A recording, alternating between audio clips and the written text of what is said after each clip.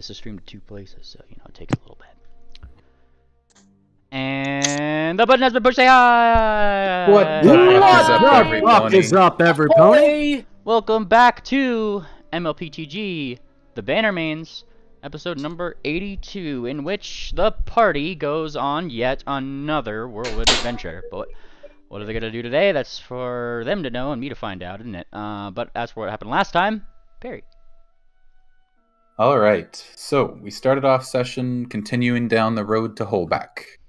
Kind of getting out of the desert biome and into some more arid lands. We saw some scraggly looking trees and figured we might help out, so 777s pulled out his decanter of water and maybe a little bit enthusiastically watered one of the trees, but turns out it wasn't a tree and was actually an illusionist in disguise.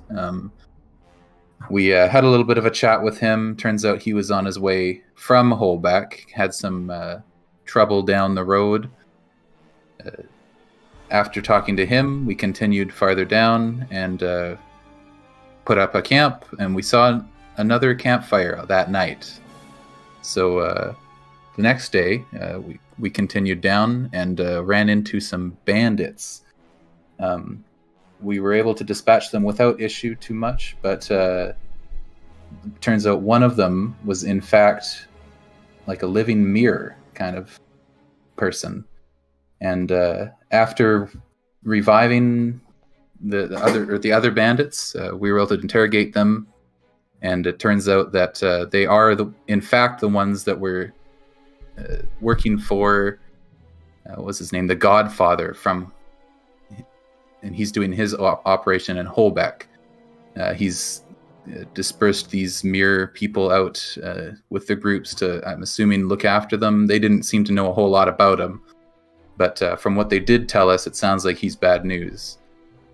After we were done with them, we moved down and we're going to deal with the other bandits that were giving the trains some issues. Apparently they were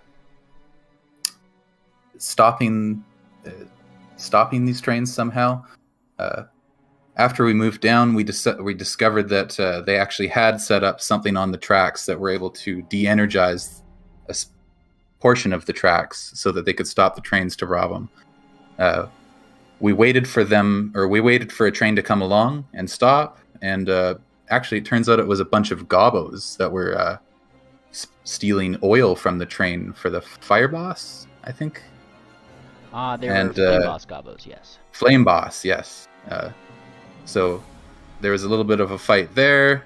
We got them out of the way without too much issue as well. We got the train back and going. We re-energized the track with some electricity magic, and it took off. And I think that's pretty much where we are now. We headed back up to the camp and found out that there was some more bandits, and some more of the mere people had attacked the other half of the party, like Penguin and the rest, while we were fighting the gobbos. And then we went to bed, and I think that's pretty much where we are now. Yeah. The went to bed part is probably didn't happenstance like anybody who's gonna be jumping out at you, like you said, the people who pretty much weren't here last session were the ones taking care of another problem here at this camp, being Moon Planner and all of them, so watches weren't really a problem. And upon awaking, I would imagine that Moon Planner is probably one of the ones on watch, so I'm going to assume that Moon Planner is the one who wakes him up. Up and at 'em. Already? 3.5 more hours. I Moon Planner could vote for that. Moon Planner takes out a pine cone and throws it at the cleric. Mean. Up and at 'em means up and at 'em. Fine. Get your Let spells. me find my staff. All right. So, we're gonna head up north this time. Depends. Check out those that X or whatever it was. We have the key still, right? You do. Tangent says, I had a dream we weren't here. Where are we exactly? We're just a day or two away from Holbeck. I think the plan was to head up to the X on the map next and see if it's like a treasure or something. As close as we are, we might as well. I think so. It might be unrelated, but I think it's still worth checking out while we're this close. Could be some shiny loot up there. We just need to make sure to stay away from the cliffs so we don't get smushed. GM, the creatures we fought behind the scenes, did we discover anything on them that led us to anything interesting? The people that you were just fighting kind of in the off? No, they didn't leave anything too interesting. It seemed like that specific party was more or less a scouting one. You'd get some information though, namely probably from one that you'd interrogated before, knocking back out or something. Which is, namely, they seem to have been coming up because one of the people from their ship has not come down. You might assume it's probably the people that you fought last session. And they were just coming up to kind of peek at what's going on. And that was pretty much it, so they didn't really come with anything, just in case something might have been afoot. I will say this trip has been a lot more nice and easygoing than the trip up to Watsi. We're also a lot stronger, too. That's very true. Very true. Mm-hmm. Now, if you guys are going to that X, they'll be going to this hex right up here. There is a path that goes up this way if you're taking the path. Otherwise, if you're taking the unpath hex, it'd be up this way, which is a little bit, difficult terrain, so harder to travel. Let's take I'll leave it to the path. scout. I say we take the path less tread. Took the words right out of my mouth. Alright, if that's your thing, then it will be, you'll be moving at half speed, so it's one action for this day. But you are allowed to go this way. Quick GM question, are you guys providing food and water for each other? Who's providing what? Moonplanter is collecting food for everyone. Nice, I need that survival roll. Nice. To subsist, I think is the name that they use in 2e. Do you need anything from me? I need a pretty smile. Let's have it, lass. Looks See? There it is. there we now go. I'm ready to go. I can always So I've got create water the as forager is. feed, so I should be able to provide enough food for everyone. You do indeed. That's not a knowledge gathering, so there you go. Yeah, you did. Yeah. You did that thing. And Moonplaner provides a wonderful bounty of plains/hills type food for you lot. And Most fruitful fields out here are there? it's a little bit more grassy. It's more like would be. I feel like it would be like probably sweet cactuses and stuff like that, but not the bad kind that make you hallucinate. That would be a critical failure. But we didn't get that, did we? So comes the night as you guys are settling down after this first day of going through the woods or going through the brush, pretty much. It's all pretty high up, like on your guys' hooves. Quite frankly, it's not very nice for various soft furs, among other things. And people with people/Kierans with lots of floof probably find nettles stuck in their mane more often than not. But Gross. there's a clear spot here. Thank the gods above. What a coincidence. But you guys are set down for the night, so I take it we're doing watches. Sure. Electra will I'll- offer to watch first. I'll roll second. Wait, am I still muted? No, we got no, you. you're Nope. not muted. Okay. Sorry. You have night vision, don't you, Tangent? Yeah, I've got the goggles of greater night vision, blah, blah, blah. That's okay. fine. Well, Moonplanter might get to sleep in today. Awesome. Well, that's only 2, isn't it? Oh, yeah, I'll roll. I type. Perception. Oh shit! I see don't 3. think I see got it. Electro Tangent and yeah, I guess that is 2 actually. Yeah, I accidentally rolled public first. I want to That's- send that to. That's privately, so I can't. I see made it private. Yeah, Yeah. type. Shit. I rolled it on blind first, is what I meant.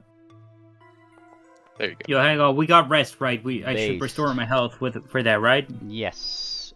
Yeah. All right. There we go. I Oh, doubt. yeah, I just doubt your out. 2 clerics are leaving you 100% hanging. Yeah, you're good. All right, and with this, I check some stuff. Don't worry about me. And you guys kind of go up the way, discovering something in your little campsite whilst on watch. Specifically, you, Tangent, who in the middle of your watch, you get a little curious about something shiny in the ground, which turns out to be a locket. I dig it up. Oh, okay. Yeah. Can I roll knowledge whatever on it? What are you trying to figure out about it? I know what, I'll just cast Detect Magic. Good plan.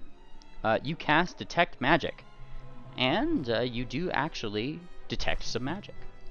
Nice. I'm gonna hold on to it till someone that has Knowledge Arcana. Wait, I have Knowledge Arcana. I'd like to roll Knowledge Arcana. Alright, go for it. I mean, it's not real high, but I do have it. You're not 100% sure what magic is part of this. You just know that, yeah, Oh, okay. giving off a really faint little magical aura tone. I stick it in my pocket. Sorry. You put the locket in your pocket. Past there, Ooh. nothing jumps out at you guys. Throughout each of your 3 watches, however, in the distance, you do hear the sounds of what seems to be crackling rocks, as if there's probably some big boulder stuff moving out in the distance, kind of echoing through the here and there through the hills, but definitely not coming in your direction. That's ominous. Yeah, it's just some gobbos, probably. It sounded to be coming from this hex, pretty much, is what I'm getting at. But yeah, things that way. And a new day rises. Tangent's naked in front of the sun. Everything's normal. We use 1 more action, bring you guys here, which I believe is your goal, yes? If that's where the X is. You need me to make another survival check for foraging? Yes, subsisting. Okay. If clerics aren't going to prepare food and water spells, I am going to need that as a thing. And look at Oh, you you go. got a decanter. I think I'm being called. Hold on. And Moonplanter is going to cook a stew today as well. Did you call me? Nice. Cook a stew. Well, stew might have to wait until you guys, I guess that'd just be like a small break. Moonplanter makes a stew, that kind of Yeah, thing. sorry, I left something in the microwave. Just take it out. Kick her ass. And you guys make your stew, you continue on, and out in the distance, you guys seem to kind of be approaching where that X might be. It matches up, as far as you could tell, Moonplanter. Being a master in survival, I'm pretty confident you know how to properly read a map. And yeah, What is it? you're matching up the landmarks. Yep, that's the place. There seems to be, well, I mean, it's just a cliff face. There's not seemingly an entrance or to anywhere. Kind of seems plain. How high up is the cliff? Cliff is very high. Oh boy. Let me take a gander. 200 feet or so. Likely higher. I'm not too familiar with really big cliff faces, but it would take you probably a few minutes to actually fly to the top if you're going straight up. Oof. Tangent, how sneaky are you? I believe Tangent is incapacitated. Okay. Who else can fly? I can, but not very long. I can fly. All right, Swift, let's you and I sneak up to the top of the cliff, take a look around to make sure we're not going to get rocks dropped on us. Is everyone up now? Yes, you guys have been traveling BCS. Oh, okay. I want to ask Triple about this magical locket I found. What about it? Do you know anything about it? Well, Tange's way of saying, can you roll Arcana on this? I don't know why it's me, but yeah. There you go. And as you were looking at that, Triple Moon Planner, you fly pretty stealthily up, as far as you could tell. I forget. Do you have foil senses? What kind of senses? Foil senses? Because you're kind of flying straight up the side of a cliff face in the middle of day. I do not. Okay. But I can at least flap my wings to make sure I'm not kicking up a bunch of dust on the way up. There you go. And going up, it seems like that wouldn't be too much of a problem for you, given that it keeps getting rockier and rockier. This is there's not a lot of sand kind of on the windier cliff sides here. And you eventually do get to the top with Swift, who I believe is going with you. Yeah. Aye. On the top, you guys look left, look right. I imagine Moon Planner is probably hiding somewhere, based on his stealth. And you guys are free to give me a perception roll.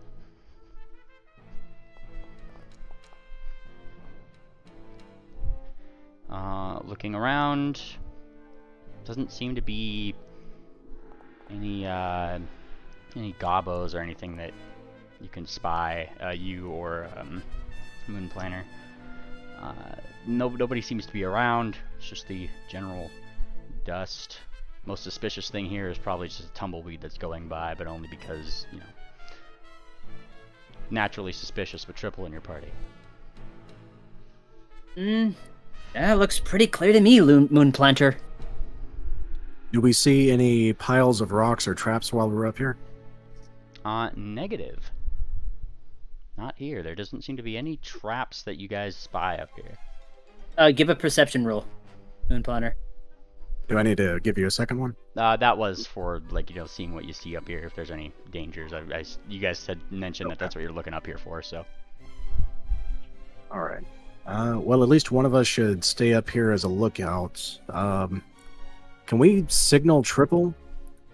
Because I'm pretty sure if there's no cave or hidden compartment down there, it's probably buried. Signaling Triple might be a little out of your range, given it literally took you a couple minutes to actually even get up here flying for the first place.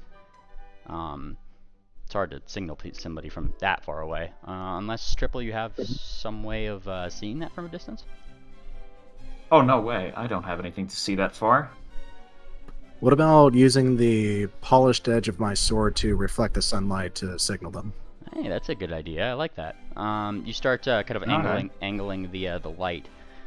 Those on the ground, Tangent, I saw you rolled a perception. Triple, I assume this kind of gets your perception, your senses going as you've been kind of scouting. You kind of see this little bright flash on the top of the cliff from where Moon Planner and Swift had gone up. Well, okay. I wonder what he's indicating to us with that. Maybe they found it. Guess we gotta climb up there. Yeah, I'm This. Moon Planner. What are you exactly trying to get their attention from all the way up here for? I'm trying to let them know that it's all clear, but I probably should have let them know what the signal was before we climbed all the way up here. So does chuckle a little bit. Well, it's seeing that it is all clear. Like, well, we can just go down and let them know, eh? Oh, they might sneak up on us while we're down there, though. Someone should stay up here. I don't want to stay up here. It looks boring.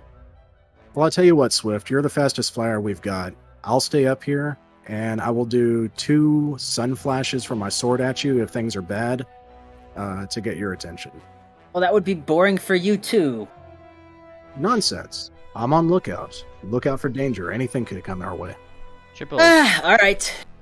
Triple. If we need you, though, because in case things get hairy down here, I'll get your attention, and you'll know when I get your attention. Yeah, shoot a lightning bolt at the cliff face, and I'll fly as fast as I can straight down to catch up to you. Ah, you ruined the surprise. And then I close my wings and let myself start to fall backwards in like a back dive, sort of. Let's see that acrobatics you. Down the mountain. Yeah, maneuver and Oh, flight. that should have been blind. I will stealth while I'm up here, just so I'm out of sight. Go for it. Yes, namely. Triple, I'm going to need a climb check from you. Do you just go like this path that was here as you guys kind of get to this place? It just kind of stops at the cliff face. Do you just start climbing, going up? I've got climb tools. Fair enough. Give me your climb check. It gives me, it's like an advanced climbing kit. Let me just double check, make sure it's like the. There should be a handle something. There should be a skill action for climb, if I'm not mistaken.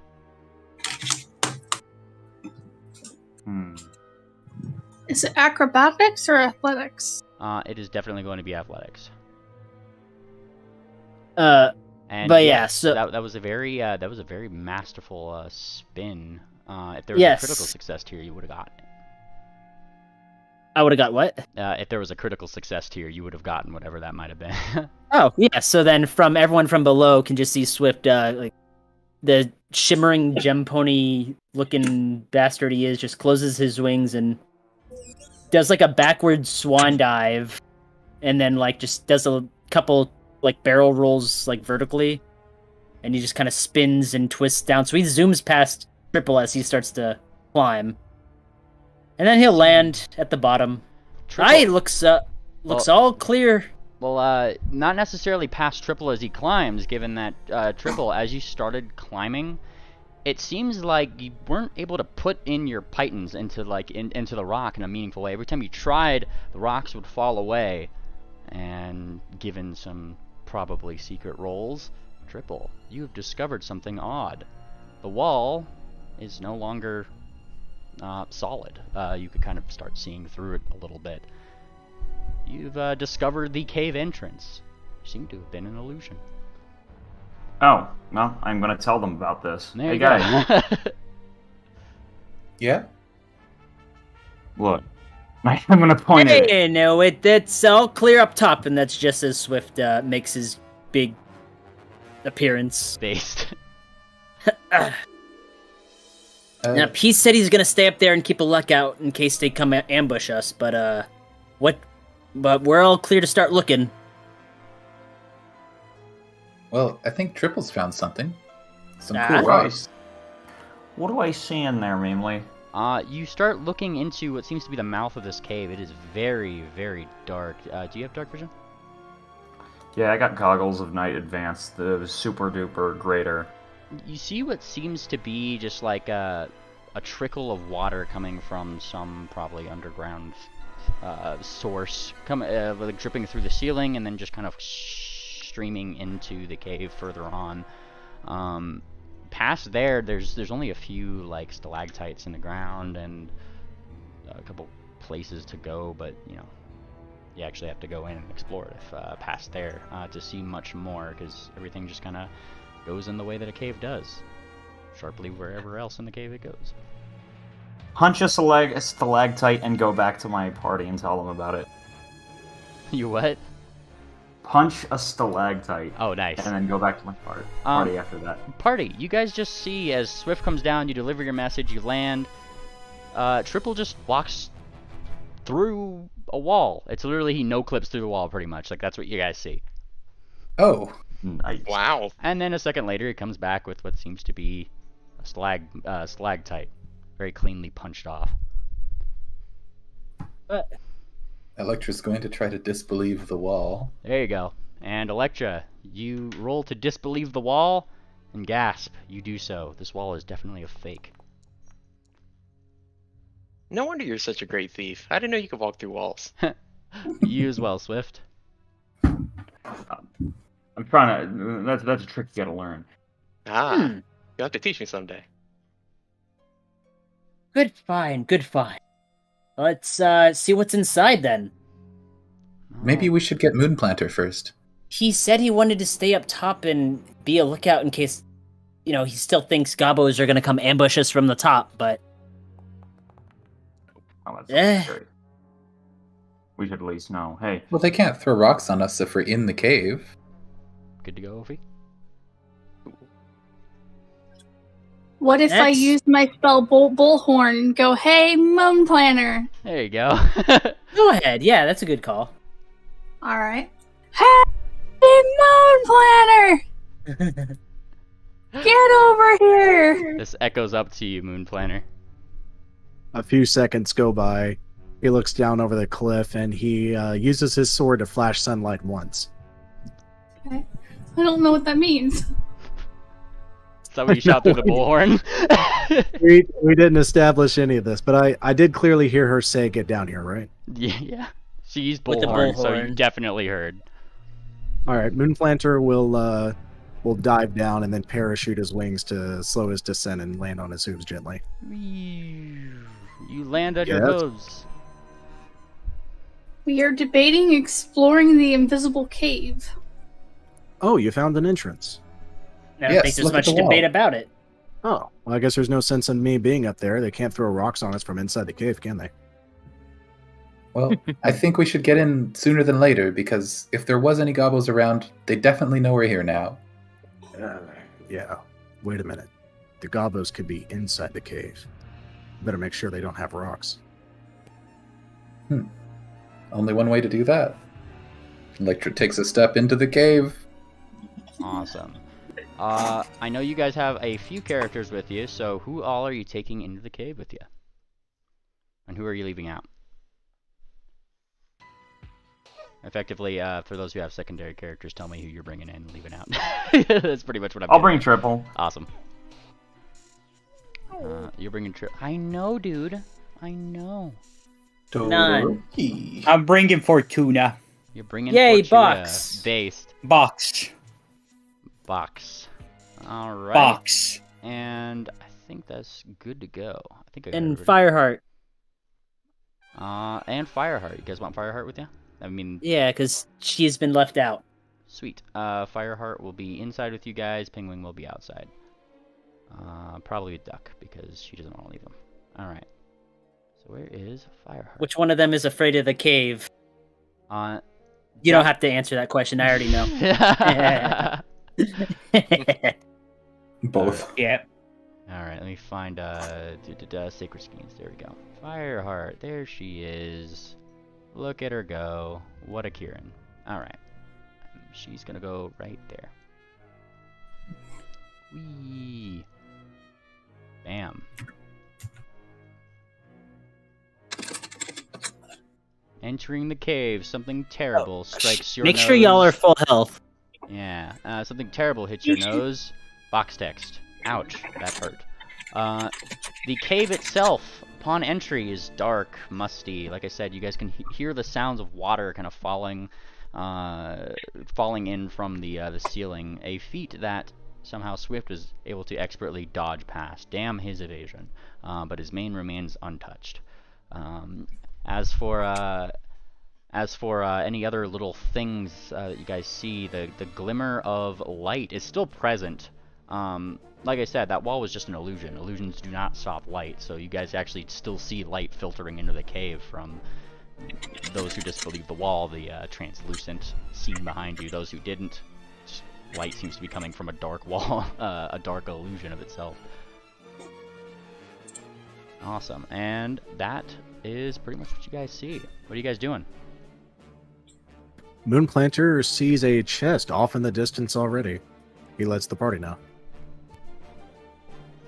Ah, perhaps a chest that belongs to our key. There you go. Yeah. He uses his wing to point the direction it's in for those who can see it. But first things first, we are going to scour this area between here and the chest to make sure there's no traps or monsters trying to kill us. Well, I can see... I can see a few of them from here.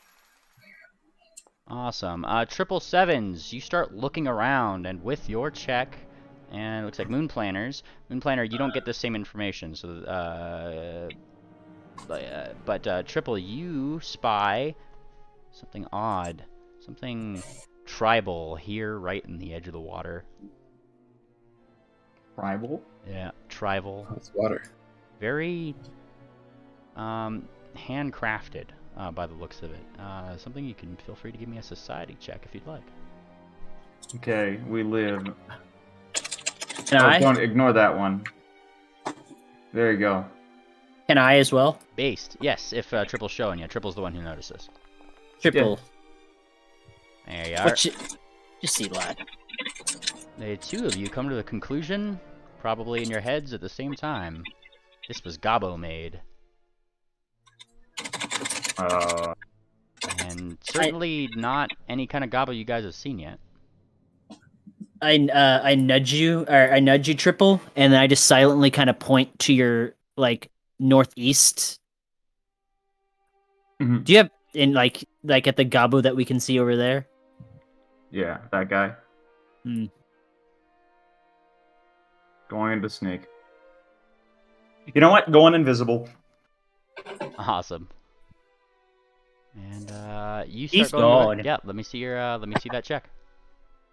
I want to go Got it. invisible too. All right, I need this. I need the check from you as well. All right, stealth check, right? Yep, blind. Prefer to stay where ponies can see me and appreciate me. Wait, what check are we doing? Invisibility. Tangent and Triple are going invisible. Oh, right.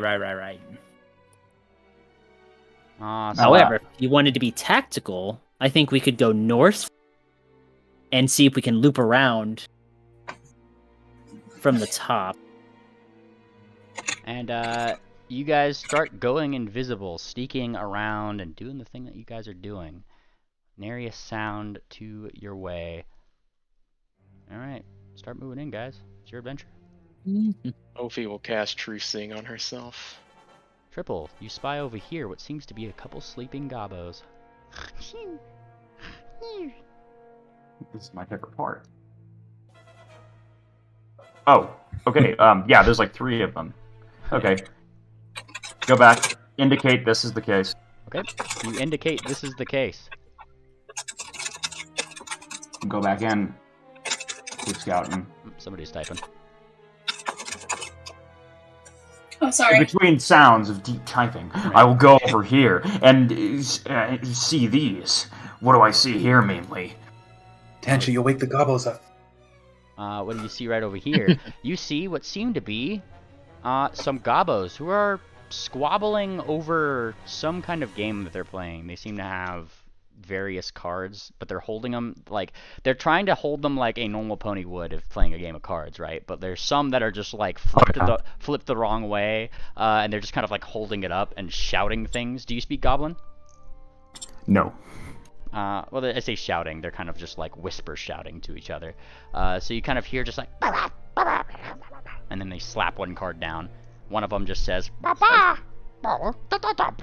another one drops their card. They go over and pick up what seems to be probably a game manual for whatever game that they're playing, and then he just picks it up. The other gobbos point at it accusatorily, blah blah blah blah blah. And the other one goes blah blah blah blah, blah and just starts eating it. I will use a thievery check to make this guy look like he is cheating. Okay, go for it. How are you doing so? I am going to make it look like he is stuffed in a bunch of cards into his sleeves. Oh, base. Here you go. Am I close enough with my sensitive ears to pick up on their conversation? You can give me a perception check. And I'll kind of reel back. Hi, Tangent. Yes. Tangent. I think. You could hear squabbling. You can't really make out the nature of it as far as you are, but echoey caves. You get there's some sound down there. With your thievery check, did you roll that triple? Oh, there it is. 28. Yeah. So how are you making him look as if he cheated? Taking some of the cards on the floor and stuffing them into his sleeves to make it look like he is cheating on the next round. You slip those in. The other gobbos don't seem to notice you. And then a few moments later, you get the resolution of that little conflict as one of them starts looking and pointing. Bah! Bah, bah! Bah! He looks down and he sees the other cards. The gobbo of whomst you tried to make look as if they were cheating suddenly gets a smile on his face. He takes those cards from that you'd stuffed there, and he throws them down. Bah, bah, bah, bah. And then whatever weird nuts, bolts, things that they had, like shiny things, that were in the middle of their little gaggle, he just kind of takes all of it, and the other gobbos start gurring at him. Urgh. Excellent. We have a distraction now. I will go inform the party of this. I want to tangent. Yeah. While we're here, could you cast, you prepared comprehend language, right? I did. Could you cast it on us, maybe, so we can all, understand Gobbo? Yeah. Let me read the spell description real quick. I mean, what's the spell description? Let me check, let me concentrate on it in just a moment. I didn't heighten it. It's a second level. So I can understand, but I can already understand Gobbo. Actually, So who I can- here speaks Gobbo? Well, here, I'll cast it. Who doesn't speak Gobbo? I mean, if you have it at 4th level, then you can just cast it on everyone I don't here. have it at 4th level, so choose who Oh. you want on.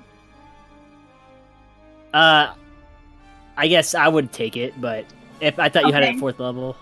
No.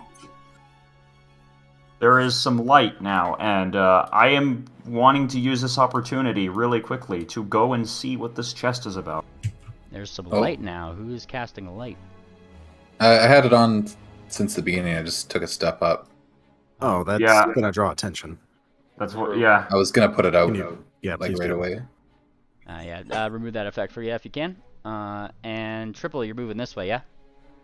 Yeah, the reason why I'm moving it, I was like, okay, I'm probably not going to get a chance to look at this chest until... so that's the reason why I was in such a rush. But yeah, I want to go... Before you left Triple, Moon Planner would have pointed out there's a Gobbo 145 feet to the northeast, close to the chest, Yeah. and just moved away.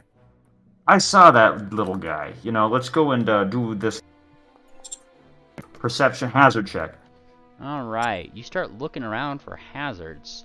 There doesn't seem to be any traps on the ground. Those gobbos up there seem to still be arguing. I mean, really, the only hazardous thing is that you can see, obviously, more clear little gobbo prints here in the softer dirt on the edge of this little place. I want to go see that chest. I'm going to hazard check that chest specifically Alright. while you guys do your stuff. You walk up to what seems to be like a little... it's an old chest, but it's certainly sturdy looking. The wood was finely made at one point, and has definitely got several locks on it that have been kind of hobbled onto it. Various ones of very decent quality, but it looks like it has been locked to a pretty good degree. I'm going to start my thievery checks while we have some time. Oh. Alright, you start your thievery check, and one by one, click, click, click, you start... I'm going AFK to feed my cats. I will be right back. The locks start to, okay, BCS, you start to click. However, something catches your ear. You hear what sounds to be the skittering of a rock this way. Triple. Skittering of a rock. Do I see the rock? You saw the rock, like where it was, and then you look up and all you see is the side of the cave. Just more rock. Might have just fallen from the wall. I'm going to attempt another thievery check. Go for it.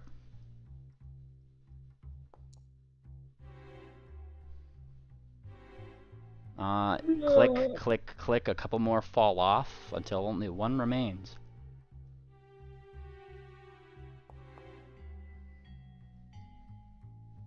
Awesome. And as you go for the last one, kind of focusing on that one seemed to have been the hardest lock, which is just the one that innately came with the chest.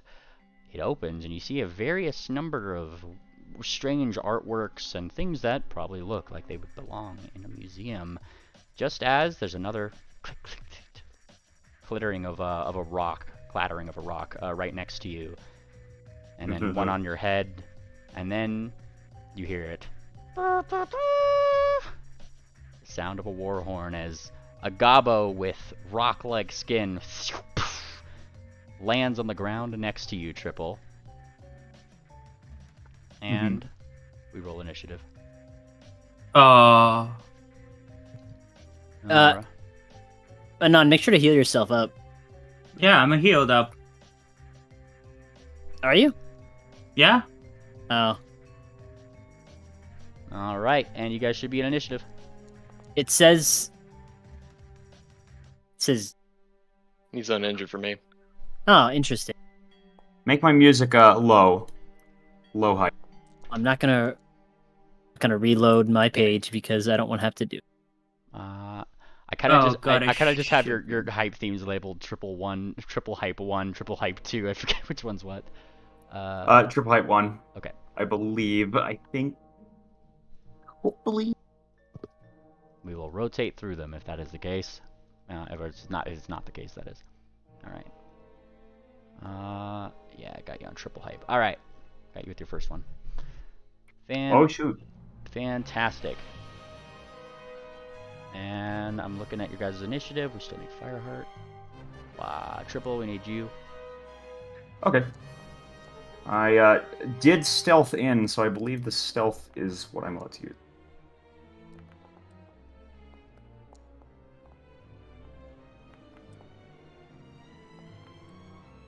All right. That's a lot of dice. Yep. A bunch of beans. Don't worry about it. Oh my god. All right. And I think we're ready to go. Correct? Everybody good? Okay, I'm back. Hey, roll initiative, Les. Oh yeah, Tangent. Well, initial. Just in time. All right, sorry. Oh, There we go. Messed up a roll somewhere. 39. Nice. All right. that'll do just fine. Beginning the encounter. We have this dude up here. Who was one of the ones arguing over the card game, and they kind of stand. And as they stand up, Triple, I think you could see these ones right over here. They look over to where the horn had come from, and you see more pebbles flaking off of them, as if those rocks are in their fur, very similar to that one that you had seen at that crossroads. He kind of has like. I'm invisible. Right, you are invisible. Yes. He looks around, looking for where you are, and he's spending an action getting his dog slicer, running this way to see what the matter is. And then this one, which had just hopped down, is pointing to the open chest. He just starts like shouting commands at this one, who uses his second action to move this way. And this is just all them getting into place, as you know that horn had come up. Hearing the commands from this one kind of jumps down here. Same thing. Pulls out his weapon, one action, and moves to get down here, looking this way and spotting. Well, they could see in the dark, and I don't. Let's see. Swift or Fortuna, were you sneaking? Did you roll your stealth? But I wasn't even.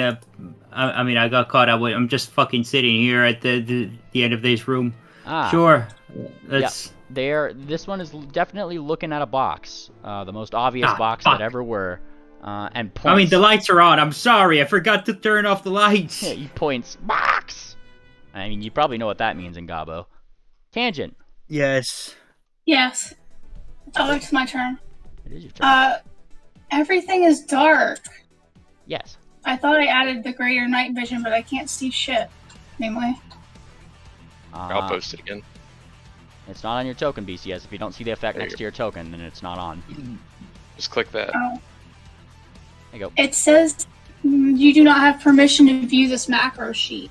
Oh, sorry. Drag that to him. Maybe that should do it.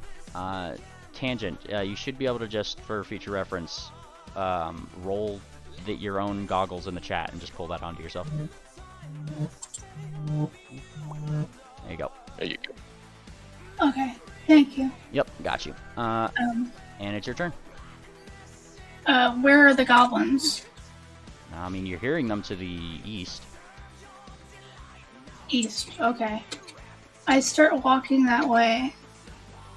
quietly. Tangent is invisible. I'm going to wait until everyone else is gone, so move me to the bottom of the stack. Well, if you're holding your turn, you couldn't have moved. Oh. Yeah. So you still got 2 actions if you're still moving. Oh, I mean you moved, so what are your last 2? I'll wait. Alright, you'll wait till after whomst? 777s. After triple. Alright. Putting you there. Going up the way. Oh god, play. I know, when I have to move people around. I have to move people around when combat starts, sorry. Or when you guys hold turns. Your ray pipe. There we go. There's just a bunch playing all at once. So that was that one, and now it's this one's turn. Awesome. And so this one is also jumping to action, running this way. Drawing his dog slicer, 2 actions, and we get to Fireheart's turn. Who also had her goggles at night, so I should bonk that on her. Alright. And Fireheart's turn. She's gonna go this way, right up the way. She's not invisible, but she sighs. You see her bring up her hoof, and she is going to do a little bit of a burning hands. It goes 15 feet if I'm not mistaken. I guess you can't really reach with that. Then instead she's going to use Ray of Enfeeblement. That is what she's doing. Mainly trying to test the waters with these guys, see how good they are at what they do. Woo! Oh boy. And as that happens, nat ones are nat ones, she does so, trying to enfeeble them, but you guys start seeing lacerations on her. She starts taking 1 point of persistent bleed damage from her own spell. Oh no. Damn it! And she like looks down at herself. Stupid darkness. Doesn't even use her Ill Fortune's Bane SMH. I don't think she took that as a hidden feat. Oh. Really? Alrighty, it is this one's turn, who is going to spend his action to stand up. Doing things that I'm sure he can do. And then you hear scuttling. Scuttle, scuttle, scuttle, scuttle. And that is his turn. Ophi. Hello. Hi. Ophi will move up and try to sort of ascertain where her party is versus all of these gobbos. So she has True Seeing right now. If there's anyone invisible, they should make a counter check versus me. What kind of counter check? Not you. Don't worry about it. I am really just talking about enemies. But I think this should be good. Okay. So she is going to reach into her repertoire of spells here and toss down something fun that she hasn't had a chance to yet. That is a range of 60 foot. And okay. Get a little sunburst action going. Oh boy. She may not be able to get into a pretty good range for it, but oh boy. Not quite there. Let me move forward just so I can see the damn dot. Alright. That will do for her. Oh. And she will throw. I need a reflex save. From these 3. And yeah. Awesome. Hey, Anon, you're crashing around a little bit. Alright, there you go. Wait, did somebody call me? Oh shit, the fucking, sorry about that. No problem. You're good. Awesome, so we got a success, and a critical success, going top to bottom. Fuck. Now, yeah. 8d10 fire damage, half on a save. If they have... no, never mind. That's for Flame Strike. Okay, yeah, they just take half damage. Yep. They take half damage, and the last one doesn't take any. No damage. With the nat 20. Son of a bitch. Okay, that's Yep. my turn. Alrighty. A giant But it burst of looked sunlight. really nice. My bad. Sorry about that. Yeah, sorry, I hit intern. I guess that fucked you. It is this one's turn. He's using actions to do things, and then a few moments later, Swift, you see what seems to be a gobbo over here, pulling out more or less what seems to be a guard's baton, with a few nails in it, and he looks at you. Bah! And he looks at you and points, and that's pretty much his turn because he had to use actions to do other things. Triple. Oh, awesome music's playing, but I guess I'll have to live up to it. First action, I'm going to try and use steel to replace the paintings in there with this. I hear any music. It's going to take you 3 actions to take the stuff out and do that, if you're going to do it. 3 actions to take all of the stuff out? Okay. There is a lot of stuff in this chest. Yeah, sure. I'm still invisible, so I'll just do that. Fantastic. You start using as many actions as you can to scoop up the things before this guy can shut it, which looks like it might be his point of action to do. But yeah. Oh, sorry, that's the wrong dice. Thievery, right? Yep. And as you start scooping it up, this gobbo is watching like... Hey, does that get me anything? Yeah, this gobbo is he's stumped for a moment. Stumped enough probably not to take any attacks of opportunity he might have gained from this, which is what I'm going to deem as your nat 20. And he's kind of just like watching as items are just going from the chest, slightly up into the air, and then just disappearing. That's pretty much what it looks like to him. And yeah, you pilfer the things in the chest. Go ahead and put it in your inventory. All right. Do I get to, yeah, let's just loot the whole thing. Oh. All right. Do I... All right. I guess perhaps I'll have to use the next turn to place the decanter of endless water there, but that's fine. You may end my turn. All right. Yeah, because that's a lot of interact actions there. Yeah. Sheesh. Tangent. Yes. Okay, I'm going to go ahead and...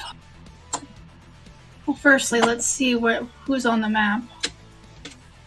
This isn't my final movement, I'm just looking. Okay, I'm gonna cast a spell. Give me a moment while I grab one. Let's get their attention from what Triple's doing and go ahead and get their attention on me.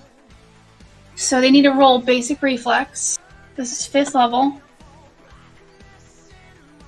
Awesome. Okay. And I'll roll damage. And then you can roll reflex. Where are you putting that? I put it in the chat.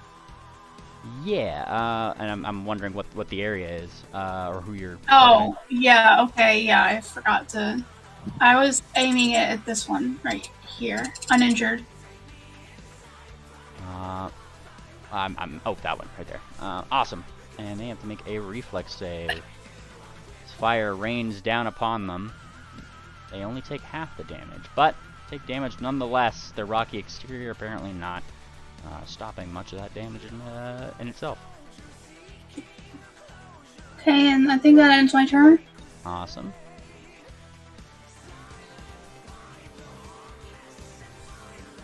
Oh god. Odd. It's this one's turn. Monster... Oh, yeah, I know why it's doing that. I'm an idiot. Alright. It's this one's turn up here. One action, he pulls up his weapon. Next action, the next 2, he's doing his due diligence, running this way.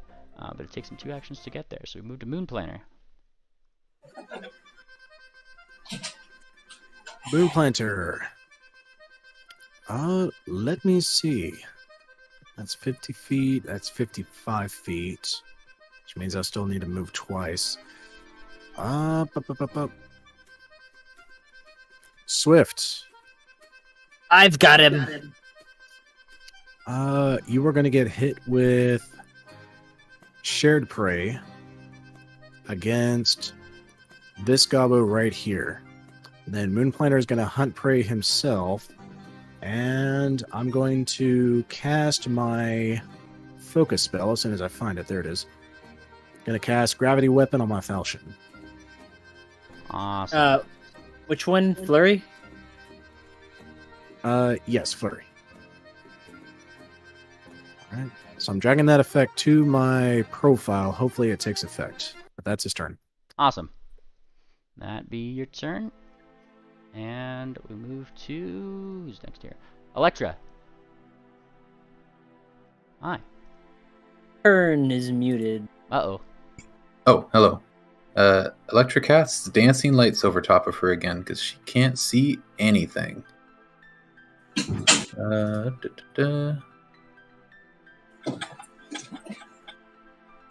of the daylight. There you go. Alright. So I guess I'm technically in this square. I'll move up 5. Ooh. 10. 15. 20. 25. Oh, I guess that's 35 there. And that's her turn. Awesome. Future reference, if you go into your settings before your next turn, you can set drag ruler to create a waypoint by right-clicking, and it pretty much works like Roll20. That's how you move around. It'll help you out. Oh, I was just moving. I was looking to see where I wanted to move every square. But thank you. I just want to say I fucking hate this goblin right here. Oh, that one. Come on, the token's amazing. All right, Triple. As you're next to this gobbo, he's oh no! He slams the now empty chest shut as an action. He pulls up like a big cane-looking thing. It has a brain on the top, and you see the carving of one or something. It looks very solid, and it is coming down upon you.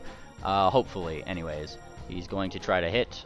He technically has to roll a flat d20 check first to even see if he does. Which he doesn't. Goes 1, and then the second. Before he can do that, I am going to use dodge away. It is still technically a miss. Yep. So there you go. And he does the same thing here, not exactly knowing where you're going, because you're concealed. So that is yeah. Actually, I think there's an invisible thing that would actually help me out a little bit. Somewhere here. Immobilized, invisible. There it is. All right.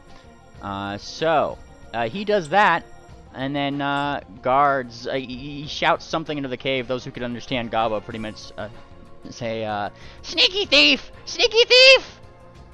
He's pretty much just shouting that at the other Gobbos, who all are shouting angrily. Oh. Swift. Stinky beef? Stinky beef? Phoebe beef. Yes. Well, Swift, because Tangent did cast the comprehend language on him, so he can hear it. He can also speak it. That means when he steps up to the gobbo that had pointed him out with his rapier, we've got great lighting. The stage is set, and then I'm going to cast. Where's my feet? Nope. Leading dance there. Awesome. And you start a leading dance. Acrobatic Yes. performer. Against Will. Against Will DC. Let's see. Boop, boop, boop, boop, boop. And that would be a success, but not a critical success. Success, huh? Alright, well. 5 feet. That's good lighting. Okay, so that's 2 actions.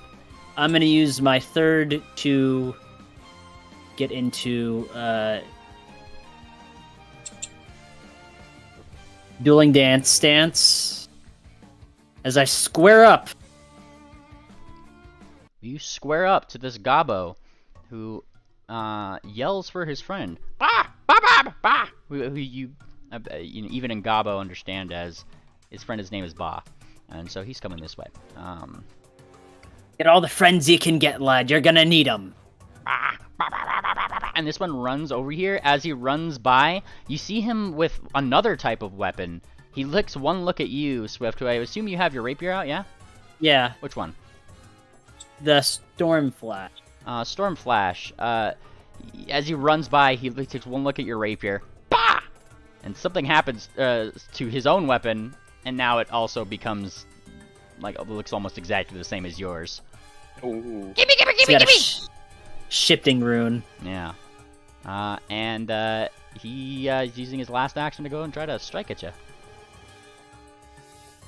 And not only Critical a miss, that's miss. a critical miss. Ooh. So, where's my reaction? Ding! Awesome. Oh man, that's a critical hit. Nice. Get him. Which Oh, means you shoot. knock the item out of the target's grasp and it lands in its space. Oh, What? are you striking or are you disarming? Sorry. Sorry, I missed that. I'm striking. All right. Because, I mean, just because he can shift it into a Storm Flash, he can't use the magical property of it. Yeah, pretty much.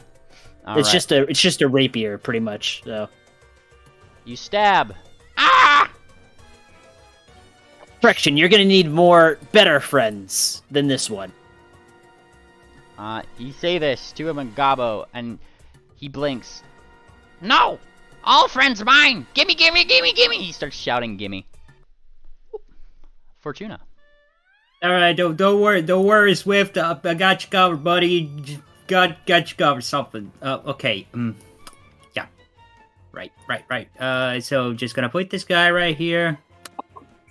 I'm just gonna be mean to this guy. Scorching Ray, 7th level. Let's go. All 3 of them to this guy.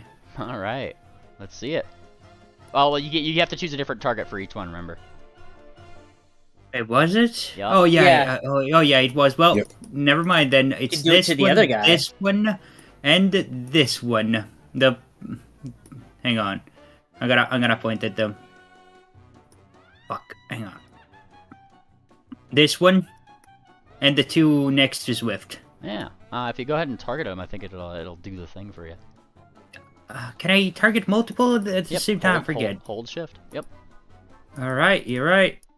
Also makes a really cool spell animation. That's part of the reason why I want to see it. It's really cool. All right, let's do it. True. It's so cool. Yeah. It's mad Does cool. this hit? That's one of them. That is All right, let's Yep. try another one. That's a second one. That- Ooh. 2 criticals so Come on. far. Can you go for a third? Shit. Come public. And make them public, if you can, please. This would be...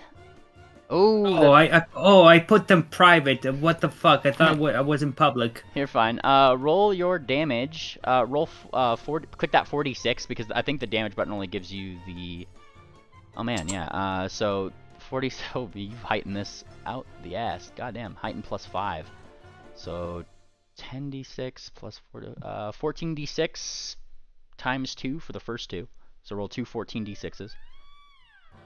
14d6. Yeah, yes, you heighten this to a 7th level, so they're getting 7th level spell damage. 14d6 times 2.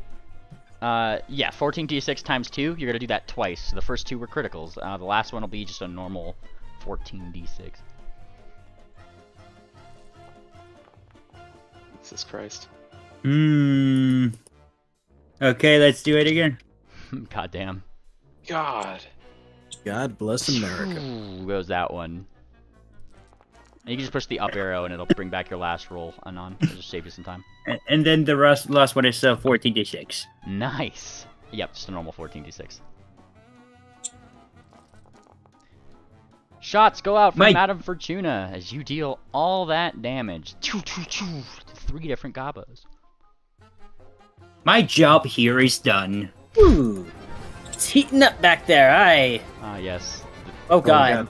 We got Multiple songs go. Yep, sorry about that. I figured out what makes that happen. It's because it was still set to the old hype track thing, and whenever it goes to the, like, whenever I forget to set them, it just plays them all at once, because it's like, I don't know whose hype track to play. Thanks, Maestro. Alright. Now it should be working proper. Hopefully. Yeah. Kind of working proper. There we go. Alright. It is this one's turn. And as it looks out toward you guys, it's gonna go for Ophi. Hi, Ophi. Hi. 2 actions. It moves to here. This one kind of brings up the classic Gobbo dog slicer, and brings it down to try to strike at you. Uh-oh. Oh, and I missed by 1. But he tried. He tried his damnedest. And that's what counts. Right? This one, who's just been blasted to smithereens by Madame Fortuna, does not want that to happen again. So he, as a point of order, is going to not try to get in her way again. In fact, he's going to go for Tangent instead. Yep, she seems a little bit nicer. Oh, okay. Timid Cat, this one runs down over here and is going to try to slice at you twice. Once. Twice. Ooh, and the second one's a hit. As you take some damage. I don't know if this is the proper one. Slashing. Yeah. Alright. You take this amount of damage, Tangent. 20, Okay. 33 to you. Nice. That is his turn. This one over here is going to do this maneuver. And not quite that maneuver. He is going to do this maneuver. Haha! That's what he's doing. And Bring it! Yeah! Ophi, you're getting double teamed by gobbos. How could they? What jerk. Right? Alrighty, and that would be a normal hit. They only get 1 Darn. though. Yeah. Change this to slashing. Bonk. They weren't slashing. Wah! You take this amount of damage. 17. Ouch!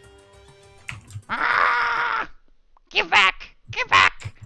And it is Fireheart's turn, who now sees that there is gobbos afoot. And Fireheart, much to her own thing, is going to do something about that. Range hype tracks. Sorry, I have my NPC hype tracks also part of here. It's fine. I'll do that. I'll do this next one. But she is going to use a magic missile. Magic missile heightened to 7th. Yeah, that's what she's going to do. I think that's heightened +2. So it'd be 1, 2, 3. She's designating these 3 guys as the targets.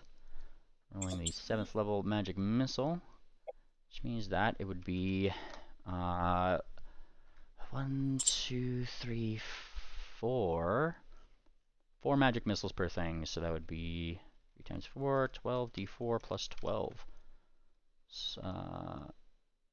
Or I guess 44 plus 4 per action. 44 plus 4. I'll do that 3 times.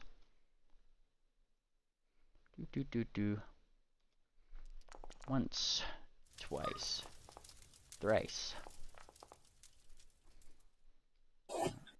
Alrighty. And we just make sure. Yeah. So she does that across the board here. So this one is going to take that 15.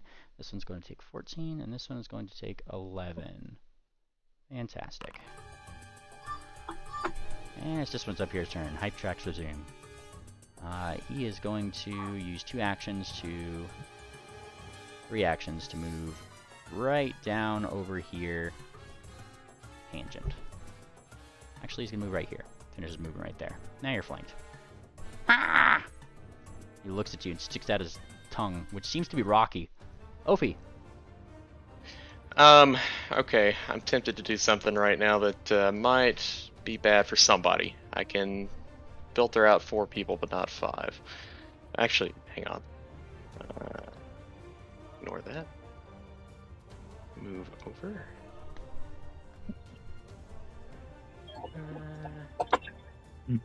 Apologies. Just gotta make sure I'm not about to murder the entire party. Okay, so there's Electra, there's Fireheart, there's Moonplanter, and Madame Fortuna. But there's also Tangent. Tangent, how do you feel about taking a level 7 harm? Madame Fortuna isn't in the ring. Harm? Oh, How much harm? Never mind. If Madame Fortuna isn't in the ring, it doesn't matter. You won't be taking this damage. So I will be doing a 2-action, a quickened level 7 harm due to my feat.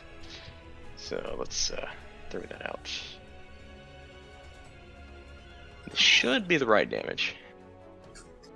Awesome. So are you selective channeling, or do we need to make This those is saves? selective channeling. Yeah, you Okay. guys are fine.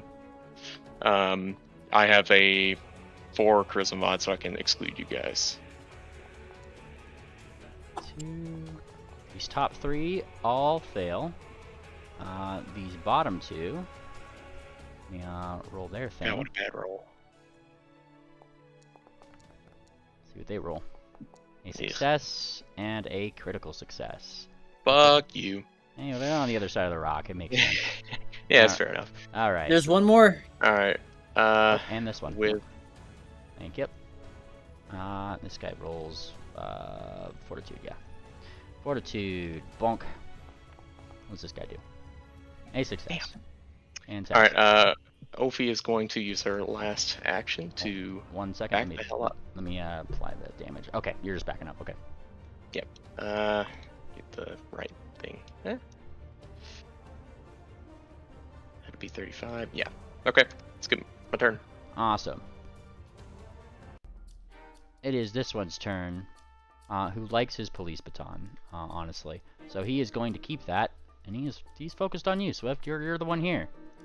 I'm the one here. So 2 strikes to you are coming your way. Now, that's 20 and a critical miss. Look at that. But what will the extra thing do? This is bludgeoning or piercing damage because of the nails. Nice.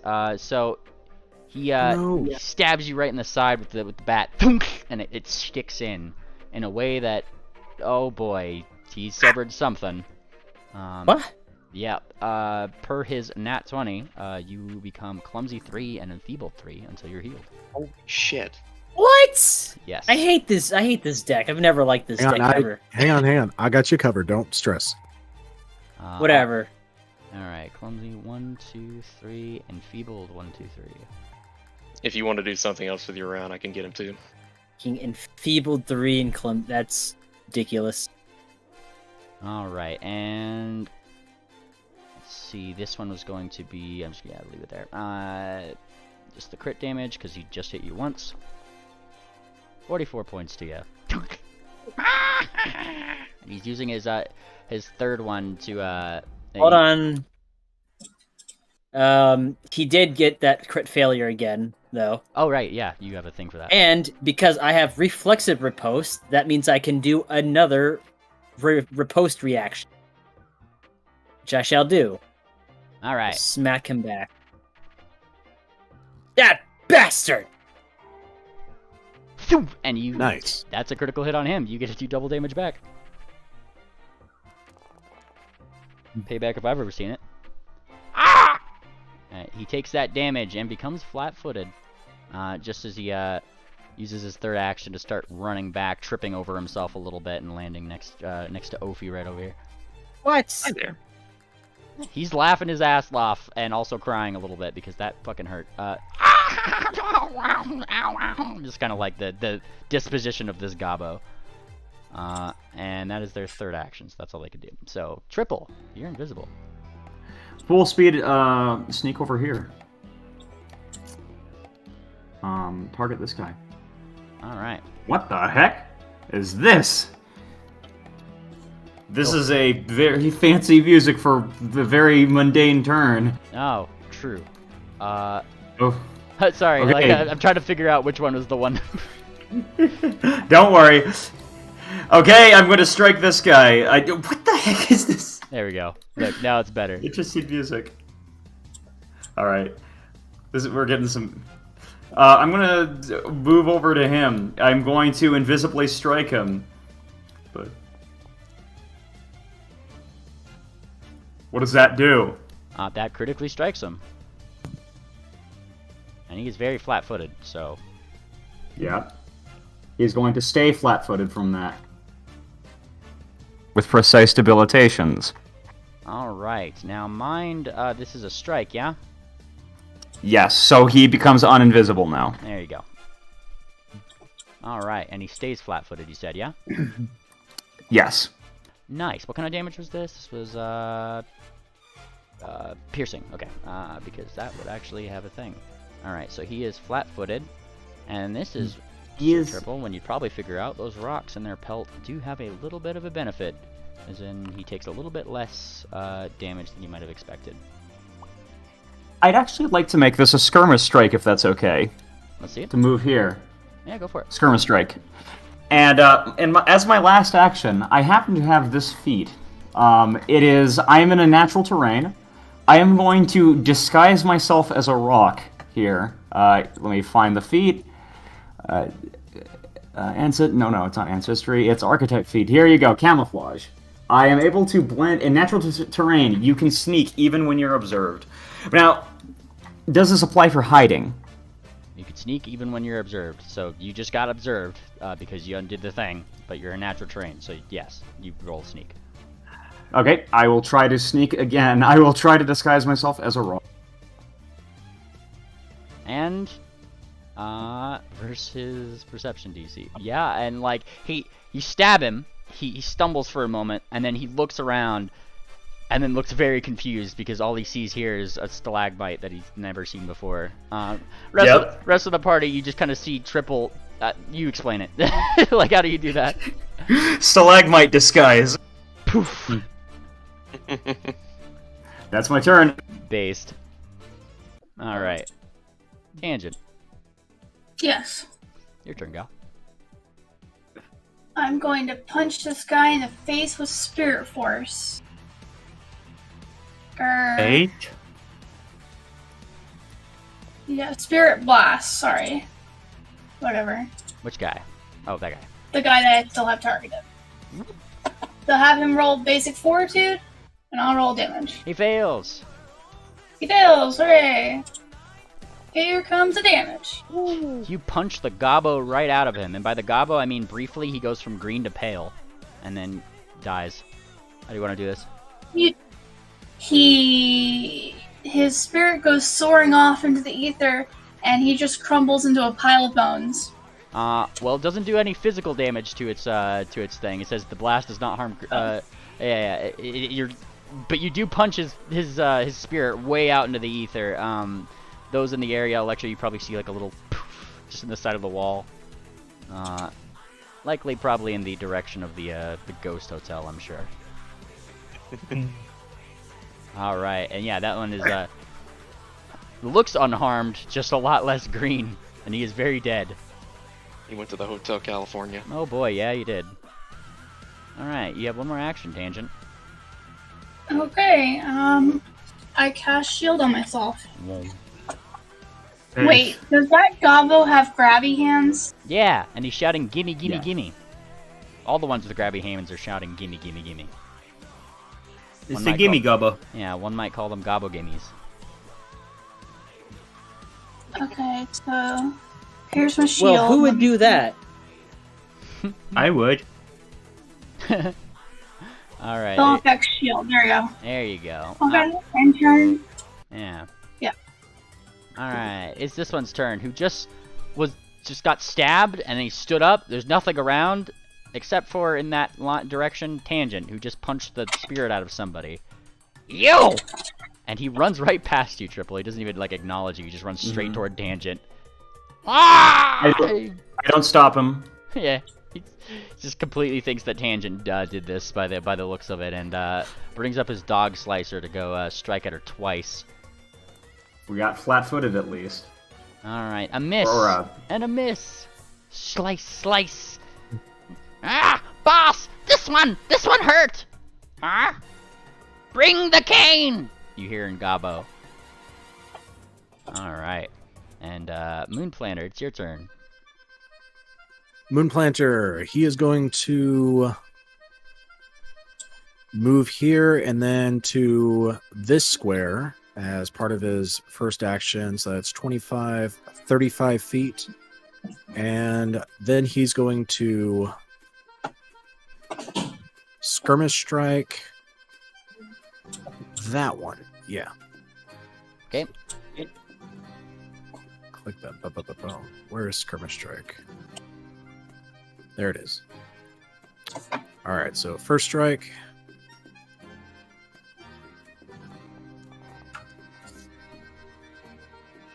All right.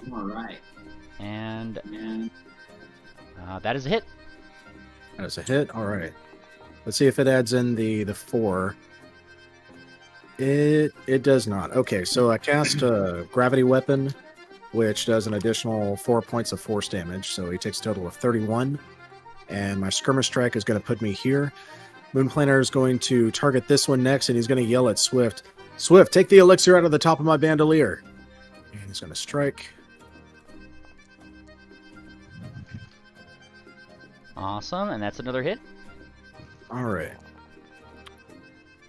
So he takes that, and because the falchion has the forceful trait, he's going to take an additional 2 points of damage. Nice. That's his turn.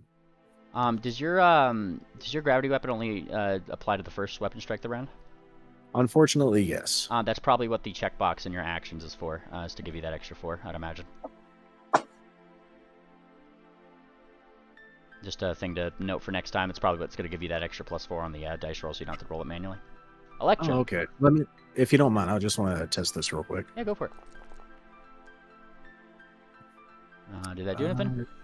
It did not add it, even though I got it selected. Okay. Yeah. I'll have to take a look at that. See if there's a. Yeah. All right, Electra. Hello. Electra is going to cast True Strike. Oh. And a heightened disintegrate on this guy right in front of her. All right, True Strike and heightened disintegrate. Go for it. All right, there's the DC. All right, you have to still roll to attack him. Oh, yes, that's true. It's a both spell because it is such a fucked thing. Like, pretty much is what it is. That is a hit, and he's going to take double damage because he critically failed on his save. Very nice. All right, here comes the damage. That's a lot of damage. And this Gobbo takes double that. Parts of him literally disappearing. Namely, he kind of looks like a changeling right now, more or less, as parts of him like literally disintegrate off.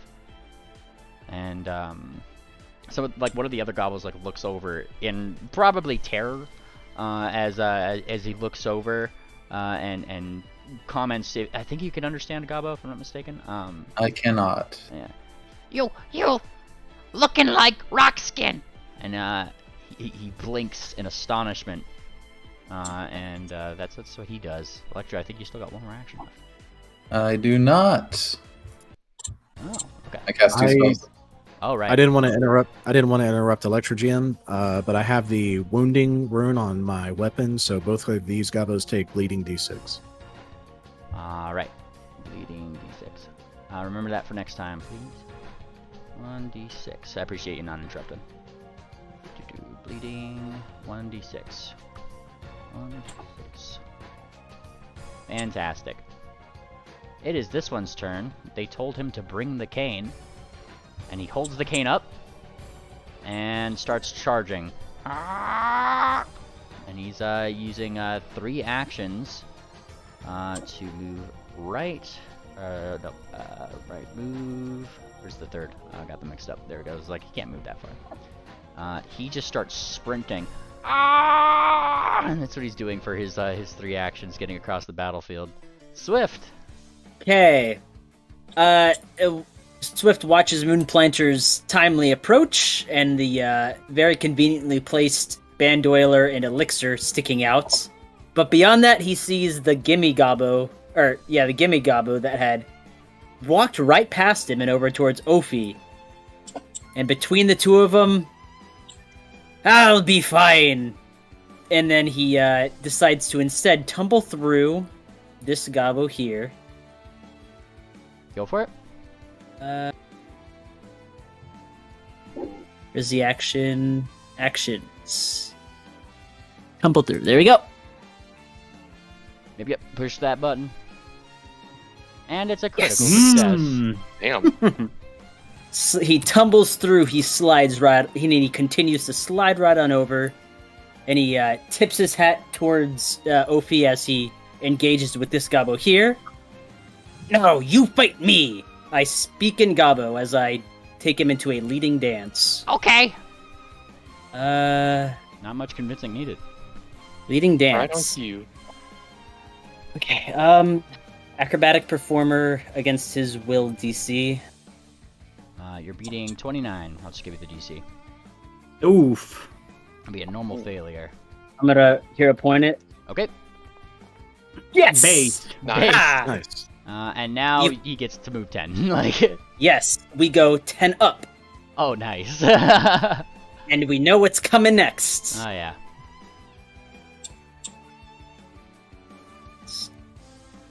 Impaling finisher. Nice.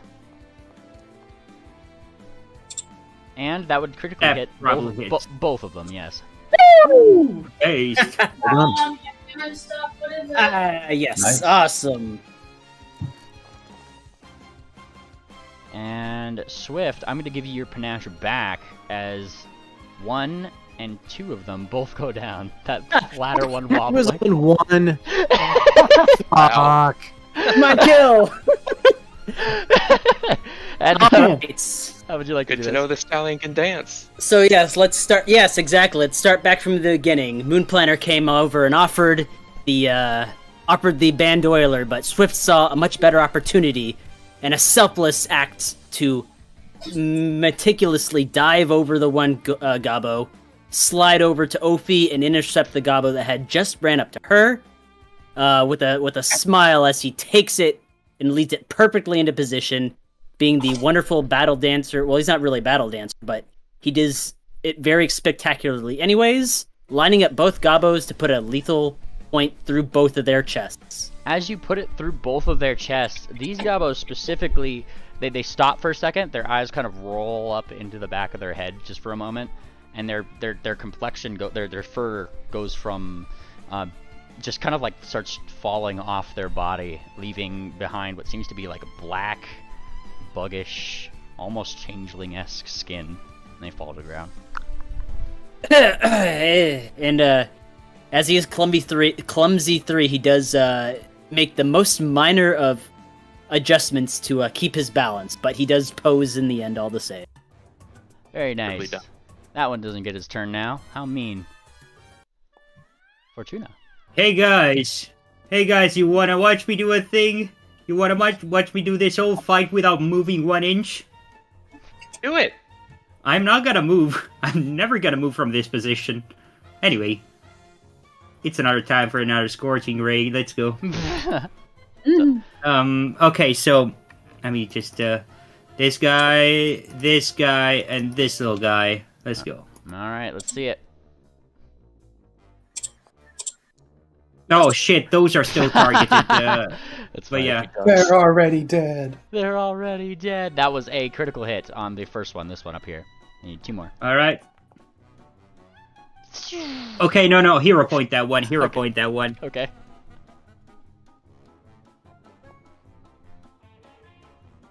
Let's see Okay, it. give me a good one. Okay, good. And Last that one. is a normal hit for this one. Or yeah. And then the last one back over here. Also a normal hit. So give me your damage. Spell 7, right? 14d6. Yeah, it's same. Yeah. just- Okay, I'm gonna go for the first one. 14d6 times 2 for the first one. Yep. There we go. that one starts burning. You see the rock pebbles in its actual fur start to turn into like magma, like red hot, and just start trickling down its fur. This one over here takes 51 and falls over, and this one over here takes another 40. Looks like they just had like a oh shit moment because they ran over here, thinking that Tangent was probably the one that pokes them, and then suddenly gets a face full of fire. I'm gonna go back to sleep. Call me when you're needed. Low power mode. When I'm needed. Does Madame Fortuna's eyes just click off? That box has a lot of tricks up her sleeve. Wake me when you need me. This one sees an opportunity as Swift pulls their friend away. Okay. Runs down here. Squeals. Come on. And goes to strike at you twice. Once. Twice. A hit and a miss. So the first one hits you with slashing damage because they're chaotic for some reason, but it's slashing. Sure. Based. And he sticks his tongue out at you, Swift. Ow, ow, ow, ow, ow. Help! Oh, you'll be getting yours next. And this one snickers as he runs by you too. Goblins being goblins. He starts swinging. Once. Twice. Miss and a miss. This one She's ducking and weaving. Yeah, ducking and weaving. They're pretty good at swinging compared to other gobbos. And it's Fireheart's turn as she's looking this way. Seeing these two kind of, for the love of, seems to be having a moment where she is wondering why on Earth she doesn't have attacks of opportunity, I'm sure. So she is going to target this one down here, this the more healthy looking one that's just injured, and conjures one of her specialties, a signature spell of hers, Impaling Spike at a 7th level. So nice. This one needs to give a reflex save. It succeeds, so it's still going to take half damage. Killing these saves. All right, bunch of low dice on that one, but you know, when in cave, rock, you know, the whole 9 yards. comes the spike, and he actually takes a little bit less damage than that as the piercing damage hits him. Oh, hey! And he looks at the stalagmites that are now formed in the river. Ah, well, stupid! And he shouts that at Fireheart, one of the Gobbo's favorite words. And she has one more action. She's actually going to move over here just in case they come after her over here. Probably better to be in this area near Moon Planner and Swift. Alright, that one's down. Ophi, it's your turn. Get away from me. She is going to cast Sanctuary on herself. Base? Whoa, BTS. Yes. You're typing up a new story. Yeah. Power word type. And after that, she is going to... Oh shoot, I don't have a shield. It is time to set up my halo. BCS, you're still typing, gal. Alright. There you My go. shield. Ignore that. Alright, and Angelic Halo, awesome. Yep. Nice. Yeah, sorry. And that'll be my turn. Getting used to your cleric-y stuff. Alright, cool. All good. Once I actually throw that effect on myself. Triple. It's my turn. Here's Stalagmite. Let's get rid of this guy. He is flanked. Stab him again. Yep. All according to plan. Go. And that is a hit. A hit. It is a normal hit. All right. Precise debilitations. This time to do damage. All right, he takes damage, a little bit less than you might think. Like I said. Nice. Let's do another one. And then he looks back. He realizes he's flanked. Oh, gob. Let's do this. Another hit. Damage. And... How do you want to do this? Nice. I am going to... Let me pull out the right thing here. I am going to climb onto his back, like, grabbing onto him, and you can see, like, my eyes, like a little flash from, like, my darkened eyes. That's all, folks. And kill him. Based. And then he's, kind of falls, and he thumps onto here. He kind of rolls on this slightly tilted surface. He keeps rolling until splash. I have one more action, by the way. Yeah. I'm going to skirmish strike this guy right here. Oh, nice. He starts trying to mimic the last thing you said. That's all, folk! That's all, folk! Let's see this. Oh! That's a hit. That will hit. Alright, and he is going to... wait, but he was not flat-footed before, so... He was not. So just regular damage. Yep. Yeah. Let me just... Can I roll that again with just without it? Yep. Okay. So it just does this. Nice. Ah! Now this one that you're facing, Triple, I will note, because, now he's chasing you guys, he's very shiny. He's got a lot of shiny things in him. Similar to Swift, but, like, his seem to be kind of embedded in his fur rather than being a part of him. Tangent. Oh, nice. Tangent. You're muted, Tangent. Let's see who's around me. Oh, well, they're both dead, so I'm gonna move up here. Can I fire straight ahead? Yep. I'll say yeah. He's got partial cover, though, because of the rock. Oh. Well, then I'll move over here. There you go. And if I shoot straight ahead, will I go through triple? No, you're good. Okay. Alright.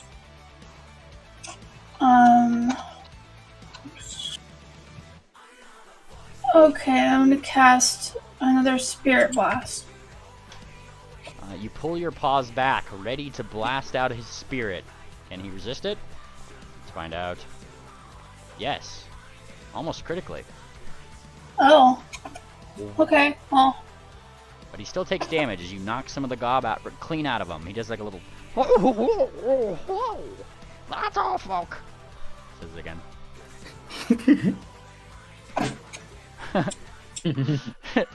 Awesome. And that's 3 actions for your Tangent? Yep. Yeah. Alright. Sir Planter. Moonplanter, he spends an action pulling out an elixir of life. He spends another action throwing it to Swift. Do I need to make a roll for that? It's, with, you take it out, that's an interact action. Throw is another action. 2 actions. You don't really need to... I don't think you need to use an action for that. You're not really trying to harm him with anything. Or like, so like a roll for that, sorry. Yeah, Moonplanter will toss the elixir over to Swift and say, "On your right." And then I'm going to Shared Prey with the shiny boss over here. I think he's the boss. Yes. And that is Moon's turn. I'll probably put in there's just a point of information maybe that some of these gobbos, as they're shouting around, those who can understand gobbo probably hear the word shine boss thrown around. Then yeah, absolutely. Because that was to me again? Yes, with you again, you pull a flurry onto yourself. There we go. Alright, Electra. Okay. Electra sees these 2 goblins over here, and she's going to cast a fireball, but it's going to be modified a little bit. So I've got this here. So the first fireball is going to be heightened to 6th level, but it's only going to be a 10-foot radius. It will be... I guess I'll just draw the radius. Is there a good way to do like 10 feet? Yep, there's the circle template for the ruler. Oh, I meant like, is there a good way to like put it on the? Ooh, I guess Swift moved down. If you drag it from that feet in the chat, you could just drag that around. Oh, don't you worry about me, lass. Okay. That's where the first fireball will be, and the second one she's just gonna shoot into the like. Very nice. So all right, they scatter need to make a fire. Very reflex nice. save. That's a cool spell. Holy shit, or that cool feat. Oh yeah, So reflexes. these- Yes. yeah, those two get to make a reflex save, and Swift as well. All right. Success on the top one, failure on the bottom. Okay. Looks like a critical success from Swift. So he doesn't even. Perfect. Outstanding. Nice. All right. He flashes her a smile. All right. First one up here takes half of that and falls over. Bottom one takes 39. Electra, how do you want to do this one? All right. I guess as the first fireball goes off, he just kind of gets caught up in it, and his tattered body just bursts into flame as he falls to the ground. And this guy's still up? Yep. Okay, she's going to use her quickened casting feat. Where is that here? Blap. And she's going to shoot a telekinetic projectile at him. She's going to pick up I'm assuming there's probably rocks or pebbles on the ground around here that I could throw at him. Yeah, such is the nature of caves. Perfect. All right. So there is the attack roll. Ooh, I'll target him first. There. Ooh. With that, which one are you targeting? This one right here? Oh, sorry, the one that's still up, yeah. Nice. That would be a miss. Okay. That is her turn. Awesome. Awesome. Thanks for awesome. the assist. Sorry, I couldn't get them both. It is this one's Don't worry turn. about it. Who can see Triple now? Hi, Triple. You're not gonna go anymore. All right, let me take off your. Wow. Yeah, he can see it now. And let's see. Boink. He is going to look around, seeing all of his fellow gobs falling over. He looks at his big brain cane. Time to make big brain move. He thumps at you, Triple. Oh, that's a hit. That's a hit. He does a modicum of bludgeoning damage to you. Let me use bludgeoning. There it is. I don't know why it's set to chaotic. All right, and he is going to do this bludgeoning damage to you. 32. Takes it. And in a move very smart of a gobbo, he's using 2 actions to what seems to be starting to run away. Very well. All right. And that is his turn. Swift.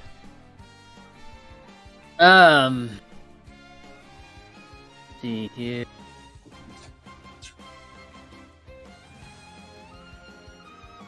Okay. Oh no, you don't! As I zip and twist and dance my way around to slide, and I can even is this a movable square? Nah, no, I'm gonna say no. Okay.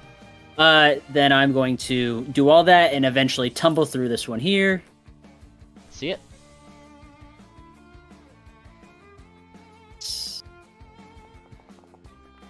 Oh shoot! Wait a minute. Hold on. I forgot. Moon Planner tossed the thing at I me. was not going to bring it up until after your turn, but thank you for remembering. Okay, so catching it and drinking it was 1 action, because you already have it in your hoof. one action. total. Okay.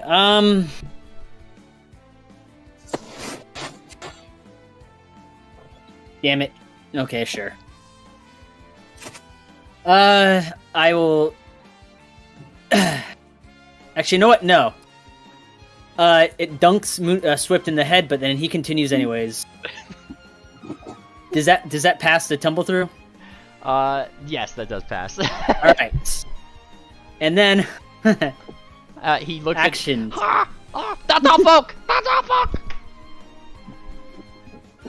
Not yet. It's not. Leading dance. Oh no. First time. How dare you use Will DC against the gobbos? That is a failure. You get your reroll. You can do it. And that is barely a success. Dang it. Alright. 10 feet. My God. At least it helps block him from getting past. Girls at you. And then I will confidently finish him off. Alright, let's see it. Yeah. Swing! And that's a hit.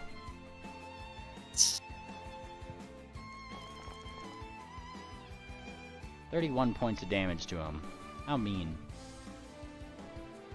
Alright. And he slashes across the face and holds up his very fancy looking brainy scepter.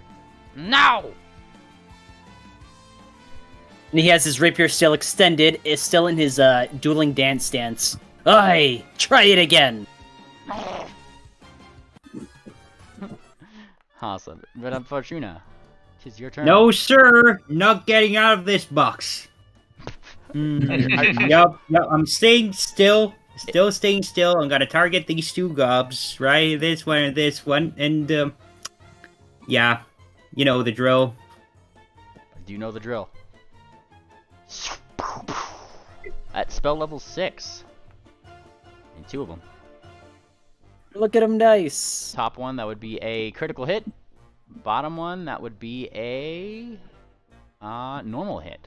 At Alright. 12d6. Because it's spell level 6. Okay, this is the critical. Awesome. How do you want to do this? It just explodes. I'm not very imaginative. Just explodes. Ophi, you get blood all over you. No. Oh, Sorry. well, thankfully there's water right where we're standing. True. It's all right. And wait, hang on. Give me a moment. I want to check something real quick. Ba-ba-ba-da-da. Wait, can I target this one again with the -5? No.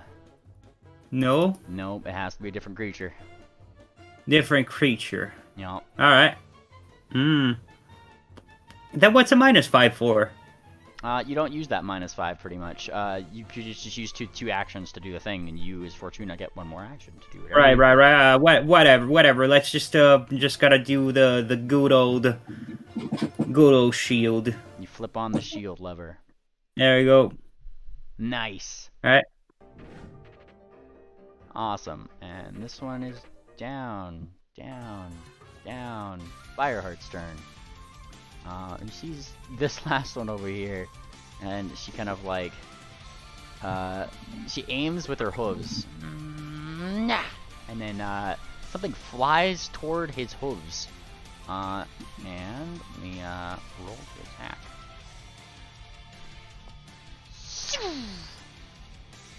And it flies by his hooves, but then bounces off the ground and misses as whatever she was trying to do missed. Dang it! And then she uses another action to stay within range if she can. So she's gonna move right down here. Oops, right here. Awesome. That is Fireheart's turn. One's down. Ophi.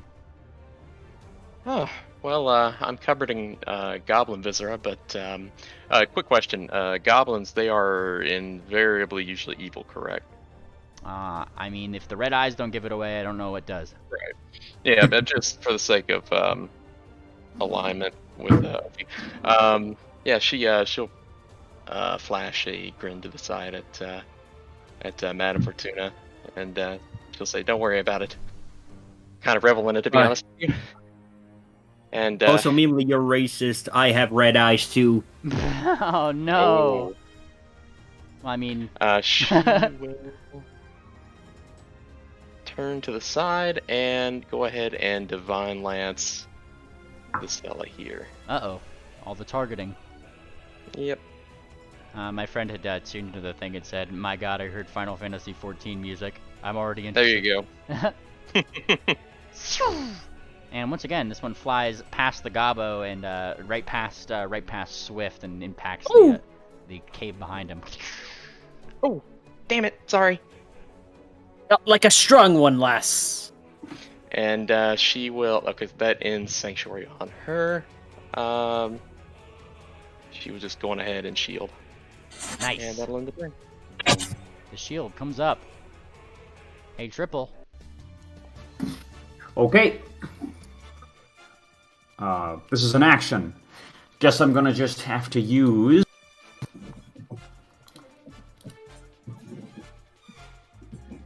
As this do?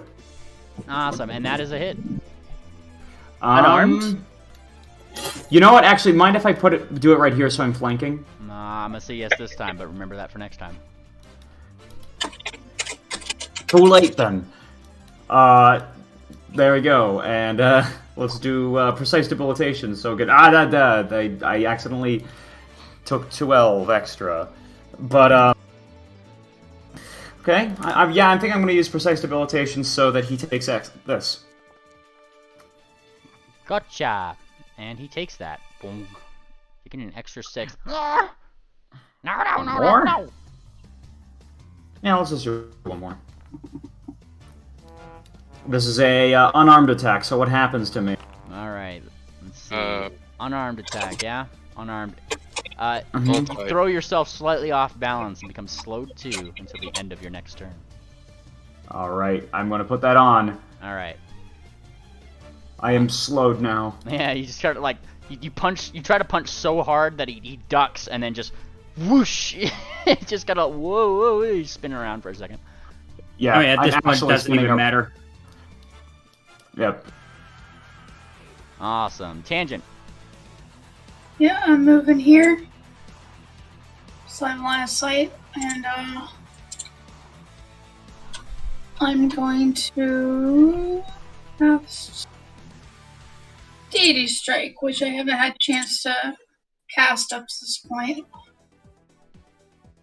Awesome. Look at that. What does this do? Favorite weapon. Yeah, I'm reading it. I'm reading it right now. Oh, nice. BCS, you gotta know these spells ahead of time, gal. Let's see. So, after the whether it's blah, blah, blah, blah, meets it 10 foot wide, starting at the target. Oh wow, nice. All right. Okay, so you need to attack first. That's what you need to do. So roll to attack. Yeah. Okay. And I'm going to do lawful. Very nice. And that would be a miss. Oh. Well, shit. Okay. All right then. Kind of a short spear flies out toward this guy, sticking into the wall. And whether it succeeds or fails, divine energy bursts from the weapon in a shockwave. It emits from a 10 foot wide, 30 foot long line, starting from the target and continuing in the direction you choose. So, it may not have hit this gobbo, but it struck the wall behind him. So you're in this square. Where do you want the? I'm just saying that was very underwhelming for a 7th level spell. Oh, it's doing more, BCS. Oh. Yeah, you didn't read the whole spell. Whether it succeeds or fails, you need to tell me. Oh. Where do you want the 10 foot wide, 30 foot long line to go? It's going to go this way. Nice. Okay, we'll do that way. And it's 10 foot wide, so it may it's going this way, but Fireheart gets. Yeah, I'm gonna give you the choice, north or south. Where do you want the second part of that line to be? Because South. It's either going to be right here or right here. Yeah, put it right there. Up the other one, you'll get less people. Okay. Okay. And that means that this is lawful, so you'll need to do a reflex save, triple. Okay. And he will need to do one as well. Ooh, lawful. Nice. And Yeah. that was a 35, which would be a normal success, I believe, for tangent. Critical success. And a critical success for triple. For triple, yeah. So he still takes half of 5d6 damage. So roll 5d6 from your spell BCS. No, not that. Never mind. D6. No. 5d6. Yeah. You can just click that dice as well. Yeah, there you go. You got it. Awesome. And he takes half of that. Lawful damage. Very nice. And this divine holy light shoots out from the place where it landed, not hitting the gobbo, but still doing damage to it. You still got something in there, BCS. Good job. That was a cool spell. And it is now Moonplanter's turn. Hi. Moonplanter sees Swift expertly catch his elixir and expects good things to happen, but then he also watches Swift drop it to the ground and it shatters as he charges over to the final target. Well, there's water there. It's floating along the river. But regardless, Moonplanter will move here through Ophelia's space. He will skirmish strike, doing a fancy turnaround move to get into this square, and then he'll strike the war boss. Let's see it. Doing non-lethal damage, by the way. Alright, that would be a hit with non-lethal damage modifiers. Alright, so he takes that, and since it's the first attack, he takes an additional 4 points of force damage, and he's bleeding d6. I'm not sure if non-lethal damage does bleeding, because bleeding is hostile damage. True. Okay, no bleeding then. Alright. And he stumbles. No, don't fuck! And then, final action. Oh, whoops, my bad. I'm gonna hero point that. Go for it. Nice. Awesome. Heck yeah. And a nat 20. Alright. You get a nice firm hit upon him. He goes flat-footed. He is indeed flat-footed.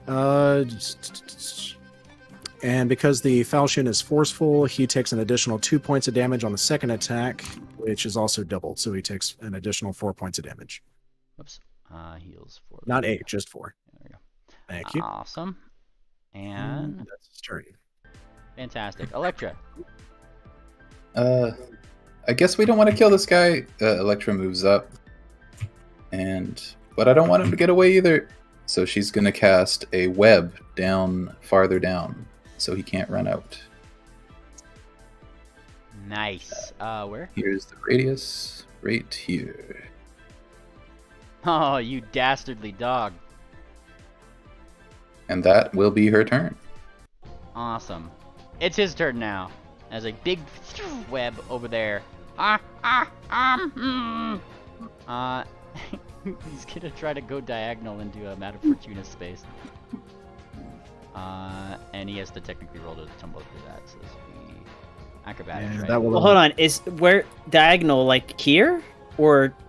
He's trying to tumble Oh, through I guess. Fortuna square. Oh, that does highlight her square. That will incur an attack of opportunity. So I get my disrupt prey reaction, so I'm gonna strike. Oh yeah, or move action. There you go. Shit. Hero point. Hang on. No, don't worry. I'll Kieran's. I'm a Kieran. I'm Go gonna for it. throw my Ill Fortune's Bane on you. Thank you. So Yep. do I Yeah, you get your reroll. Just reroll. reroll? Awesome. Thank you. Yep. Fuck. Ugh. And it's barely a miss as He tries to stumble through, but he also has to technically beat Madame Fortuna's reflex DC, which is... Great. If I burn a hero point, does that count as a reroll of a reroll? Probably not on the. I'm not gonna say on the thing. Plus, I've already started rolling on Fortuna. You pretty much got your reroll for that one. This one over here, 30 is your DC, Madame Fortuna. He does manage to tumble through you. Hey! It's bad luck to touch the box. You say this. You say it in Gobbo?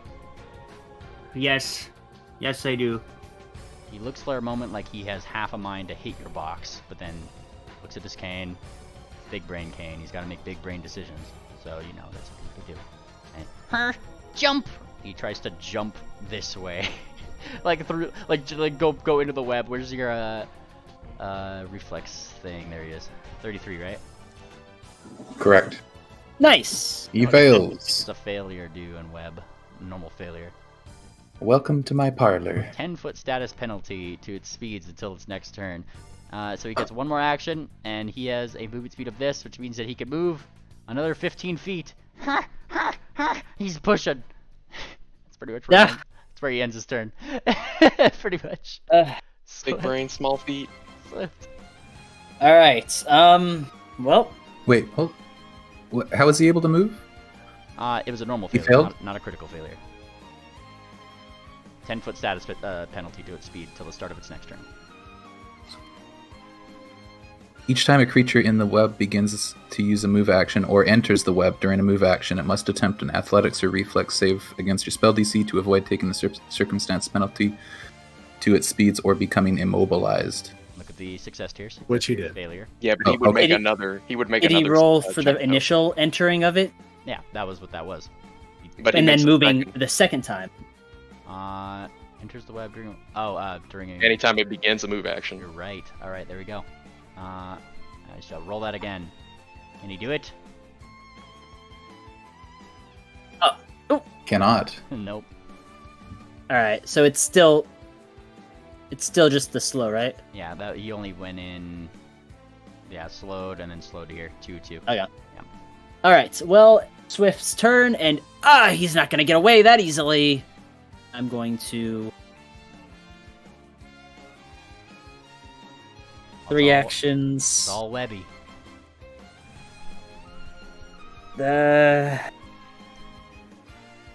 All right. Gotta go in your main.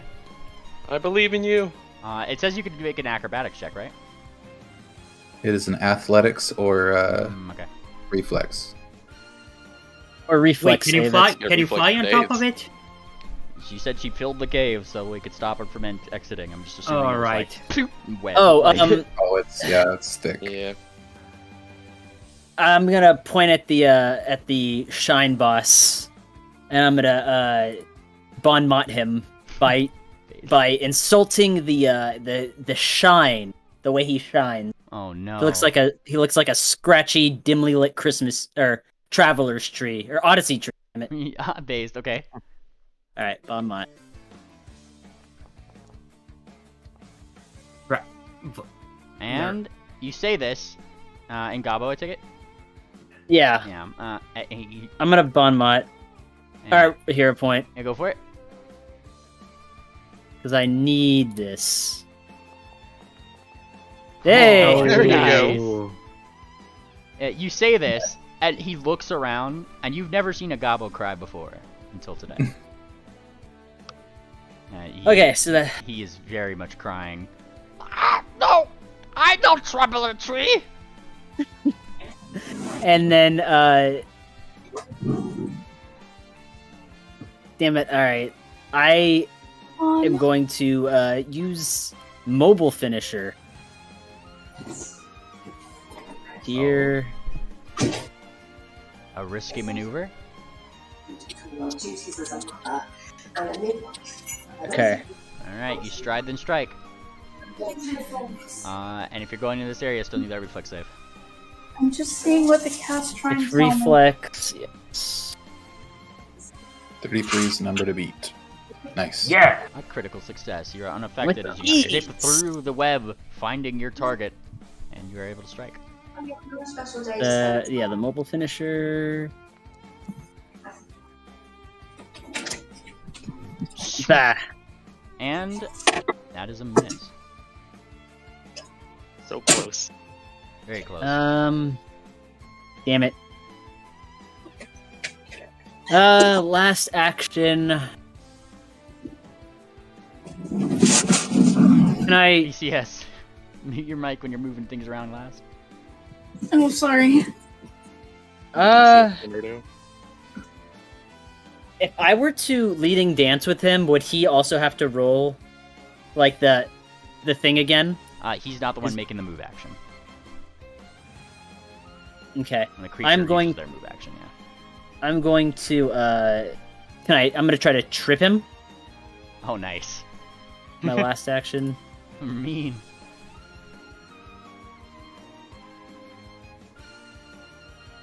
All right, so that's gonna be with the -5. Actually, you know what? I don't think I technically can because I used a finisher. You could use a finisher and then do like a normal attack. You just can't use another finisher again. No, it's can't use attacks at all. I didn't think it had the attack trait on it, but it does. Oh right, yeah. Well, I mean, mobile finisher. Damn it. I don't have anything else right now. Then. Awesome. Okay, cool. Sorry, I was just reading finisher. Yeah, you're correct. Sorry.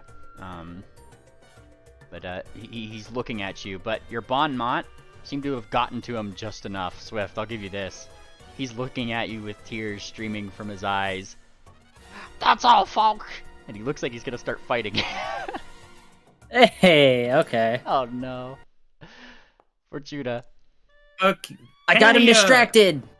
Okay. My spells, can I put them on non-lethal, right? Or... No. No. Well, we're fucked then. There is a thing for that, specifically called non-lethal spell, which I think is a wizard. Huh. Well, shit. Okay, I'm gonna try something. I gotta try to approach this guy. God damn it, I wanted to stay in this whole spot this whole time. God damn it. God bless America. Well, okay, so I guess I'm gonna enter the thing. I don't know what that entails exactly. I need to give a reflex save, is it? Yeah, if you're going through there, you need a reflex save against DC 33. Okay, you know what? I'm gonna start by actually getting that. Why am I not snapping to the grid? What the hell? Okay, reflex save. Let's do a reflex save first. Fortitude reflex. Let's go. Nice. Nice. Nice. That's a success. All right. I'm gonna move. How much can I move? On a success, you're unaffected during its actions. Okay, so 25 feet, I guess. Yep. Well, I'm moving here. It's not snapping. Hang on. There. Try pushing, I don't know why it's not. Try pushing shift a couple times. It only does that when you have shift held somehow. If it does. What? I got you. I'll move you. Whatever. Okay. Non-lethal. I have a knife. Now, I have a knife. I'm gonna use the knife on him. One action to pull it out. One action to stab him. Yep. Well, for you, it'd be more like one action, roll down your window, one action stab. Yeah. Pretty much is what that is. Yes, it's the equivalent. Yeah. All right, go for it. All right, and it's non-lethal. So yeah. You'll just get a -2 to whatever roll it is. And you go to stab, and he dodges. Barely. God damn it. God bless America. Well, I tried. Yes, he does seem to be quite nimble of foot. It is Fireheart's turn, who is looking at this guy right over here. Okay. And then once again, someone's up a bunch of magic missiles, specifically 12. They all fly in that direction. 12d4 plus 12. That's the one. He takes 53 points of damage. Whoa! Look at all those Yeah. scores. Oh wow, that was a good magic missile. Wow. Wow. But is it not lethal? No. No. Well, he's dead, I guess. It's not even down. He's We near tried. dead. He's wobbling. He's wobbling all right. Fireheart looks a little bit more pleased with herself after the abysmal rolls the last couple turns. And Ophi, it is your turn. Same. The second verse, same as the first, I guess. I will throw another Divine Lance at him. Well, no, I can't. We want to keep him alive, don't we? Ophi is just going to. Sorry. Sorry, I just wanted to say, is there any reason to keep him alive? I don't think we're going to get any. I thought we expert came in here to information. steal like what their take was and then leave. Yeah, I don't really see any reason other than prolonging the inevitable. Yeah, and Ophi's chaotic good, so evil creature. She wants it dead. We already killed his crew as well. Yeah, I don't think we really have anything to get out of him. Divine Lance. Nice. Does it hit? Oh yes, it does critically. 41. All right. Ah. Sizzle. You fling it that way. Lawful energy, I take it? Chaotic. Chaotic. Yeah. Chaotic good. This kind of like the zappy sort of darker energy flies toward him, and as it hits him, how do you want to do this? It's just gonna grab him right as Swift trips him over into the webbing, and Fortuna's approaching. It's just right through him, and it's over. Hits the wall in the back. Awesome. And that'll it. And as the chaotic energy poofs around and attacks this thing, sapping away its whatever it is, very briefly you guys do see the visage of a weird, cool-looking S amongst the chaos. And that would end initiative. Electra dismisses her web immediately. And with the web dismissed, Swift looks further down the cave, and his eyes light up. He makes a quick run down here, and a leap into right here to where he picks up the elixir that had been floating down the river inside the cave that Moon and Planter had thrown him, kicks it up, and he takes a drink out of it. There you go. You know, if we get very much more Kirans in this party, I might just be an actual god. She'll Actually, laugh. yeah, we have so many Kirans. Holy shit. Hey, the more the merrier. I seem to shine the best with them around, I'd say. As you She take laughs. the healing, you lose all that clumsy 3, feebled 3. It just goes away immediately. You take 27 healing. And that his- muscle repairs itself. Are you alright, lass? I saw you get nicked a time or two. Ignore that roll. Sorry. I'm quite all right. In fact, she is going to queue up her burst heal right now and try to take care of that. All right, that'll be 33 plus 14 to anyone in the aura. Oh, yeah.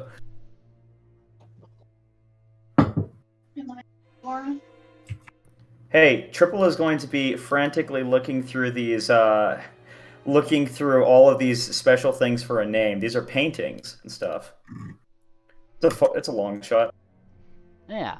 You start looking through the various paintings that were part of their. He is. Which ones are you looking at specifically? He is looking for a name. He is trying to look for the name Pastel. You look through and eventually do find it. Let me see on which one specifically it was. It would be on one of the major paintings. Oh. Or sorry, Really? Sorry, not major paintings. That was by the other one. Quality paintings. That's what I meant. This quality painting has the name Pastel on it. Yeah. That is going to pique his interest for reasons.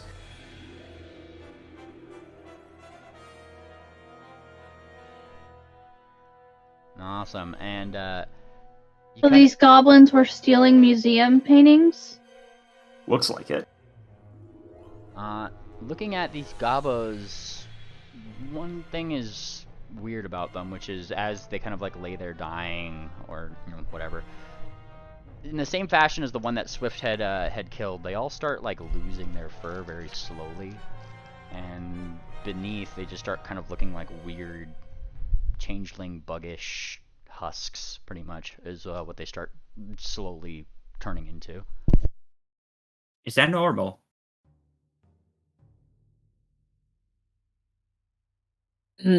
I've never They- seen it. We've seen lots of gobbos, and they've never done this.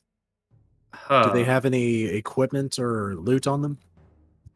You start looking through them, they don't really have anything that's not mundane.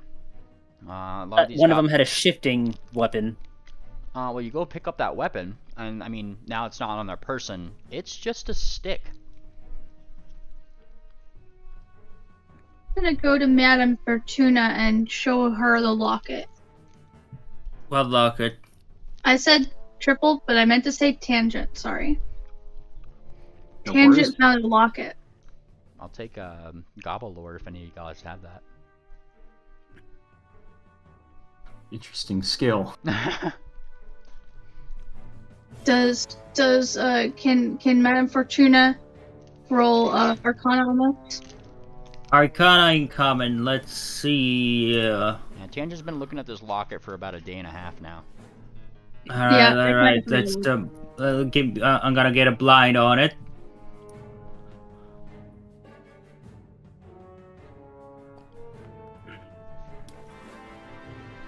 Awesome. You take a look at this locket.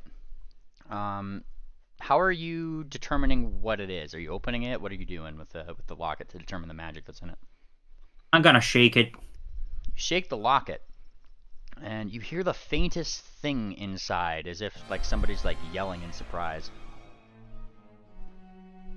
Wait, are you what, sir? You kind of hear this fancy bougie voice, like as you shake the locket. And then it hits you. Fortuna, no way. And the locket flips open. And yes, your assumption was correct. This is a locket with a picture inside that is enchanted, so that way the picture moves. Much akin to Harry Potter, if you're familiar with the franchise. What was that for? Says the little picture inside, which is apparently what looks to be a dude and a very familiar looking gobbo. A shiny one. What? Oh, that was. I like shaking things. Got my hat all in a tizzy. The picture like looks to the other gobbo in there, who's like doing that like wiggle, like that swirly eye thing, as they like come to terms themselves. And those who can understand gobbo kind of hear from the picture. Why do? I don't know, old chap. Why would you do that? Tangent, here you go. You might have some entertainment with this for a few days, I guess. Oh sure, pass me around. Yeah? Okay. Enjoy your new pets. Hello there. Are you gonna shake me around too? No. Oh, jolly good then. Hello. Then I wonder how much it knows. Do you know what month it is right now? He looks. Of course I do. And he looks back at the. he looks at his own watch. It's the 14th of Lashy. Yes. Is it the 14th of Lashy? Oh God, no! It's months past that. Oh, okay. Tangent's gonna wear it for now. And back in the locket I go, and you kind of hear it muffled as the locket comes to a close. Wait a second. Month? Why the fuck was that party again? Next month. Then is it next month? Not quite. Didn't Mainly sometime pass? I forgot. mainly I changed. keep. Next month. You guys are about mid-month. We kind of changed that a little bit further out, just because it would just make a lot more sense with the Christmas special as to why you guys weren't in Bleak. And why Grot Can wasn't you- invited to Brugy party. Can you reiterate if we have ability to know like what kind of like party or gala or like the more of the nature of it? Society or relevant lore skill? Yes, I will definitely do that. Real quick, do you guys want me to put all the items into our party loot or keep it on me? I'd just say put it in the party loot. Yeah. Got it. Though I would Party like to. Okay. If it's okay, this is just 10 gold pieces. I want to hold on to that quality painting. Just for presenting purposes. You guys can still get it if you want. No, that's fine. Is it important to your character? Jacob? Yes. Cool. All right, with that I don't society think check. anyone would fight you on that. What was the wording of your Yes, question that's- again, Swift? Basically like the fanciness that can be expected of this party. Like, is it like a complete black tie like gala, or is it just like a more formal or semi-formal party? From what you know about Kalidai and what you've picked up from probably even the articles in that magazine that you were in, this party is meant to be one to show off. People come to this party with their best outfits, whatever it is, to show off. It's not like everybody matches in black tie. It's everybody comes with something to present. Kind of Extravagant. It is a big bougie party, and above all, what you know more than anything, it's to impress the host, effectively. Is it like a dancing kind of event, or it's gonna have all sorts. There's dancing, there's runway competitions, networking. It's like a mansion party. Like there's a lot of people in one space. You're talking to a lot of people. It's a party. Less so than like a. I mean, it's kind of like one of those click your glass champagne ones. Kind of imagine it like the Grammys, and you're like the star actor there at the Grammys. That's who's invited to this party. okay? Do you guys Start want to the look? Ophi, no. What? What? I mean, at least someone got that. Oh, but she said that out of character. I know. Yeah. No. What? Eyes wide shut. It's a. The joke was it's a sex party. Ah, It's an Illuminati. It's an Illuminati ritual sex party with Yes, sacrifices yeah. and nasty stuff. Oh. oh no. Yeah, the masked kind of everyone is Yeah, not gonna lie, I'm getting vibes from that here too. New World Order. We won't know what kind of party it is until we show up. All right. Yeah, there's a bunch of dead gobbos around you. I hate Kalidai. Do you guys want to Oh. explore the rest of this cave? Yeah, Swift. Like I was saying, the weapons that had fallen from those gobbos with the hands that had fallen from them, as they like kind of fell from them, they slowly just kind of turned back into, like I said, what seemed to be normal, completely normal sticks, mundane and everything. They don't seem to have any special runes or anything on them. That is weird. But Strip doesn't. He just kind of shrugs it off and nudges a stick as it floats past in the water. It doesn't really fight it that much. Check the cave. This is it, guys. We can get going. Triple, that fancy looking painting you found, would that happen to be a what was his name? The fancy bard Bannermane back in the day. Scimitar. Nah. Nah, are you talking about the one that he's really interested in? Yeah. Major painting by legend. Go check the inventory. This wouldn't be the one. This quality one is the one that Triple's obsessed with. But the one that might have that is those ones in the inventory that say they're made by a legend. Who's Pastel then? Yeah. Pastel is, again, that's somebody important to Triple. Hi, who's this pastel painter? Well, it would be a family member of somebody who's important to me. Well, I believe Semitone used to put his signature on the back of his paintings. Can we verify the artist? Let's go ahead and Yeah, give me a relevant lore skill or knowledge society. Would definitely solve that. Here that you go, mystery. Moon Planner. Oh.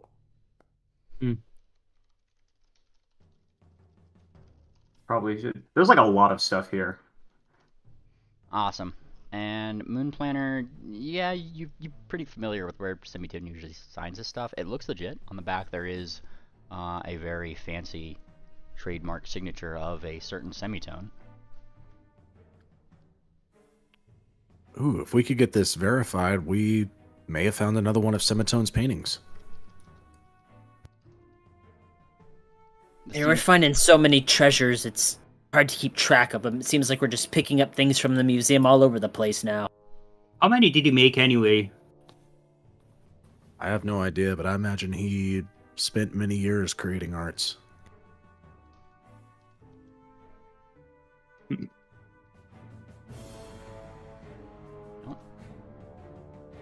Hey, well, the ball's in your guys' court. What are you guys doing? Well, people have checked the cave and found nothing else, right? Yeah, Nothing. Looking through the cave, the only thing that you saw was that oddly placed chest that was right over there, seemingly being guarded by gobbos. Electra, you kind of go a little bit further and see, it seems to be the edge of the map. It looks really dark in there. I'm not sure if Wait, these weapons seem to fade away into mundane objects like sticks and stones. I don't think this is any kind of gobbo magic. Is someone employing the gobbos? That's actually a good question. Well, Yeah, the ones by the train tracks had the same Ankh that the goons we met on the road did, but I didn't see the Ankh on this one. I saw some weird other symbol. I don't really know how to describe it. It looked like an S of sorts. Just seems very strange that a single treasure chest with this tier of treasure would be guarded by these gobbos. Either they would have their hoard or they would have destroyed what was in there. Madame Fortuna and Electra, as you guys are kind of like looking around the area, you do notice something about this gobbo that had fallen into the water. With the water kind of going over it, splashing over its face, it kind of slowly seems to be doing something to that gobbo that it isn't doing to the others. And upon its forehead, you actually start seeing another symbol. Huh. A crudely drawn skull. A crudely drawn skull. Did you find something, Madame Fortuna? This guy got something. There's look at this symbol right here.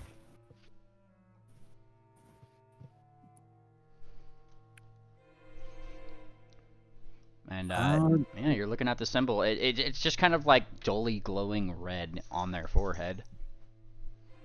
Is that an arcane mark? Looks to be. I don't think so. You could certainly give me an Arcana check if you'd like. Electra will. Blind? Yes.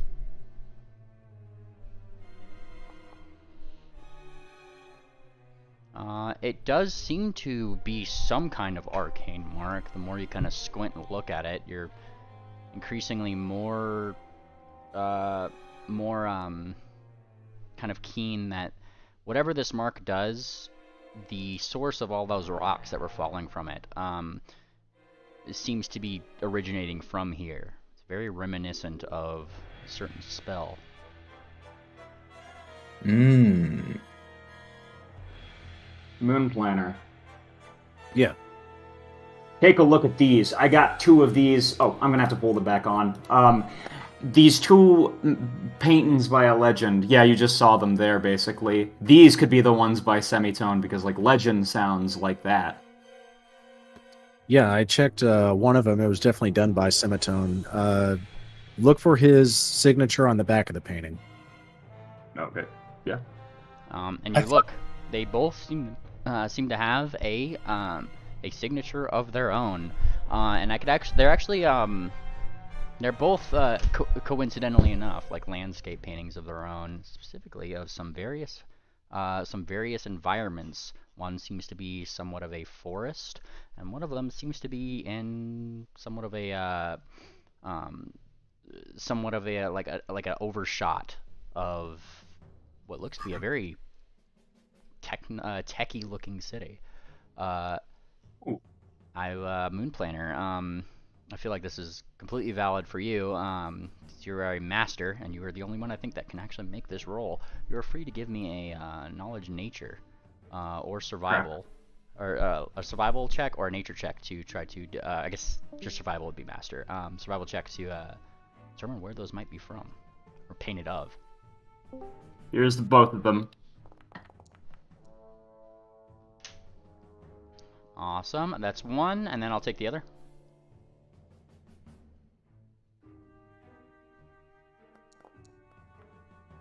Nice.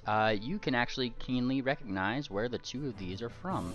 If you look on the map here, I'm going to activate it. Judging by the angle of the moon and the stars and Semitone's impeccable attention to detail, you can determine that one of them is coming from a high point somewhere around here. Looking inward down to the forest of that is right in front of Druidheim. The other is also from a mountaintop right over here, looking down toward Goldenport. So how are these markings on the paintings that allowed me to pinpoint these locations? It's just like you were trying to pretty much determine where the point of reference might have been for a painter painting these scenes.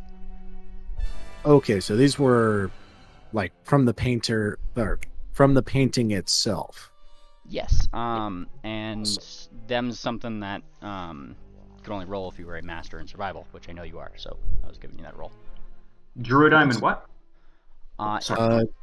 South of Fort Advocacy, between Goldenport and Fort Advocacy.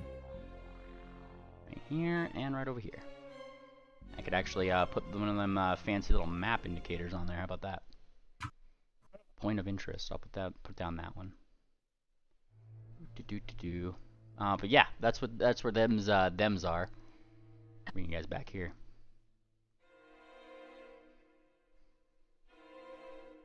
There you guys go. So, is there anything else left to do here? Up to you guys. Not by my count. I'm ready to go. Just a quick aside, mainly that edge of the map that looked dark. Was that actually a passage, or was that like... No, it's just... okay. Imagine that path didn't exist, because I didn't make I this gotcha. up, so... Nope, that's understandable. Alright. And... we get right back out to this map. I guess I could have just left you guys on here. As you guys kind of like exit that cave. Exiting the cave, you do see, of course, Pingling, Duck, all of them kind of on the outside. Still looking out. Nothing seems to have attacked anybody. And Duck looks back. Gosh! What was in there? Some more gobbos. Oh. And she kind of nods her head. I don't know why they like me so much. Very strange gobbos. One of them had an arcane mark of a skull on its head, and the weapons they use seem to fall apart back into sticks and stones. They appeared magical when they attacked us with them. And she kind of thinks a little bit. Never heard of that one. What do you think? And she looks up toward Pingling.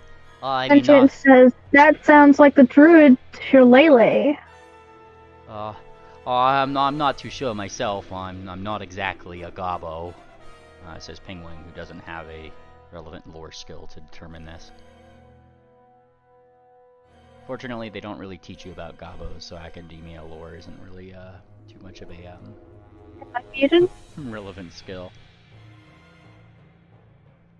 All right. Shall we take? Do you guys want to take this path? Shoot. Yeah. I'll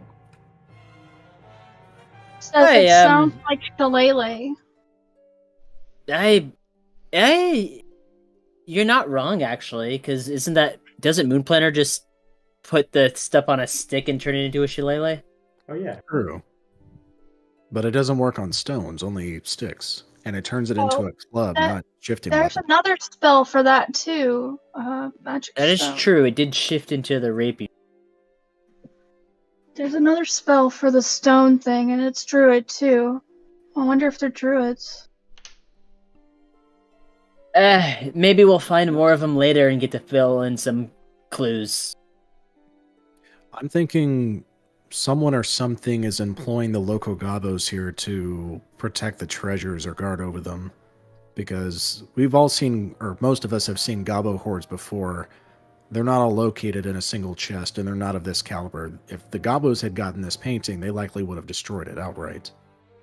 You're very much correct. I mean, it would line up with the gobbos that we found down by the train tracks. I mean, they were intelligent enough to stop the train, and it's with Golden Port technology. They had to, they would not have been able to discover a way to stop the trains on their own, and we already saw the onks on them, so I wouldn't be too far-fetched to think the same of this slot. Who's the bandit turned good guy who's traveling with us? The one that Triple was training a few days ago. Oh yeah. He's not really traveling with you guys. He actually wasn't a bad guy. He just was the guy in the outhouse that we suspected was a bad guy. Yeah, he was never a bandit. We just sort of took him prisoner. Right. But he's traveling with us back to Holbeck, isn't he? Begrudgingly. We forced him to come with us to Yeah, Holbeck. begrudgingly. You forced him to come to Holbeck with us. Yeah. What was his name? Moon Planner starts calling for him. You call for him, huh? And what's up? Do you know the locations of any more jackals on the road to Holbeck? And he kind of blinks. I don't know. And he kind of shakes his head. I've just been sneaking up the road. I don't know what they got going on. I'm not part of their thing, he says, putting up his hooves a little bit, giving a little shake. Do you know if there's any connection between the jackals and these Ankh symbols we've been finding? We already, we do know that. I don't know if there's a connection, but that one over there, he points to Bellhop. It's constantly going on about those things. Might be good to ask her. Bellhop. What's up? All right. Moon Planner's going to go back into the cave, drag the gobbo with the arcane symbol on his forehead, and pull him out into the open. Bellhop, take a look at this one. Ooh. This one's got a magical symbol on its forehead, and it's not falling apart the way the other gobbos were. Wait, hang on. What? Gobbos falling apart? I never know about what? Yeah, I don't know about it either. I know these were the rock skins, so maybe it's something specifically to their tribe I'm not familiar with. I'll ask Grot whenever she decides to come back. Alright, so should I probably get a fucking hang on a second. Should I try and pursue a lead on this one? Be a very applicable thing to pursue a lead on. I'm gonna pursue a lead on this one. Lead pursued. I think you have to give me a roll for that, don't you? Yeah, give me a moment. Examining GM. I don't think it needs a roll. Hey, hang on, I just posted the thing. There you go. Whenever you attempt a perception, very nice. So, specify to me what you're pursuing specifically. I need to know the case that you're pursuing. The symbol on his head. Very nice. Okay. Trying to figure out what it is. All right, that's one. And then what was your other? I know you had another case going on. At the moment, no. Ah. Did I? There you go. Wait, did I? You can maintain 2 active investigations at a time. There was one that you had designated, but I don't think you ever dropped it. You're free to drop them at any time, if I'm not mistaken. What was the one that I designated? It was. It was the ghost. The ghost in Triple's house. Right. Yes. I think. Yeah, that's Crescent. I gotta probably keep that one going because I'm still getting paid for it. We close that case, but yeah, so yeah, I'm still pursuing a lead on this one anyway. Awesome. You start pursuing a lead, gathering various evidence of these gobbos, taking whatever you need necessary over the course of 10 minutes to properly pursue this lead. Yeah. What are you naming your case? I am naming the case of the skull on this on the green horse head. Nice. Very fancy case name. I like it. All right. So, if you're thinking about things, you do have this as a case, and investigators get a bunch of abilities to, discover things about them, if that's what you're willing to do.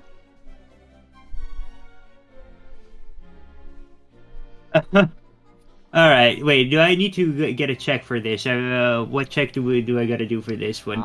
I will accept a relevant lore skill, or in your case, a society. Society. Let's fucking go.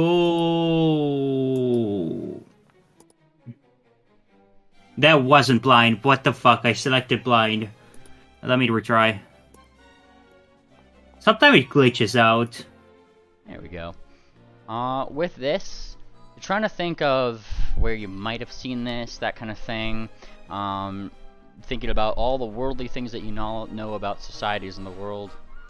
And, I mean, you're pretty decently confident about this one, which is this specific symbol is the same symbol that is normally found by the found around the Mage bite gobbos.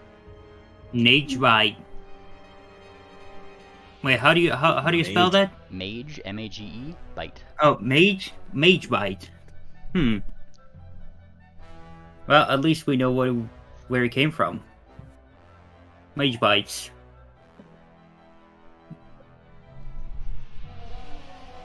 But wait, wouldn't they be competing tribes? We were fighting rock-skinned gobbos, but this is the symbol of the Mage bite tribe. Indeedly so. Yep. I would have thought they hated each other. Because the Mage bites, according to Grot, are the worst ones because they actually read. Sounds like they're using the other tribe. Maybe that was a prisoner. I don't know. Or they stole from each other. Maybe exchange student. No, that's the best explanation. Maybe they're craftier than we're giving them credit for. The only way I could see that happening is if there was some kind of forced agreement. Like maybe there's a more powerful entity that's keeping these gobbos in line, and that's how it's able to get them to work for it. But we've seen a lot of gobbos around Holbeck. Maybe it got something to do with that place.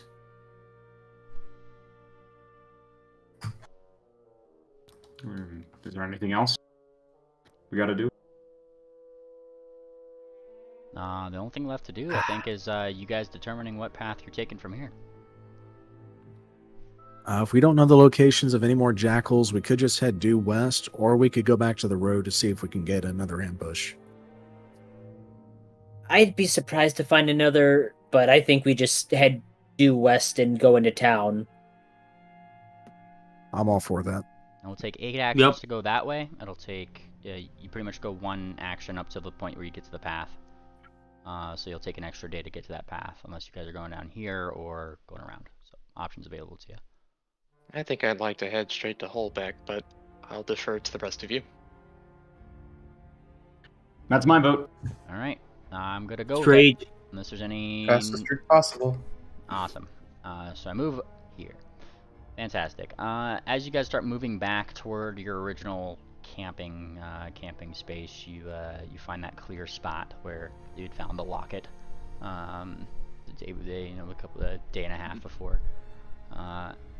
Before all that went down, anyways. And there's still not really anybody here, so you're free to give me your watches. Alrighty. I'll take second watch.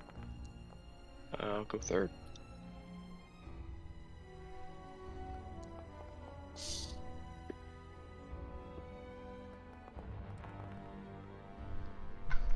Awesome. And through your watches, Electra, Ophi, and Moonplaner, thankfully, nothing jumps out at you, and nor do you hear any returning of that crunching, weird, gravelly noise out in the distance. As you guys wake up for the morning the next day, you guys are free to spend the day to get back onto the path. All right. I'm gonna roll survival so I can get breakfast for everybody. There we go. Electra will ask if it's alright if she takes the clockwork goggles, just in case we get into a dark place again. I don't see why not. Yeah. Swift will hoof them to Electra. He takes them out of the party loot bag. Thank you.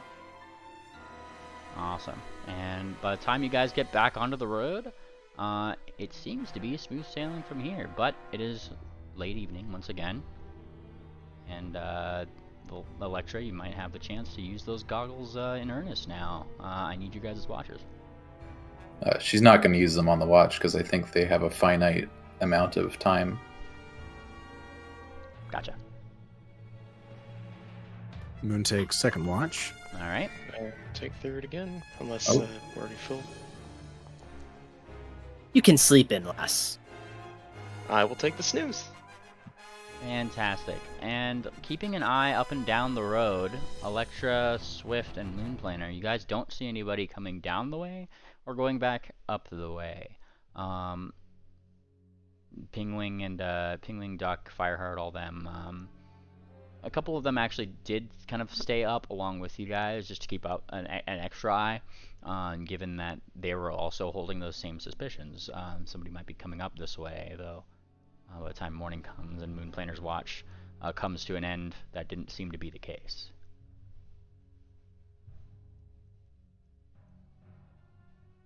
No news is good news. Alright, and now from here you guys can use 2 actions to move down the path, which would take you right over to Holbeck. Getting food for everybody. The fear aura we experienced the last time we were this close to Holbeck, or we experience, do we feel it now? What was that? The fear effect that we were under when we flew past Holbeck on the shoreline Oh, yes. many months ago? do Yes, as you start to get into Holbeck, that was actually what I was pulling up here. I was just getting the DC for that. I'm going to need a will save for y'all. Uh-oh.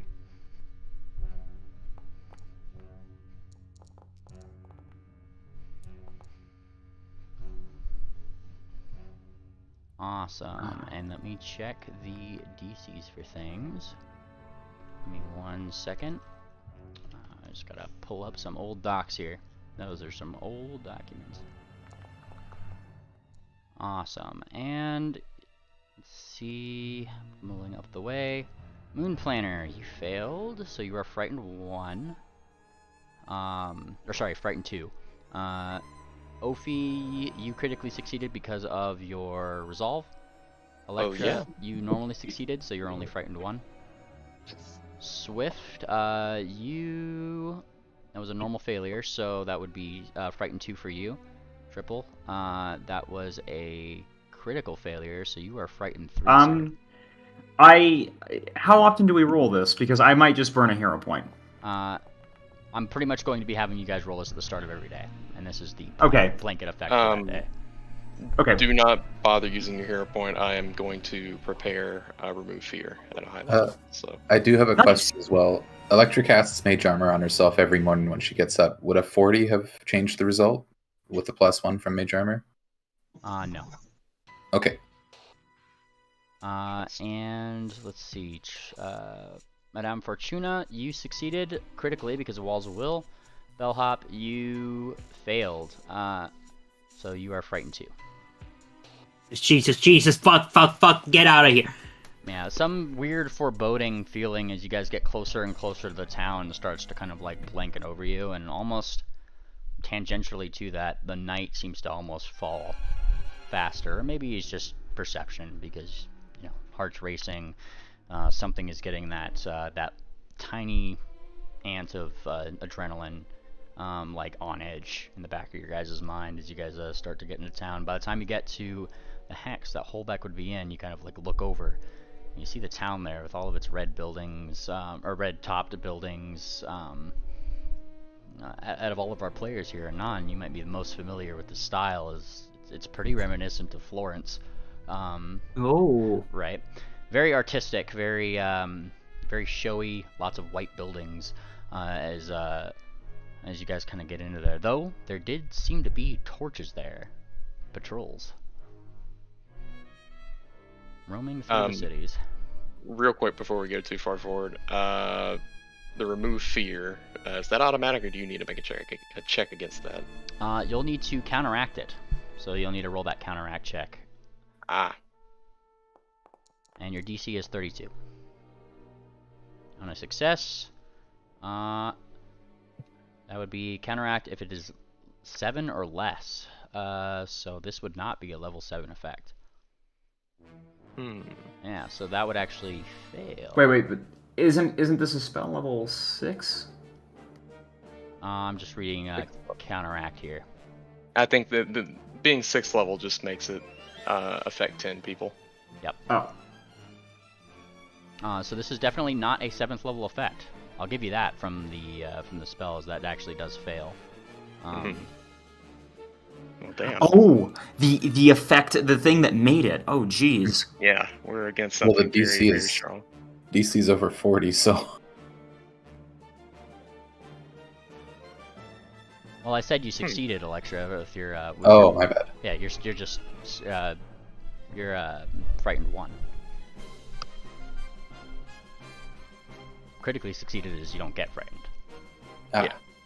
Speaking of stocks, I didn't see your save. Oh, you want me to do one for stocks? Okay, I'll do that. Are our champions not immune to fear anymore? No, that is not a thing. I will double check, but I believe not. I think there's feats for it. Yeah, I think it's something you got to take a feat for, like a lot of things. I was blind. And now you're reminding me I have to roll certain people's, certain NPCs as well. So we'll do... You mind on hiding that? Oh yeah, sorry. Really sorry about that.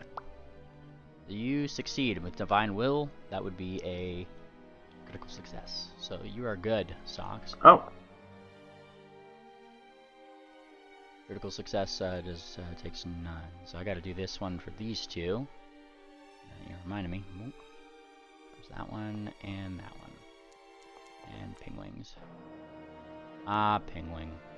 Let's see who's the most scared out of everybody. Clearly not Pingwing. What number is this? Fireheart is a little spooked. She's frightened 2. Pingwing is he doesn't have the fancy thing, so he's only frightened 1. But Duck seems to be scared out of her mind.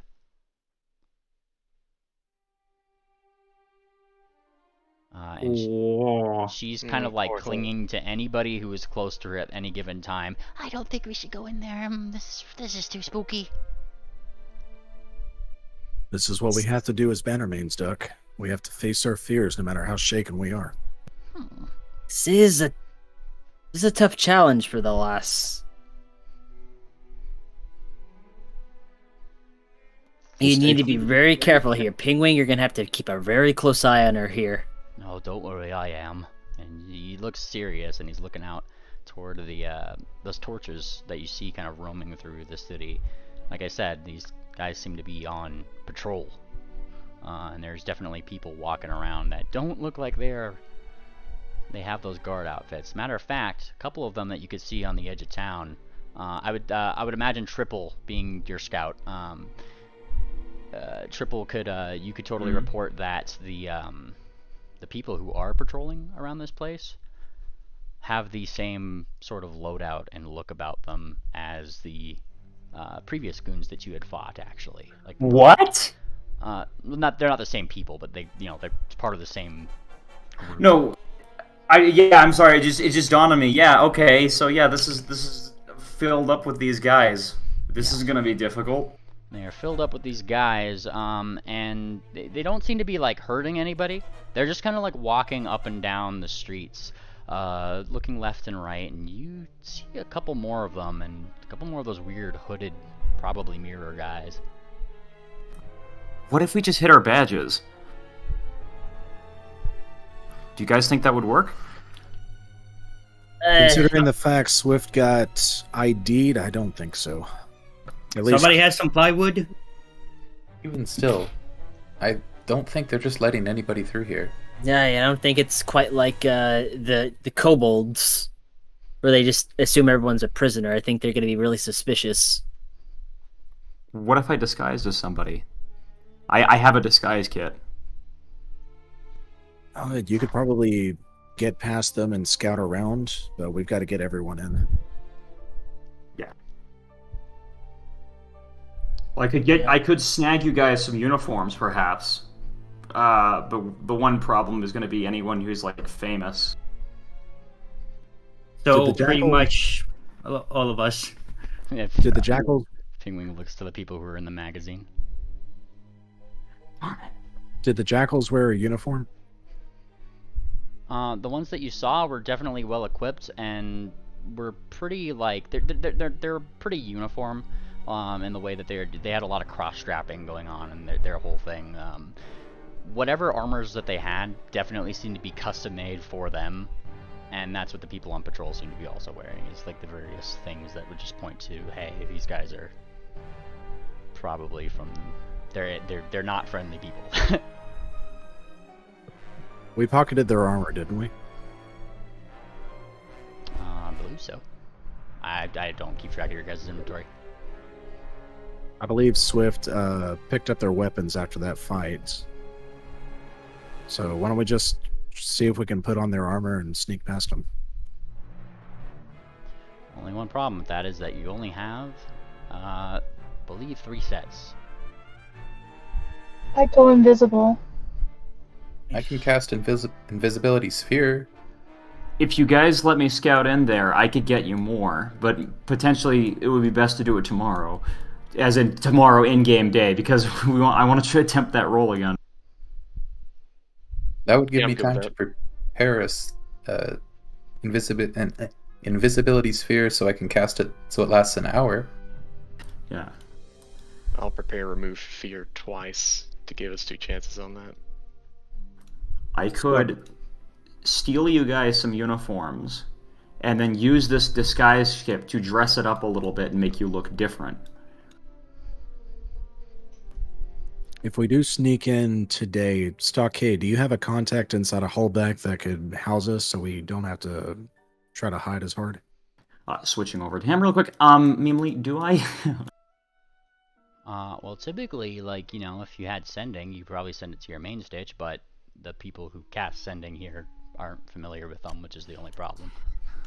He is very much not able to do that, I'm afraid, guys. But he is probably going to be upset about that. Fireheart, do you know anyone inside of Holbeck? She kind of thinks for a moment. Didn't Balcony Blitz and Wickerwind go to Holbeck? Oh, yeah. We should message them. And, she kind of blinks. Well, don't look at me. I don't have that spell.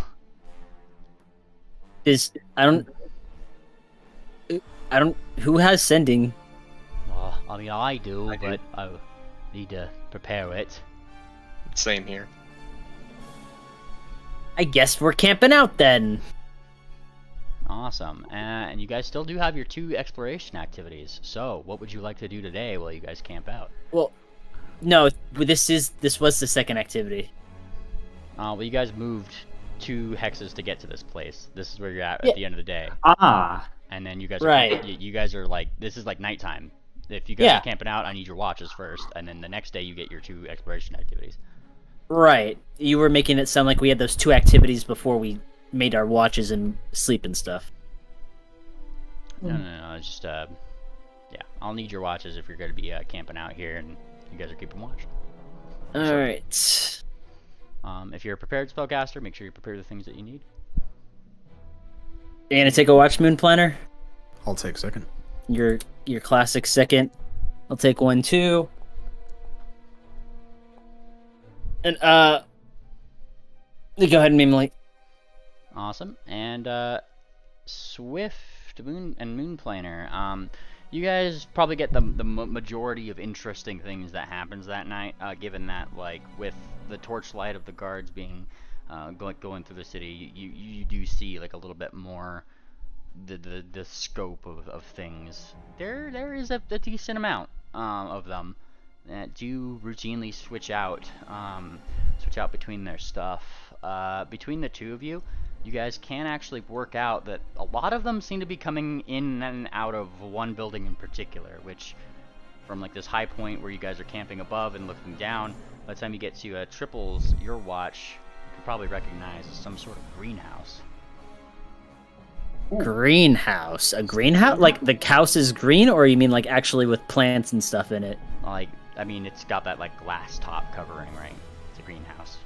Kind of see it from the distance, and a lot of people seem to be going. A lot of these people seem to be kind of going in and out of that specific location. How many are generally on patrols? Are they going out in small squads or like regimented units in formation? They don't seem to be too organized, but they do go out in small groups of adventuring parties, pretty much. Is what they would be. It's kind of a mismatch of various folk, either with hammers, axes, maces. Triple, I'll take your scouting roll if you want to give me a perception check. Okay.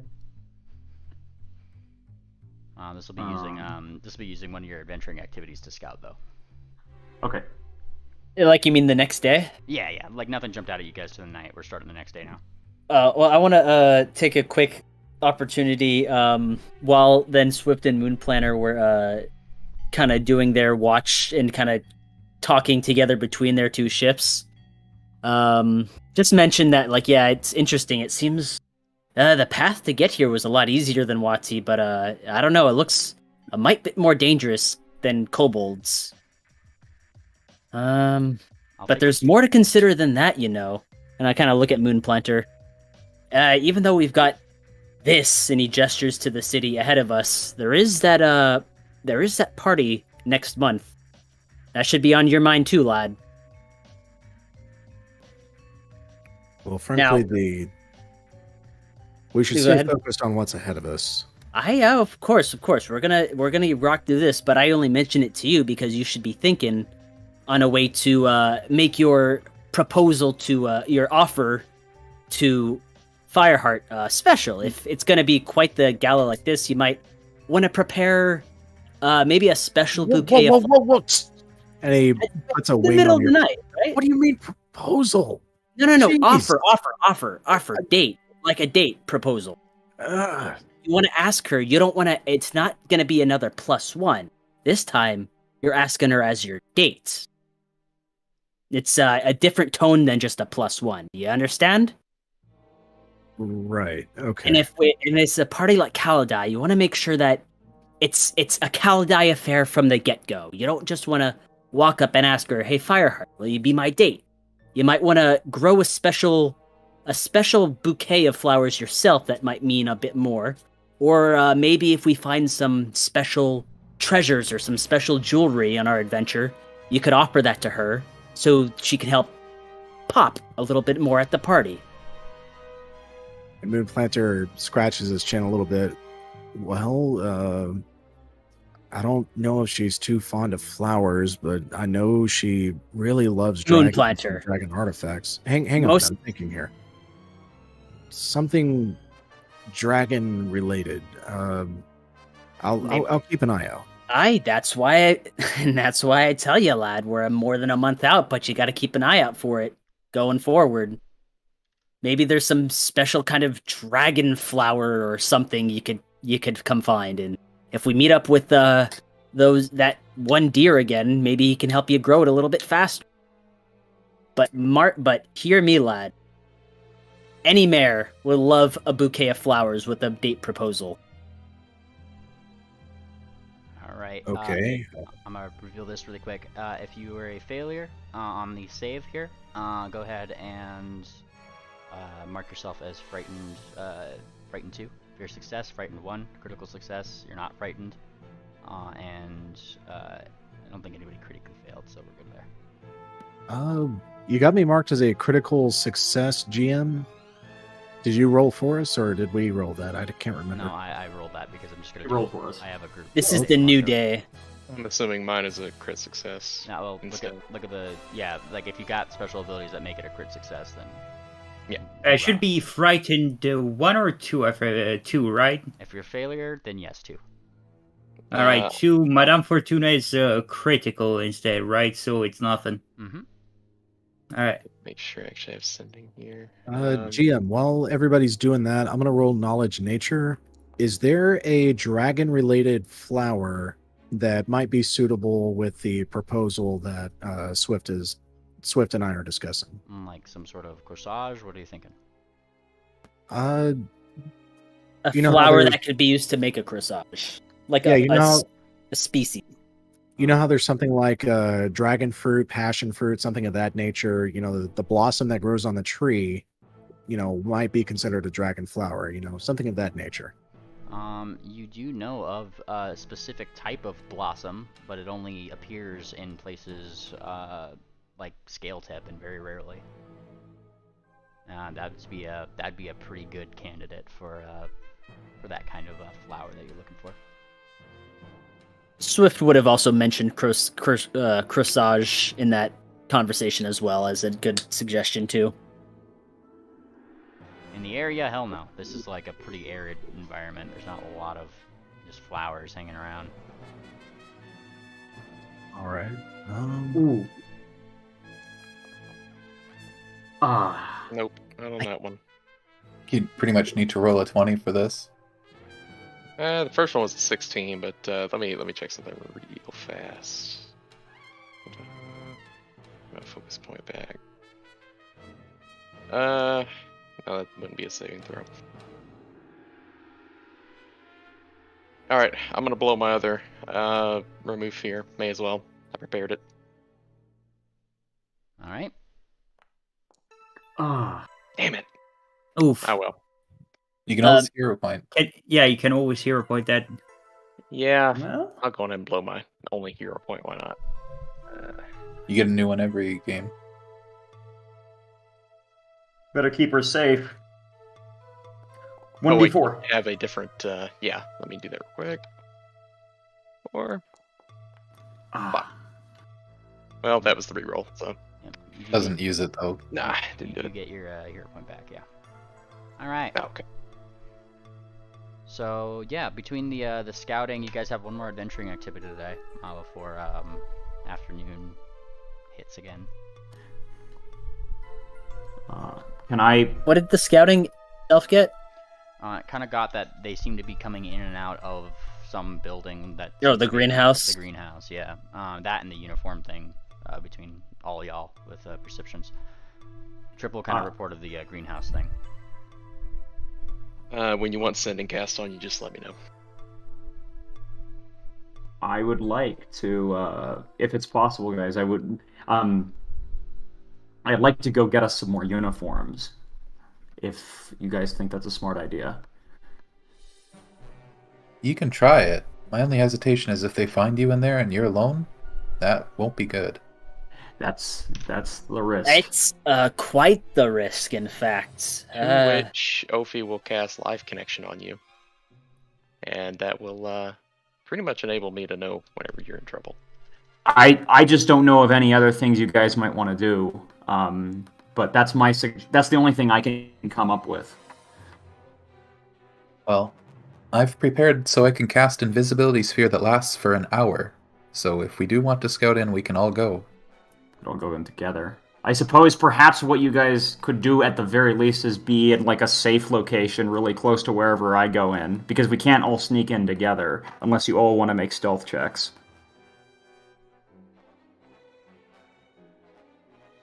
Probably wouldn't be ideal for me. Not exactly the sneaky type. Pingwing kind of closes his book lightly after looking into it a little bit. Well, first things first, you guys wanted me to send out to Wickerwind? Oh yeah. Yeah, Wickerwind and Balcony. Okay. Okay. Also, our ship captain, he should be contacted as well, because he was supposed to arrive in Holbeck. And he kind of blinks. Well, I only prepared 2 of them. I've got one. Realistically, if we all go again, I didn't want to just, and he gestures, take all of my stuff, not hurdy, more or less. Well, I imagine Wicker and Balcony Blitz are together, so reach out to Wickerwind and then reach out to the ship captain, please. All right, and he kind of nods. Okay, and so he kind of thinks. He looks. He thinks of 25 words, right? So, Wicker, are you okay? Hold back. And then he kind of starts thinking of his message. So Pingwing is going to be asking, "Are you okay? Are you in Holbeck? And what else?" We're east of the city, trying to get in. And you're just giving your own status. Yeah, we're okay, east of the city, trying to get in. All right, 1, 2, 3, 4, 5, 6, 7, 8, 9, 10, 11, 12, 13, 14, 15, 16, 17 words. Is there anything else anybody wants to say? Going once. Going twice. Bring pancakes. All right. Yeah, short and sweet and to the point. All right, and this message is sent out to Wickerwind.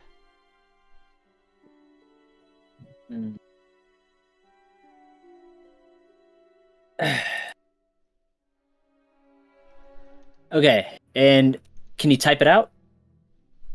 Yes. Okay, there it is. Well, no, that's that. Okay, that's that. Okay, let me...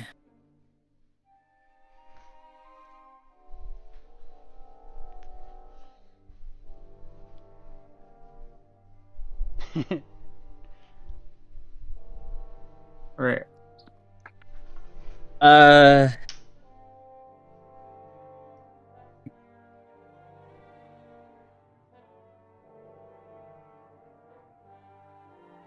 No, so it's all good. So we're doing ascending there, and then start thinking about what you want to send to the captain in the meantime, guys. I think the same words can be sent to the captain. Just Yeah. addressed to the captain specifically instead of Wicker. Just change Wicker to captain and call it a day.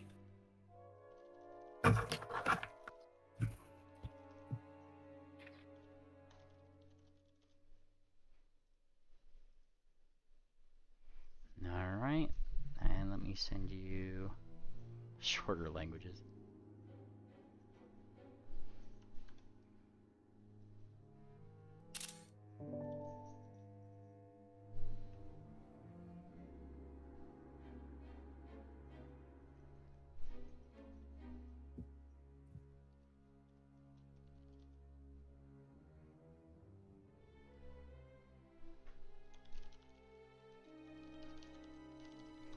Alright, and sorry, what was that on the captain? Same message, just addressed to the captain. Captain, are you okay? Are you in Holbeck? We're east of the city trying to get in. Gotcha. I'm just gonna... Penguin kind of puts his talons together. He says the same thing. You get from the captain, Penguin. I'll say you did like the captain first, right? And he gets back from the captain. I know. Crew was too disheartened. Closer we got in the city, the more scared they got. 1, 8, 9, 10. And then there's I'm just counting the words that is. And he kind of finishes it off. So we left.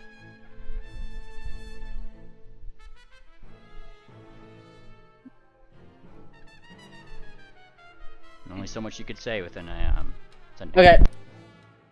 So, Pingwing, do I just post it in DM or just in here? You can post it in here, because Penguin's got to tell the party. Okay. And I mean, you could read it like Wickerwind would read it. All right. Hi, Ping. Balcony and I tied up. We don't know which building. Gang is looking for Triple, Thumbtack, and Sarcy. We could use help. Well, that was extremely nonchalant, but Professional. I got an idea. What's your idea? That wanted poster doesn't know what sex I am. I don't like this idea. So what? You're gonna dress up in drag? And yeah. This feels like an excuse for you to just dress up in drag. Well, Still look like a horse. yeah, they know I'm a pony, but I can hide my. I'm trying to think of like all the ways I can disguise myself, because if they find me, they might just think like, oh, it's just some guy who lost his way who's with us.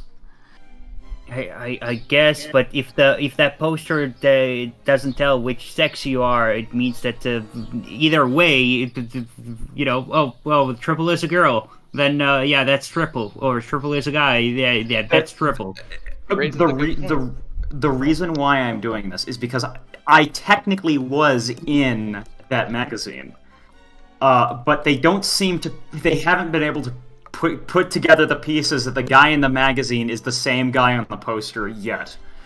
Huh. Well, you're able to hide and sneak in plain sight. You might not need to disguise yourself at all. Only if we're in natural terrain, in which case we're not. So I'm going to basically be sneaking around, right, pretending to be one of these guys if they see me. But even then, I'm going to be like just. I actually have something to help out with this. Let me show you. Clandestine cloak. It helps me for stealth checks to impersonate a forgettable background character. And so, Speaking of forgettable background characters, Triple, just as a point to note, these guys don't seem to be like herding citizens. They are just like pretty much like making sure that they're not smuggling anything out of the city as they go in and out. Generally being a little pushy, and people don't really like that, but they don't seem to be able to like really do anything about it. But other than that, they're not really stopping them going about their day to day. I do have a disguise for I can either disguise as one of them or disguise as some background character. And like I said, I'm going to try to make myself look as different from the poster as possible to make it so that they still don't know who the guy in the wanted poster is. That's the case, you know, with how they're treating the civilians, and yeah, there's probably a little bit easier to sneak in. Well, okay. Under the radar. Yeah, I think I'll do that. Though, I will say, if they catch me as a guard in there, in a private section, I might be able to lie my way out a little bit better. But, I don't know, there's advantage. We can, like, flip a bit for it. How long would the sphere of invisibility last? Can it at least get us inside the city? I think it's an hour. Plenty of time. Oh, yes. The invisibility sphere lasts an hour. Well, Did anyone... Oh, if you're heightening it to 5th, yeah. Did anyone prepare the spell, Locate Person? That is an uncommon spell. None of you guys have that. What about Locate Object? That is also... It's just called Locate. It's not a separation. And it's uncommon.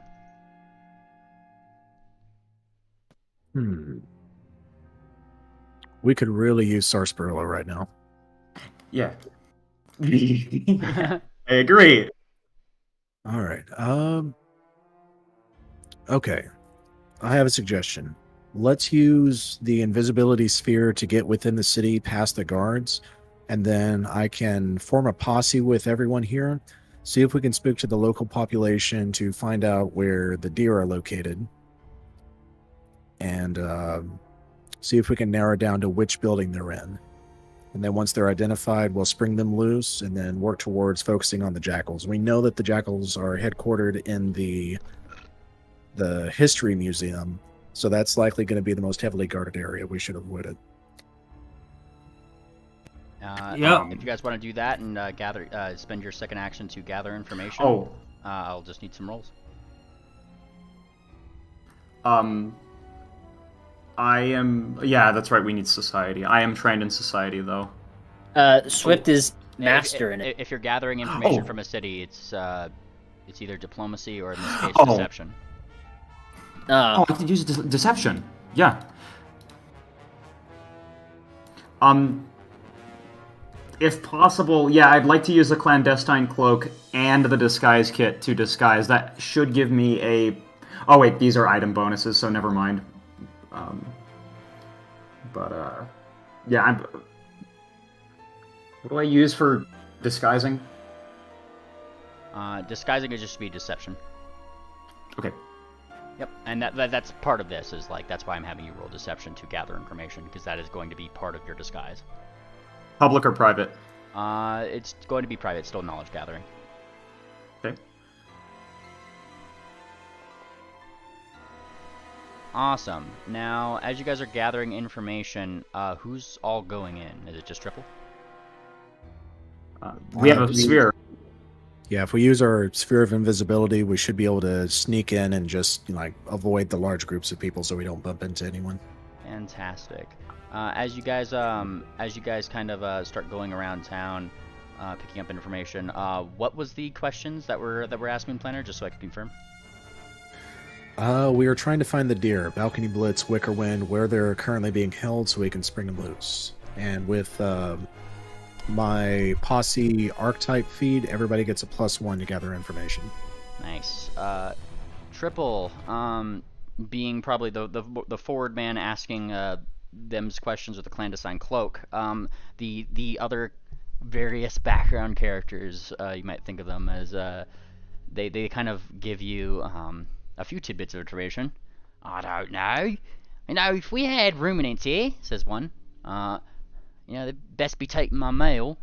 Haven't had them come by in weeks. Somebody's off their route, that's for sure. I haven't seen any come in. Another one kind of has a different account, a slightly different account in terms of the information that you get. Oh, I thought I saw a couple. They came in on the train. Oh, it was probably the last day before all these lots showed up, didn't it? And those are pretty much like the two accounts that you've gotten for Balcony Blitz and Wicker Wind. Other bits of information you get from gathering information around the town. These folk, while not disturbing their normal day-to-day lives, more make it a hassle on the businesses around because nobody really wants to go out, or they're hassling the tavern keeps, that kind of thing. Claiming that they're just on the lookout for people stealing artifacts. And you even hear probably one shaking down an individual at the gate. So, ain't sneaking nothing out here. Nothing leaves the grandfather's grasp. Wait, they're the ones who are doing the shaking down. These jackals. Wow. Okay, so they don't want anyone to steal anything. They don't want anybody to steal anything that they're not trying to steal. Like, I see. So yeah, like they're shaking down people who are trying to smuggle things out of the city to keep it from them, is what you're getting. We should follow that train thing and try to see where they might have gone. What do you guys think? Yeah, let's see if we can... Go ahead, Swift. I was going to say, I mean, it sounded like he just said they came in on the train, which we kind of already knew, but from the sending, they said they got captured and they don't know where they are. Right, but we're having to follow up with leads right now because nobody knows English, specifically where they are. But we can probably find someone who saw them get off the train and then follow up from there. Also, if they're simply looking for contraband, stolen items, if we can find a safe point to drop off the artifacts we've collected, we could probably walk around mostly okay. Oh, yeah, that's a good idea. So, Stockade, do you know of a safe house we could go to? Stockade would inform them of one if that is possible, namely. Of which one? Tavern? Of like a safe place that we can drop off our contraband, because we do have items that they stole, basically. And like, yeah, Moonplanter was smart enough to think of this actually. If you're thinking of places to drop it off, the safest place you know of is the place where you've been camping outside the town. Darn. Let's do it. Do we want to bury them in a hole or something? Like, I mean, the second most safe place you could probably think of is, you know, probably the museum or the Bannermanes HQ here, but clearly that's not exactly the best option at the moment. Yeah. Stockade, does Holbeck not have safe houses that are known only to the Bannermanes or underground tunnels, anything of that nature? Yeah, he'd want to know about that. Would there be? Do you have a lore skill related to that? No, but he was with the Bannermanes. If it changes anything. Oh, Stockades. Yeah. Sorry. Stockades. I was yeah. thinking triple. Sorry. Sorry about that. America. Sorry. The things that Stockades would know is no. There's not really any safe houses. Their HQ is literally a museum. Doors are open. Not really like a secret underground weird Egyptian thing where they got a backdoor entrance everywhere. It's very artsy, very showy. Ooh. There's not a lot to hide. It's a very disappointing answer, I'm afraid. I do believe the leadership of this city had a strong lack of foresight. We'll have to address that in the future.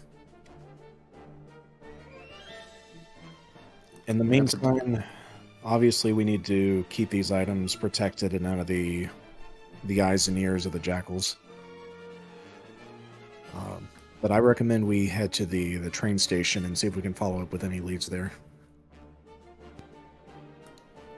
Yep. Alright, heading down over to the train station. Speaking of pursuing leads, any takers? It's time. Are you taking on a new lead? What are you doing? Yeah, let's take out a new lead and try to figure out where these guys went. Alright, so state the name of your case, sir. The case of, I'm gonna try and be more creative with this one. Based.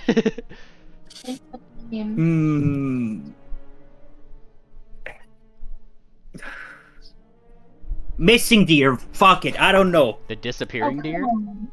Missing deer. Just case 2-4. I'm gonna start naming them by number at this point. Fuck it. I'm not creative with Phase. just case number 4. Case number 4. Fuck it. Case number 4.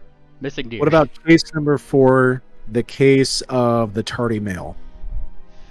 Okay, yeah, that I was trying to think stuff like that. Yeah, that works. Case of the tardy male. All right, and you guys get up to the train station. Now, Anon, I know I have to give you something interesting about this train station, don't I? Oh, what is it? You do find what seems to be a letter that seems to have been blown into the very corner of, you know, like it kind of stuck in the wood as if the wind had blown it away, and that's where it just got caught. Very small thing, and it's very. You've actually seen this letter once before. Leaving Belmare. Oh, God. It seems unopened. It never got delivered? Or no, wait, that was the wrong one, sorry. Which, The package, right? I'm trying to remember what, Balcony Blitz and, Wickerwind were delivering to where. I kind of got them mixed up in my head, I think. They had a package that was supposed to go to, like, the main stitch of like Wallowdale or something? Wallowdale. Oh, well, yeah, that was one that the bellhop had. Sorry, take that back. I forgot that letter had been already delivered in Dakalife. Got my locations mixed up. In this train station, then the other interesting thing you'd probably. Oh, are you thinking of the Misty one? Yeah, I was thinking of the wrong one.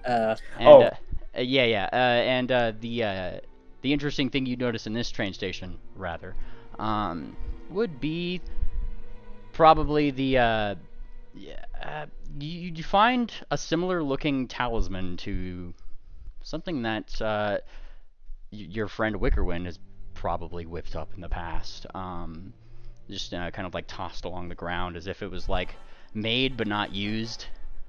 maybe lost in some kind of scuffle or something. You're not entirely sure, but you do see that. Huh. Aye, that isn't that if I can I add something that might help Sure.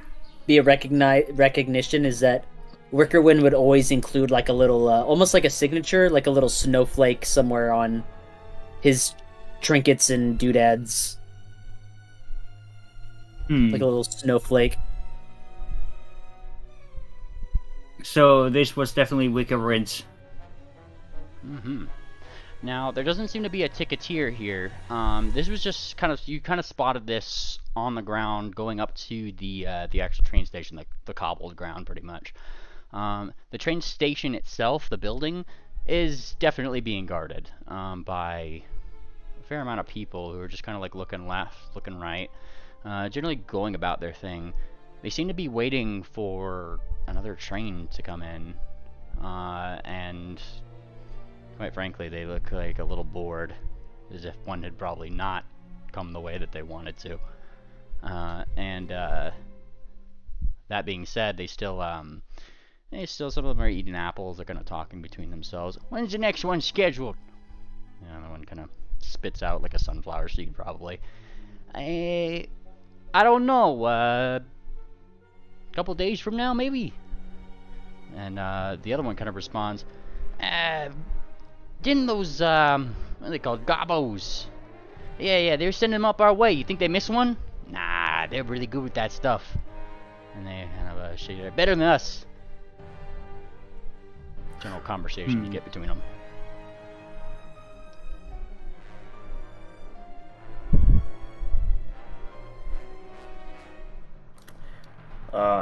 What should we do now? Electra's going to let Pollux out and just tell him to kind of fly around and be a crow and keep a lookout. Pollux can give a perception check. Is that just my perception? No, they have their own sheet. Oh, so he does.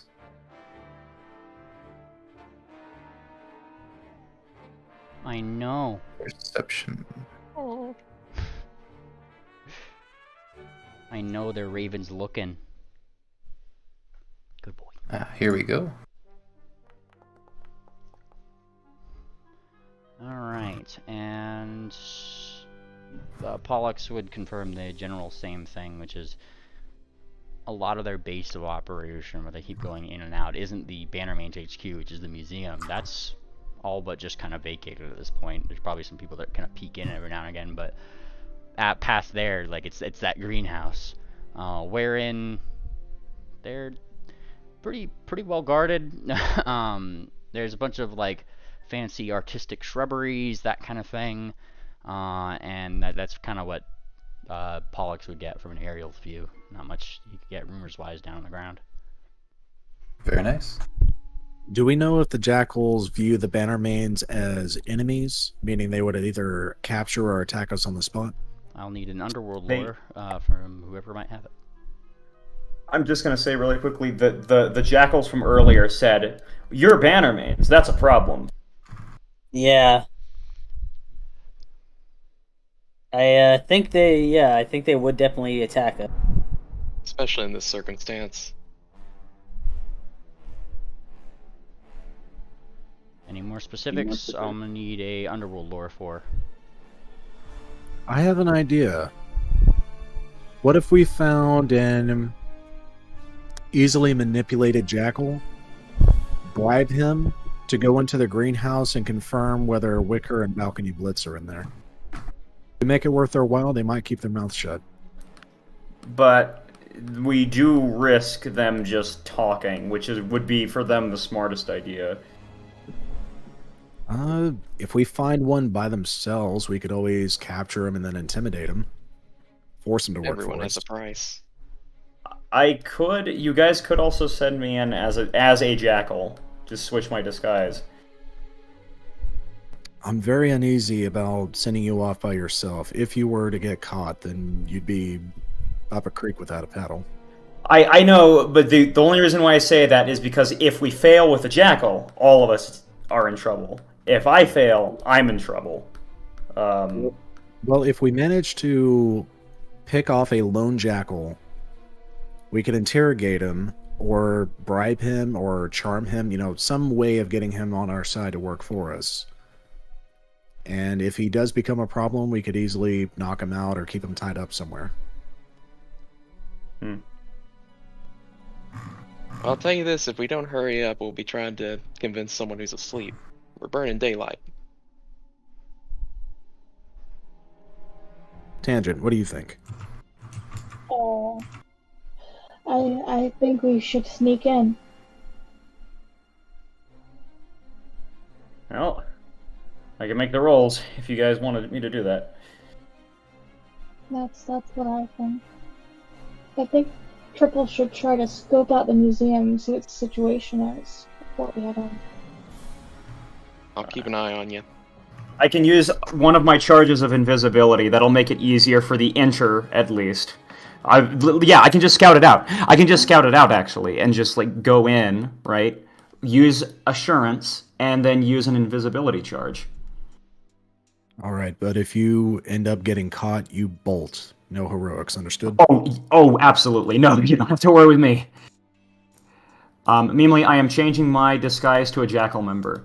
Just in case they do catch me for whatever reason, that's just another set of insurance. What ancestry, what heritage, and where are you trying to go? It will be a... Let's disguise ourselves as a Kieran. Kieran. Yet another Kieran joins the party. What boots do you have on? Do you have boots infested? Wait, it's a pony. Oh, yeah? I'm gonna... I don't... Of course. I don't... Yeah. No. I don't want to meta, but... Can I... Yeah. What about a griffin? Because actually a griffin is a little bit different from that wanted poster. Helps even more. I think a griffin would be the best idea. Now you're talking. All right, as a griffin, you become whoosh with all the strappings of probably probably matching one of the more. Are you going for the sneaky look? Are you going for I guess what do you make your class appear like? That would be a good question. I would make my class appear like I am a scoundrel. Yeah, like a rogue scoundrel. Gotcha. All right. And you are going to the museum, yeah? Yep. All right. I need either a stealth or deception from you if you're sneaking from behind people, or if you're just trying to blend in, it'd be deception. Let's start with the go invisible, and then sneak behind people. Using my rune, invisibility rune, I'll do that, and then I am going to give you this assurance for stealth, which will be for this one. I'll try to make this fast, guys, because I know this is boring. There you go. Awesome.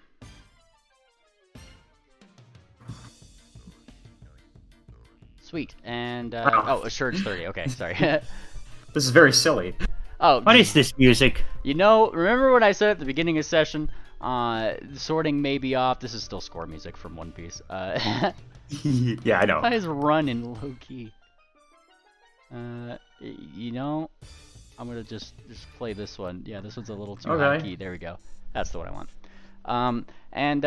Yeah. So as you start going toward that museum, yeah. Yep. Nobody really stops you. Nobody really sees you except for a couple. Your assurance didn't seem to beat the majority of the other sneaky folk around, which the more and more you sneak, the more and more you kind of realize all the sneaky folk with daggers are Persians or sphinxes or felines of some nature. Now, they kind of just squint your way, oddly, as you kind of pass some of them with that modifier. None of them really stop you. You just kind of think it's a little weird. One of them might call out, even if you ignore them, "What's she doing? Sneaking out in the day?" And that's pretty much like Yeah. newbies. When did he get in? And then continue on your way, kind of deal, right? Nobody really raises too much of a stink. Getting to the museum, like I said, it's mostly vacant. There are still some folk outside that are just kind of sitting on the step. One of them is more of like a brutish figure laying on his back. How much you think we're getting paid from this job, Jolly? And the other guy, kind of on the ground, seems to be another Persian, one of them sneaky folk. He says, Godfather will give us plenty for what we have stolen here. And he kind of he gestures to the museum. Hey, quite frankly, that was easier than I thought it might be. Good thing half of them weren't even present in the city. And he snickers. They are in front of that door, though. Hey, can I just move around and see if they're tracking me? Kind of like... Yeah, give me a perception check. Okay. Blind, obviously. Okay. As far as you're aware, nobody is really tracking you. The sneaky one that's up on the stairs is kind of like looking up at the sky, so he hasn't noticed you himself, really. He's just kind of talking to his bud. The other ones that you might have passed here and there didn't really seem to be following you, as far as you could tell. They didn't really seem to care all too much. You kind of had the regalia for it. They weren't really too concerned with specifics. While the sneaky guy is looking up, I am going to try to bust a move and go through. Like I said, I'm still invisible. I will, if need be, I can recharge that. There's 3 charges on this. And just bust a move while he's looking away. Alright, go for it. Let's see that stealth roll. Alright, so there's 1 sneaky guy, 2 other guys that look more brutish. This, I think, and another assurance is what's called for here.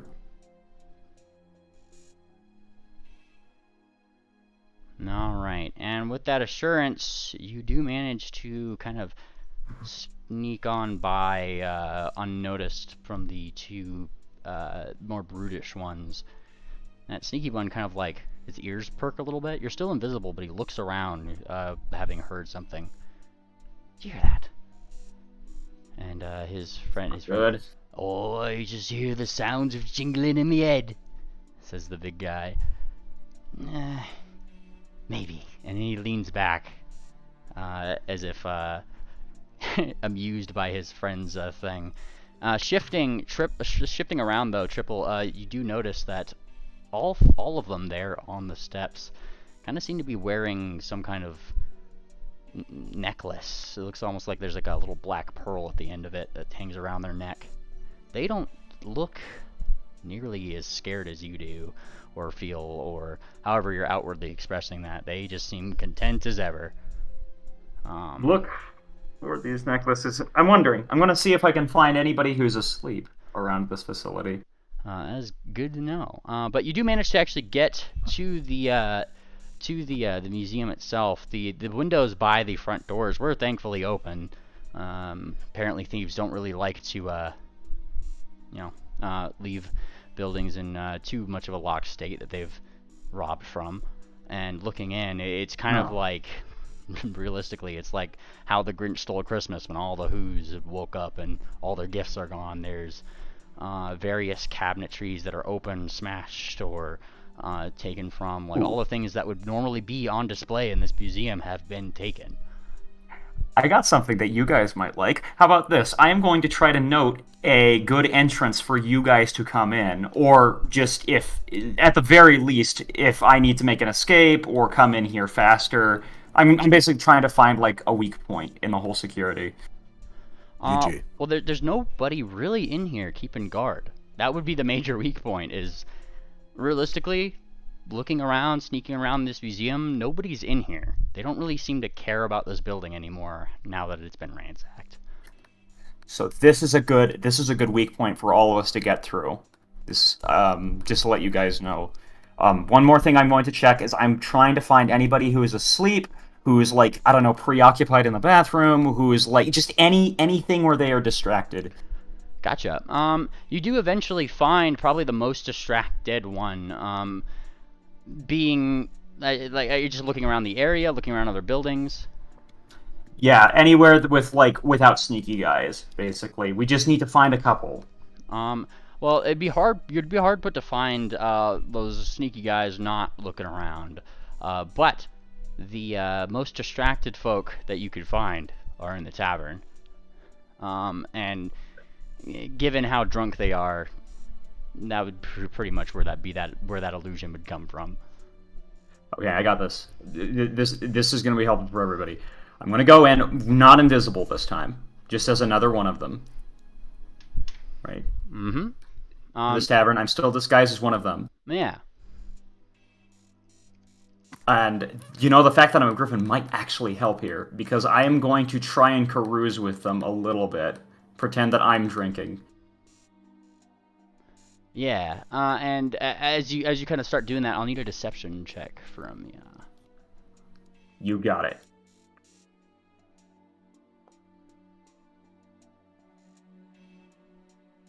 Awesome.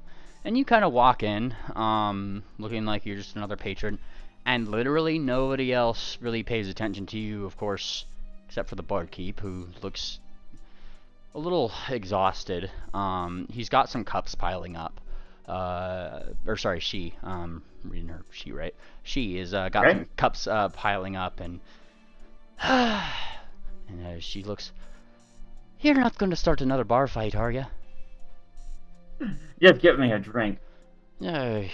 Put 2 silver on the counter and don't ask for another silver more. And she like gives you like a little like like in her voice to like she kind of points at you as if that's probably a common question they've tried to put toward them. Pay me any less, and nobody will be having drinks because I couldn't afford them.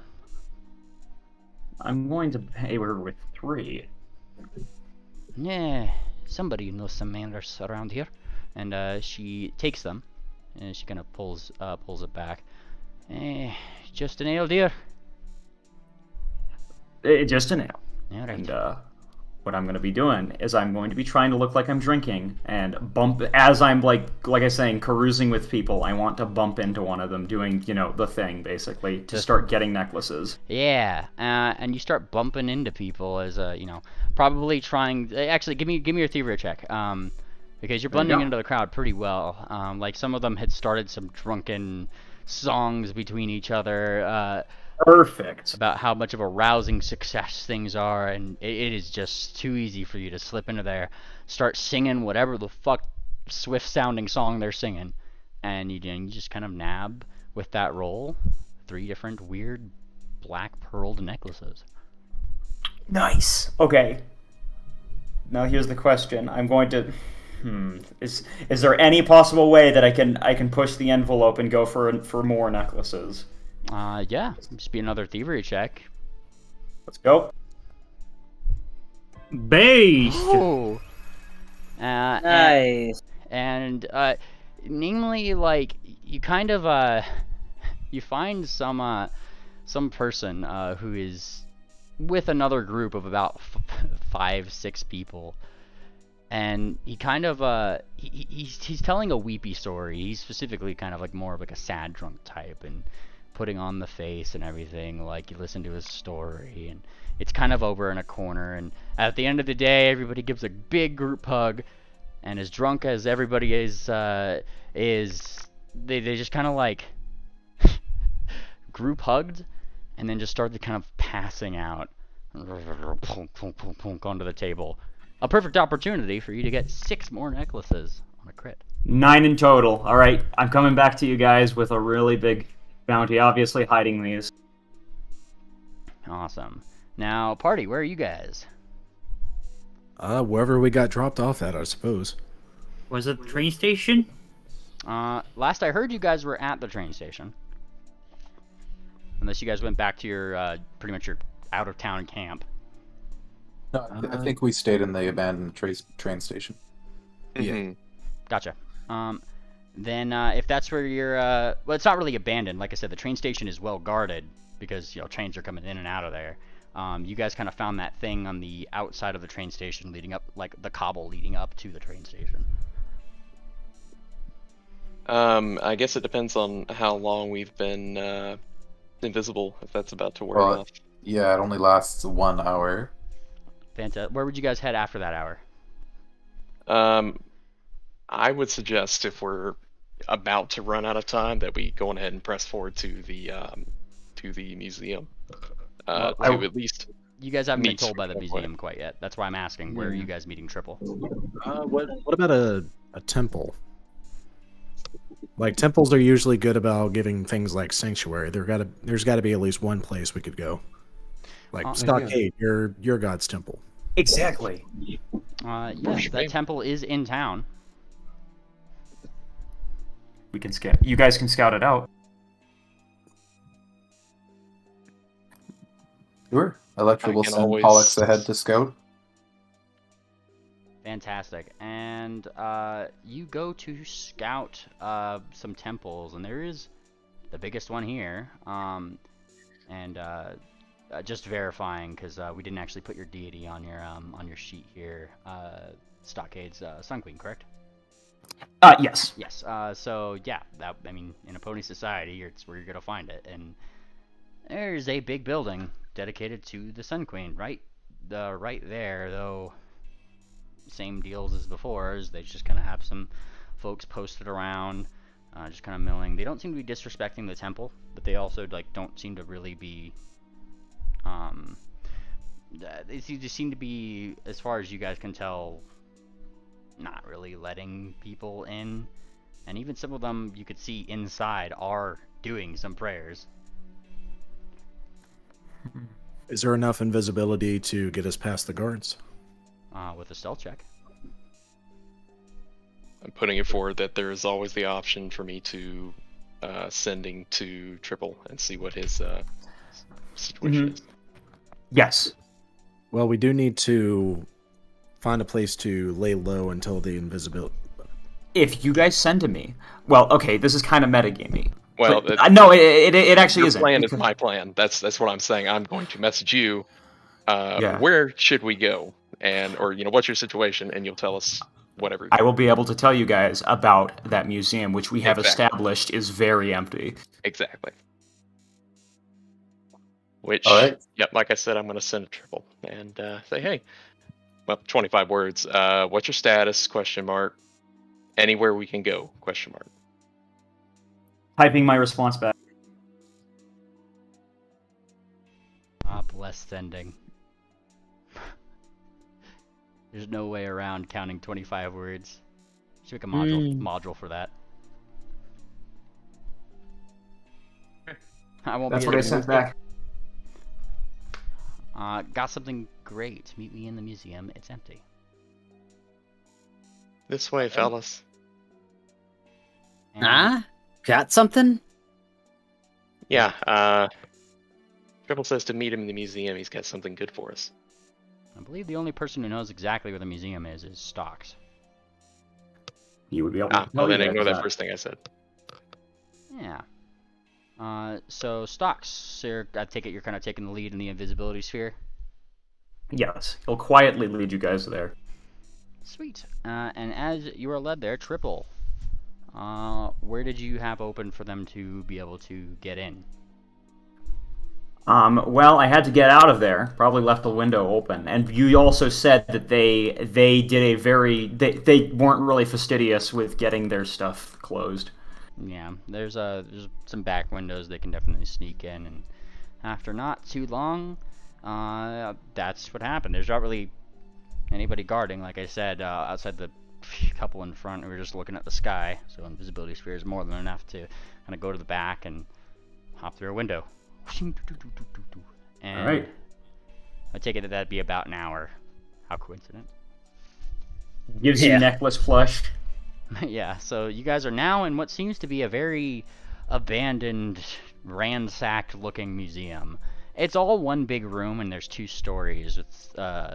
It's like open on top, so like the stories are more just like overhangs, and the stairs kind of go up to more exhibits on the edges, so you could it's big and open and artistic, and there's like big wall murals, that kind of thing.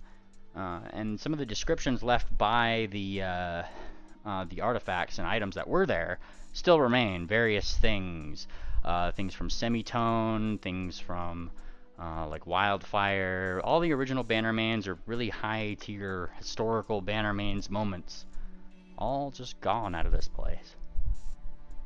Moonplanter has a very pained look in his eyes. That's so tragic. I got you guys something. What you got? Gives you necklace plush. Yeah, there you go.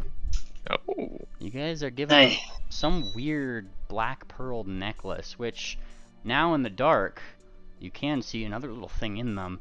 It's somewhat like like a marble, where there's like a little thing inside. It's almost holographic, but as you turn it, it doesn't change which way it's facing. And you do see the symbol of what looks to be like a very small ankh. I think this might be what is dispelling the fear. What could dispel fear. Otherwise, it would be good for a really accurate disguise. Let's take a look. Would you mind handing one over? Yep, I'll hook you over one. Electra will take a look at it, and would that be a Knowledge Arcana to identify that? Yes, it would be a Knowledge Arcana to do that, or a Knowledge Crafting. She's going to try an Arcana, and she does have that assurance, assured identification, in case it is cursed. Gotcha. I can add that too if you want. You Just can. to read it. You're not sure maybe what this is called. You can ensure that it is definitely not cursed. Well, one way to find out. Electra dons it. You don it, investing in the equipment. Electra, get rid of all your fear levels. Nice. Yeah, this seems to work. Doing the same. And one by Swift one. is looking. Oh, sorry. I was gonna say Swift is looking very peculiarly at this. definitely not putting this on. What's the matter, lass? They seem harmless. Mm-hmm. It's just not. It's a black pearl with an ankh in it. Something just doesn't. Every alarm bell in my head is telling me not to put this on, cursed or not. It's not cursed, and it can't do anything bad to us. And some of those curses are, I believe. Just because it's not cursed doesn't mean there isn't some other effect on it. You act like I gave you a cursed ring or something. Mm-hmm. Fair Yeah, enough. I've been bit in the ass before, but that's a little meta. But even still, it's Ophi's fairly concerned about putting on that. Well, I got an idea. We haven't used our crafting check on it, and I'm expert in that. That's a good idea.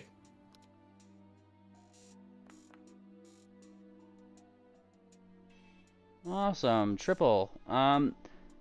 You're also not entirely sure what this is, like in terms of like magical item that you could just recall the name of, but you are more sure of its use, which is not just to just kind of like looking at this, thinking about its construction, and looking like down the other things, the other beads next to like the central big pearl that's on it. You see small symbols, that kind of thing. This is to repress a certain kind of fear, not just all fear. I see. I will go ahead and add on to that with a religion. I will roll to assist that religion check. Ooh, yeah.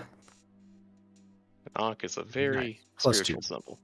Hang on, I'm gonna assist as well. Fuck it. Double assist on this one.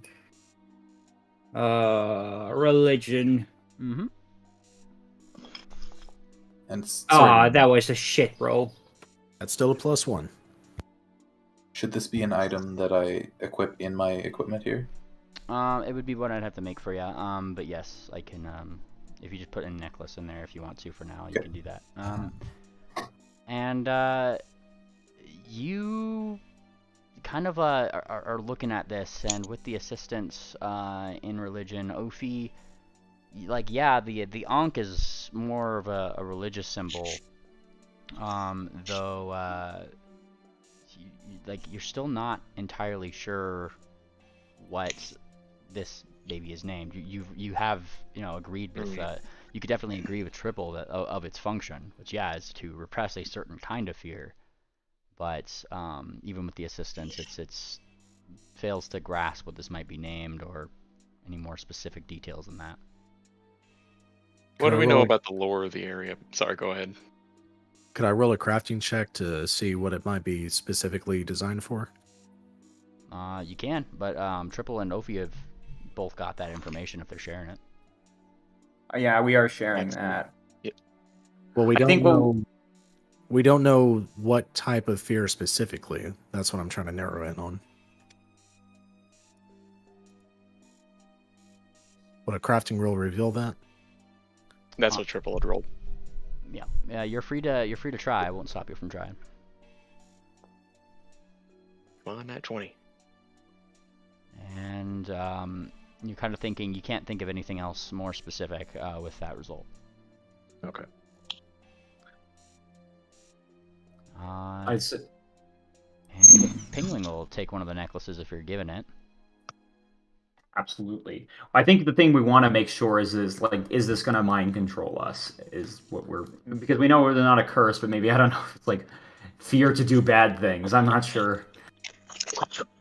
If close. I had Go to ahead. guess, I would say it's suppressing fear from a very specific emanation from some item or being. Ankh stands for, and I don't know if I would know this. With that religion check, would I know that the Ankh is a symbol of rebirth or life after death, or et cetera? Yeah, I'll give you that. Okay.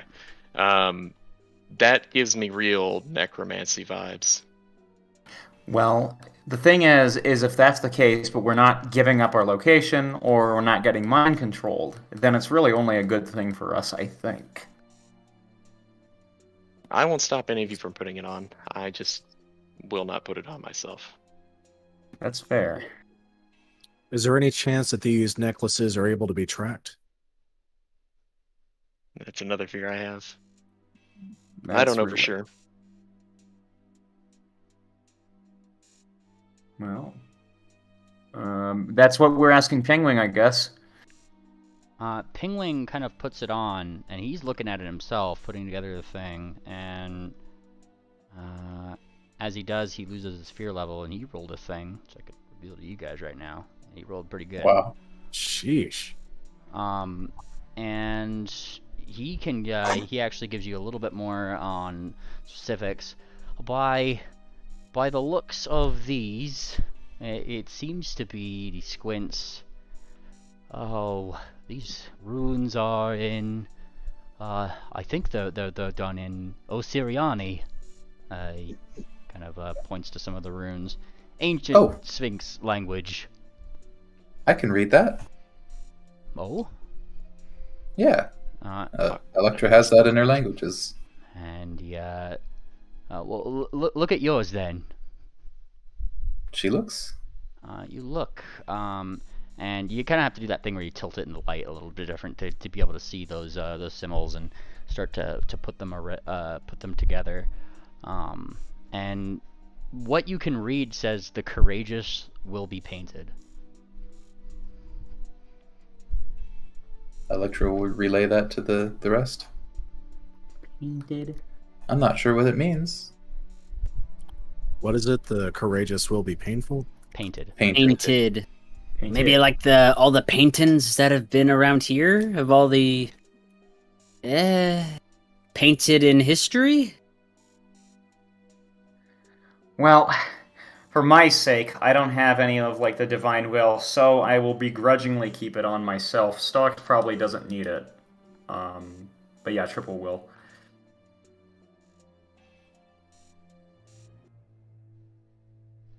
Swift is not currently under the effects of fear, so he will not put it on currently. Same with Moonplanter. I imagine a lot of the NPCs like Duck would probably need one. Basically, anybody who's suffering from fear should definitely put it on, but those of us who aren't, we could trade it off until the next day if we fail.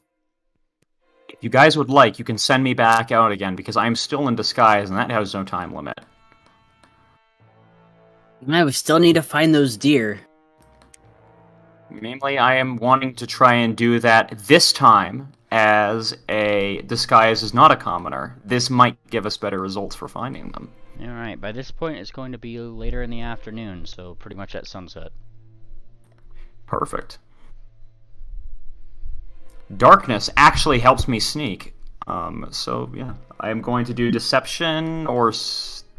yeah, I'm going to do deception because I'm trying to, like, gather where they might be. Awesome, go for it. And this should help because I have this necklace, which really completes that disguise. Yeah, and you go out to try to blend into the crowd, trying to get information on what? Just confirm for me. I'm trying to get the information where they would store guys from, but I'm going to be doing it in a really weird, like, oh man, I forgot my thing. Where were we supposed to go again for that? The greenhouse. That was so that's where... well, that's, yeah, so, like, pretty much the people whomst were pretty drunk at the tavern, a couple of them remember your ilk, and around that time, around afternoon, you actually start hearing some bells, manually rung bells, ting, ting, ting, ting, through the city, and some shouting from select people, and one of those drunk people, yeah, I remember you. You think you'd help a buddy out? And he kind of just like stumbles into you. Here you go. Go ring this by the warehouse. Make sure there's sleep. And he kind of like stumbles off somewhere to shirk work. And that's when you hear people like, you know, shouting like, curfew!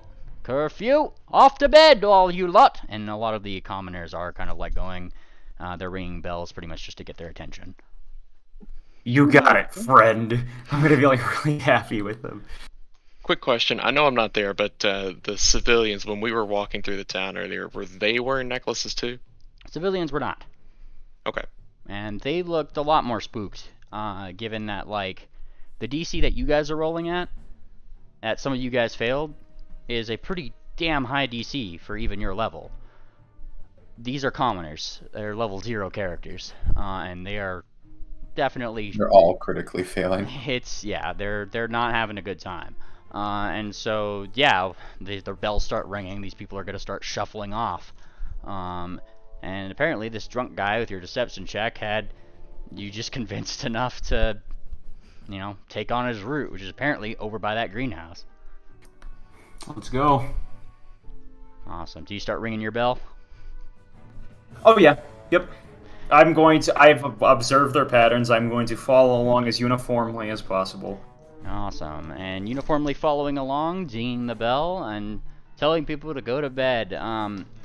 You start, you know, doing so, and perhaps one commoner, who had likely rolled a nat 20, like more than likely, kind of comes up to you. Coincidentally enough, it's of course an old lady. And she squints up to you as you're kind of walking around the greenhouse area, kind of like doing your thing. Oh, young man, when are you going to let those poor deer go? I have to send a letter. I don't know. It's up to the boss. Well, get on it then. Go and ask them. And she squints at you with a very searching eye that only an old lady can have. Oh, of course. Yeah. Now I got a good reason. Awesome. Well. Amanda, let me, like, bring you here for, like, a visual aid. How about that? Would you like to put the other guys on so they can see what's going on? Yay, visuals. Yeah, this is roughly the neighborhood that you guys are at. The Elm Gate District. As it turns out. Triple, you're kind of doing a route that's like around here, pretty much. Like if I party, I would say you guys are in the museum, right? Mm-hmm. You guys are in the museum. You guys are here. I'm Is not it on the still map black yet. for anybody? What was that? No sight. Oh, We're right. all black. Hang on one second. Oh, sorry. Lighting. Token vision, fog expiration. There we go. Oh, Sorry. Oh, So you guys are in the museum here. Triple cool. is kind of going around like a greenhouse area up here. It's best represented by that space. So Triple would be kind of like doing a route that's like down the street here, over, up, telling people to go to bed around this area. More or less all the houses and businesses and that kind of thing. You know what I'm going to do really quick? What's that?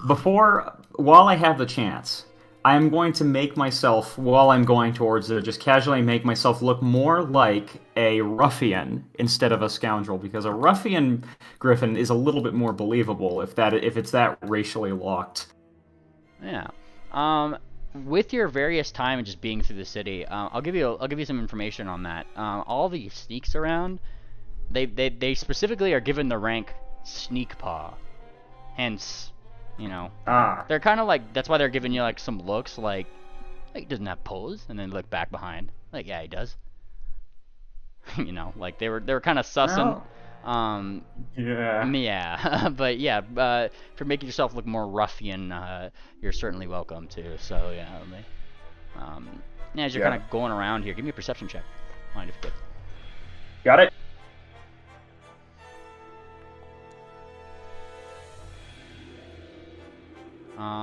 Looking around after you had talked to this old lady, around the greenhouse, there's not a lot of entryways in. The biggest of which, and the most obvious, is just the front entrance, wherein you see shrubbery after shrubbery, and what looks to be some kind of short-hoofed bard, a statue of him almost, like a huge statue of him, pretty much, that towers above all the other clippings of what you might assume to be probably the original Bannermanes, and the big emblazoned word, "Here lies Semitone," is inscribed on that, on the thing within the greenhouse. I'm gonna lose sight of that old lady. I'm gonna get out of sight from that old lady, and I think we gotta go in for the sneaky entrance. It's because I'm basically gonna start scouting out for, if we can't get a decent front entrance, I might need to go in through a window or something like that. It is a big greenhouse. Yeah, I'll kind of show you the, I'll show you what you kind of see. How about that? Let me properly put the things that are in here first, so you kind of get it. Because it also has guards there, go figure, so. There it is. Awesome. So, got these, and they're not really hiding from you because you're one of them, right? Okay, in that case we can, yeah. Yeah, you kind of, like going by that initial opening, like the big open, like, shrubbery area going into the greenhouse, I will DM you, actually. Thank you, yeah. If there's just an open place we can go through, I might as well just go through the front entrance. Thank you. Yeah, I'm going to try my luck at just seeing if I can go through normally. You start going in, and two burly folk in the front kind of put up their hose and one in talon. Whoa. Yeah, I get it. Listen, he reaches in and he's pulling in for a card or something. Listen, I forgot the rest of this set. Do you think I could just set? Yeah, he's pulling out some deck of cards or something. Right. Perhaps he lost a few in there. And look, they look to each other and they look at you. Zon, why would you think we have cards in here? Are you new? Listen, no, it's a long story. Someone was needing to show me around here because of some dumb job before they transferred me back. and they look a little suspicious, like they hadn't heard of anything about like this. You're free to give me a deception check. You guys haven't heard of this? Well, you're free to give me a deception. This is worse than I thought. Yeah, I know, is what I'm saying for my deception check. Oh, gotcha. Please be good. And look back down. We haven't heard any of this. We got our orders directly from the boss. Who's allowed in and who's allowed out? Sorry, then I guess I'm just gonna have to ask him. Okay, but you're coming with us, okay? Yeah, let's go. Alright. And two of these guys lead you into this greenhouse right in the back. One of them jingles some keys and uses it on a back door. That door opens, and he kind of leads you through a greenhouse of various like beautiful flowers, and even a rare one, a really rare, brightly orange-looking flower, which below it even says a cutting from the dragon bloom trees of Scaletip. Implanted into the ground within the greenhouse. And then right past, through another door, the exit of that greenhouse. He's just kind of like leading you on as if nothing's wrong, but then you hear it. We're not gonna tell you anything! Balcony blitz. Still not too late to let us go and get on the good list. Yeah! From another... And we can put in a word personally. From like a warehouse within the place, behind some locked doors and 2 guards, you hear the sounds of 2 ruminants definitely arguing with somebody, and then a thwack. I'm tired of you. Why? Why is this information so important to you, stupid ruminants? We took our oath. Yeah, for timeless glory. For timeless glory. For timeless glory. There's like a scooting sound of a chair. Stop that, you idiot! That's pretty much what you're hearing through the door. What the hell is going on with those guys? I like say. They're looking for our mission assignment, and apparently those dear ruminants in there, I know a little bit about them. Says the one that is escorting you. You know what I'm gonna do? I'm gonna be like, yeah, sure, go ahead and tell. I'm going to act bored, like I do not care about that information. Based. So that he can go on. Yeah, he looks a little affronted that you just kind of blew him off.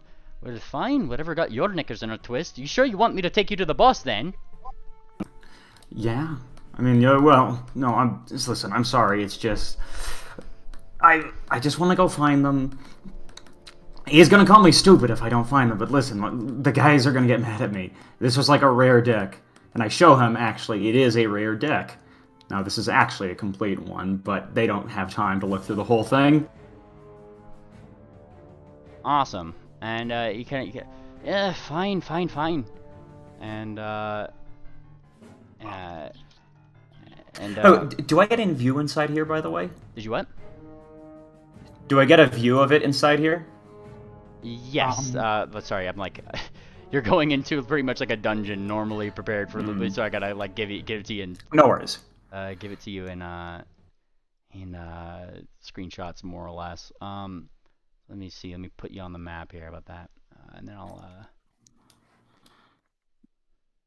take a screenshot for you, how about that? Okay. That? Because this can lead this will lead to opportunities when it comes to how I'm going to do my next steps. Fantastic. And he is leading you down what seems to be like a really beautiful garden. And I'll post this. Yeah, can't metagame too much with y'all. I gotta post this in DMs. Don't worry. Yep. It's kind of taking you up this way past. You're kind of hearing it in that locked door above, is where you're hearing the voices of Balcony Blitz and Wickerwood. I see. Okay. And he is taking you toward another door, but he doesn't seem to have keys for this one. Knock, knock, knock, knock, knock. Hey, what does this guy look like, by the way? The guy that's you're with? Mm-hmm. He's got an eye patch. And he's not as big as the other ones, but he's definitely got some battle scars. He himself is an earth pony. The other one that is also walking with you is a griffin. Let's bump into him. The other griffin? Let's go with the earth pony. Nice. You bump. Here we go. Keep yourself. No. Oh, yeah. What You know what I'm doing. Yeah, what are you bumping him for? It's just literally just the kind that you would do anytime when you're walking down a path and like, oh, oops. Well, yeah, I mean, like, what are you trying to take from him? Read about, oh, he's gonna miss them. I do actually have a feat for this. Here you go. Namely, it is subtle theft. When you steal something, anyone who observes basically is going to take a penalty. Nice. Yeah, I'm really tempted to do that. Frank is saying, but no, can't do that, I'm afraid. Yeah, no, this is great. I can take the key, but it doesn't look like it's the key to the upper one. We're getting closer, aren't we? And yes. Just keep your voice and questions to a minimum. He's not in a good state. And he says, he puts like an emphasis on that. Just as he says that, you get to the door, and you hear like a deranged laugh from like inside the thing. and then, get this. We took it from them. Some guy in there in one of those mirrors uniforms. And then he's like a knock. Who is it? Who is it? Who's coming to my office unannounced at this time of night? Isn't curfew in effect? Yes, my lord. Yes. Go answer it then. What are you doing? And as the couple in the place run to the door on the other side, you can hear them kind of fiddling with the lock. That's when it unlocks, and the person who's escorting you looks at the looks inward. How's it going, Stitch? Stitch. Describe what is happening. Yeah, go on. Yeah, and the guy, presumably in one of these mirrors robes, also has his hood drawn, but you see from under it that same like weirdly evil one-tooth smile coming from what you might assume to probably be a mirror under the hood. But just enough so you can, it's like that Cheshire grin sort of vibe, right? I like this guy. Yeah, and hi. He looks hi. A new person is here to ask you some kind of question. Just leave this to me. I'm going to try and. So yeah, what is he look? How is he looking at me? He's not looking at you directly, as far as you could tell. His hood is like, he's kind of got that like Assassin's Creed sort of thing, where eyes would normally be would definitely be covered, but there's that Cheshire grin that you could see just at the base of the shadow beneath his cloak, and he's just like looking at you.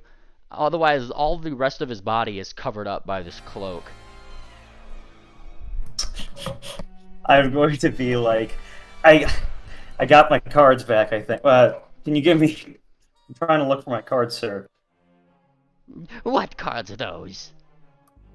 And I'm going to walk up to him, and I'm going to do a magic trick with the cards. All right. Thievery.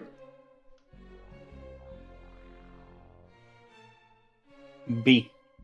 Is it? Oh, wait, this is public though, isn't it? Beeper. Yes. I mean, you start doing a card trick. Hold on. Oh yeah. Oh yeah, go on. You start doing a card trick, and as he does, he's watching. The grin doesn't fade. He just sits there and watches. And it's a pretty good trick. Whatever you're doing, it seems to be going successfully. He just doesn't really react until the end when he starts to just kind of chuckle. Is this all you wish to show me? Because I dearly hope, for your sake, it is not the only thing you wished to show me. I want a change in jobs. Oh? Can't you see that I'm good? I don't want to just be guarding these. I want to be a thief like the other guys. You want to be a snake paw. I don't understand why only cats can do it. No. Oh, feisty this. You know what? Give me a diplomacy roll. Let's do this. Come on, you can do it.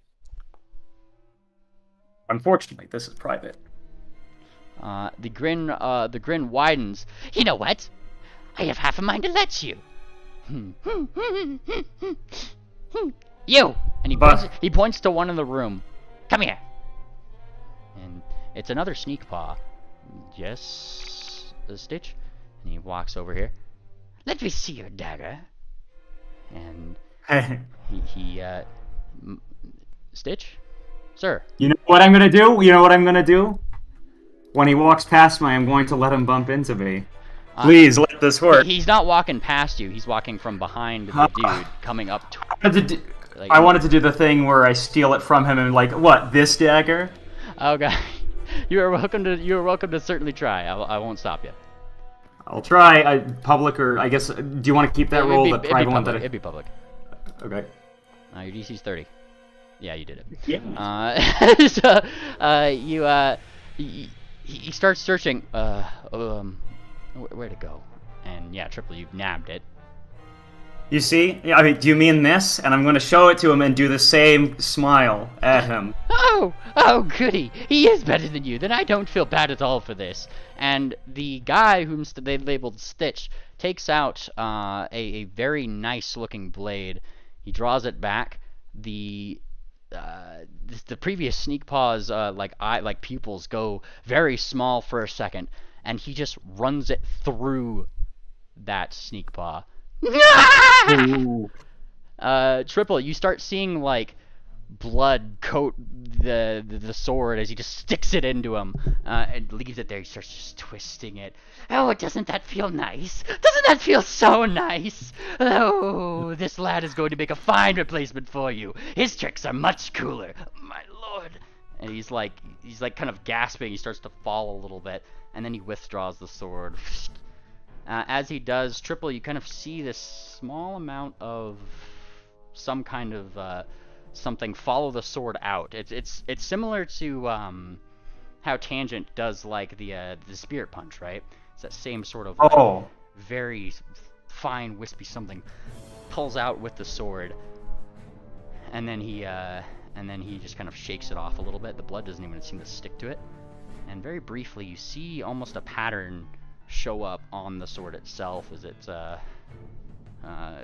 like just along the hilt, as if it's slightly moving along the blade, and then he puts it back under his cloak. So you are welcome to keep that blade and any of his belongings, Sneak Paw. There is a moment where I look kind of weirded out a little bit, but then I'm like, in my mind, I'm like, okay, well, I guess we're doing this. I'm gonna just grin and like start laughing like him. I am going to start laughing in the same way that he does, and I'm going to say, people like this, you never get to the top without taking a few risks. Am I right? Yes. Now, get the hell out of my sight! You got it. And I'm going to grab everything he's got, hopefully some keys along with it, and leave. Alright. You pick up everything this supposed sneak paw has, and I can actually put that in your inventory. Thank you. And yeah, you find your way out. Let me find 777s. There you are. Alright. I'm gonna add an unidentified couple things into your inventory, why don't I? Bonk. There you go. I'm going to just somewhat smugly grin at the other guys as we're leaving. And 20 gold. There you go. Oh, thank you. Alright, and you grin smugly at the other guys who probably heard some exchanges happening between them. As you kind of leave, you hear the passing remarks of Balcony Blitz and Wicker Wind. We're gonna get out of here, you know. We don't even know what you're talking about. Isn't that right? We know we haven't. We don't even. How can you even? Going a little stir crazy. And like as you go like, there's definitely the sound of probably a person in there. What? Cat's got your tongue? He's unseen, but he sticks it out at the thing. Yeah. Where did you put my stuff, by the way? I don't see it in here. There are unidentified objects in your inventory. Oh, did you put it in like my bag or something? Hold on. I just drug it into your inventory. It should be there somewhere. Okay.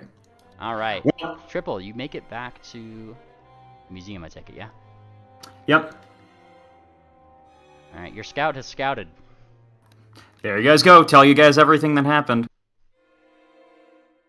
This guy sounds like a madman. Well, Or got a mad mirror. Got a promotion, though. The sooner we get them out of there, the better. So that they were calling him mains, and he looked like he was a mirror creature as well? Yeah, like... well, I couldn't actually see too much of his face. That's the weird thing. What would Sarsaparilla do here? I'm clutching onto that letter again. My letter, that is. What about the actual main Stitch? That wasn't him, was it? I doubt it. Arcade, what's your main Stitch's name? I will ask Meanly this. Avant-garde. He will tell you avant-garde. I don't know how to spell Chinese, so this is just going to be butchered.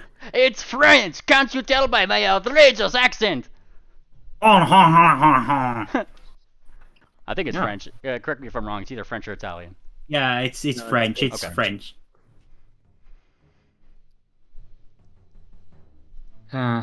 Yeah. He killed a random guy, though. So...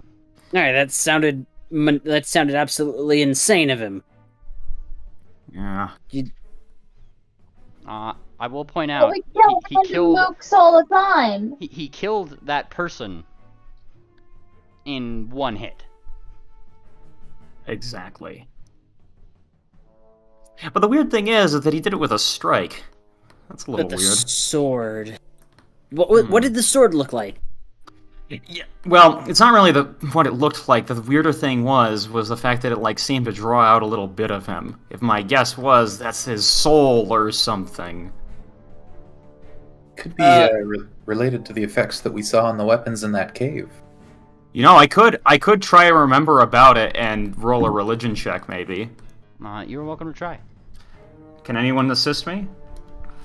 Swift is going to fish into the bag party loots. I'm sorry, what are we rolling? I am trying to recall, and I would tell you guys a little bit about this. I am trying to recall what the exact nature of that weapon he was holding was. I don't know what the best check would be for that, but I was guessing religion. What should I do, Meanly? Yeah, I'll assist you with that religion check. You will. It's a roll that requires at least master in either Arcana, religion, nature, or occultism. I'll roll the master religion. Yeah, I'm going to give you guys all the details I can, but I can't really elaborate on what they mean. Alright, I'm going to do an independent nature roll based on the information Triple gave.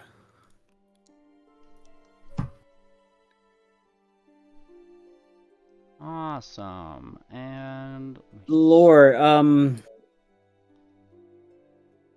I see Swiftsail pulled out the Aurora sword.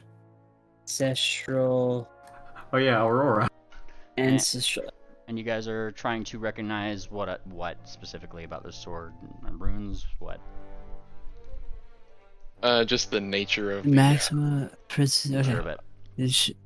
Expert proficiency in one lore. Okay. Moon Planner. The sword itself was, by description, sounds to be pretty accurate along the lines that this is probably some kind of adamantine blade.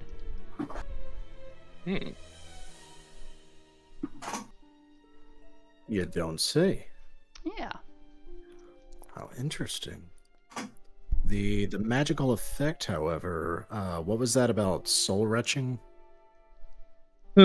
Swift tries to recall that as he holds the Aora. You pull out Aora, yeah, from like wherever you have it, yeah. Yeah, it's just been in the party loot bag the whole time. Aora is currently glowing. Huh. Ooh, that's interesting. Does my recall knowledge get me anything? Your recall knowledge on Aora or the sword that Triple was talking about? The sword that Triple was talking about. You with that, expert. Because it's expert, you wouldn't really get much from that. The threshold is master on this one. But, I mean, kind of sounds like Moon Planner and them can know what they're talking about. My hunch... Go ahead, Swift, sorry. Well, you know more about it than me. I've just had the suspicion that the sword, that one horror sword, has been in this hotel or museum, and it could be what he used if it was that strong. Hey, would Stockades recognize this? Because he does live in the area. No. Funnily enough, like Stockades has not heard of a blade like this in the city. Doesn't need to check.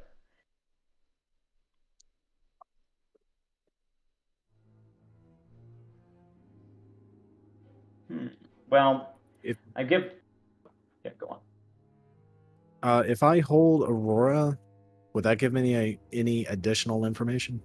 You hold Aurora. Now, it's an ancestral echoing? Ancestral echoing. Ancestral echoing. Let me just make sure I'm doing this right for what that does.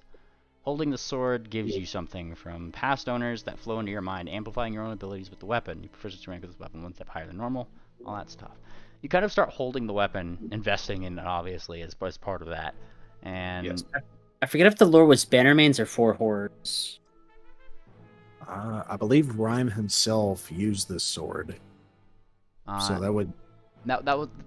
I never said that, but it does give you a proficiency to a lore skill that is relevant to its previous owners, which in this case would be Bannermane's lore. Okay, yeah, that's what I had rolled. Okay. Yeah, I don't have Bannermane's lore.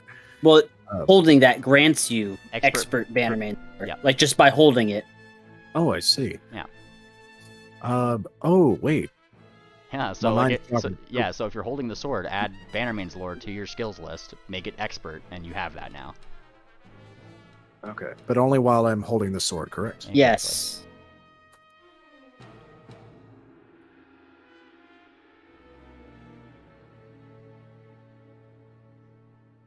Nice. And you are free to give me that that roll blind if you wish. What are you trying to pull? Pretty much ask the ancestors of this blade. Okay, so we know that one of the four horrors was a weapon that was wielded that caused the wielder to basically lose their minds and just go on hell-bent destruction. According to the description that Triple gave, does the sword the Stitch is currently wielding match the description from history? The sword doesn't exactly. If Triple is giving you, Triple, are you giving them what kind of blade it was? Yeah, actually, was it an actual sword or a dagger? Because I forget. He had taken the dagger from or tried to get the dagger from the, but like he pulled out his own sword from under his hood and then stabbed him. Sword. Okay. And that sword specifically is what you recognize as the falchion. And as far as you know, that doesn't match the description of that sword from history's past. And the ancestors through the sword would agree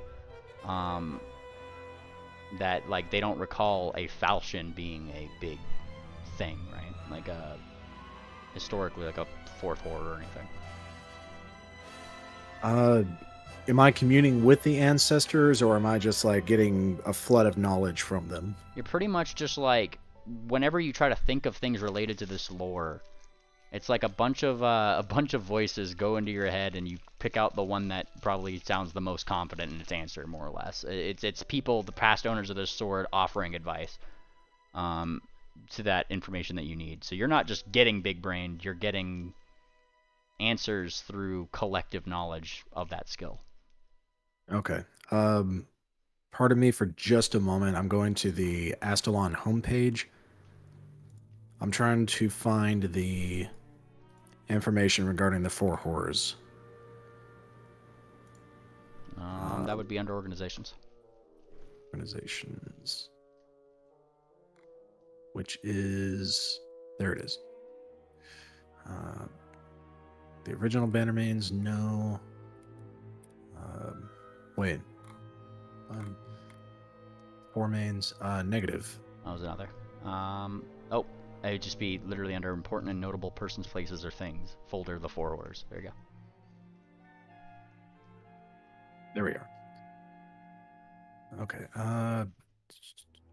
Trying to remember the exact name. Okay, it's not Hanua. Wait, fuck. Quit navigating away. The four horrors. Nishu Ahi. There you go. I'll post this to you guys too, and navigate to it if you guys wish. The website's taking me back like 2 pages whenever I hit the back button, instead of just back to the previous one. I did just post the. I just posted the link to it in the chat. Okay. All right. Here we go. While wielding the temple sword, Aurora. All right. Mea Ki'i is one of the four horrors of Astalon, documented to be an intelligent greatsword that had once managed to take over even the mind of Rhyme himself and preyed on those who considered themselves brave. Okay. So we are looking for a greatsword, not a falchion. And that other document that I linked in voice is also just more information on that specifically.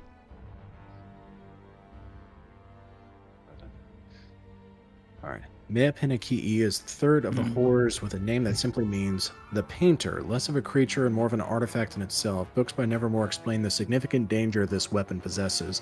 It was within his book, without rhyme or reason, that he detailed the unfortunate mistakes made by one of their own. Rhyme himself had succumbed to the powerful greatsword itself, committing acts that brought fear to the lands around him. And it was only by the notice of his friend Simitone that they were able to wrest it from him, breaking the hold it had on his mind. Sensing a great intelligence and magic behind it, Nevermore named it, sealing it away so it would not be able to mold another wielder into something they were not. Are you telling us this? Yeah. Moonplanter will open up his notes and basically recite the historical text. As if I needed another reason to not wear that necklace. This thing sounds creepy. The great will be painted.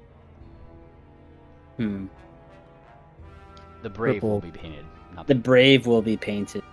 I will remain three-dimensional, thank you.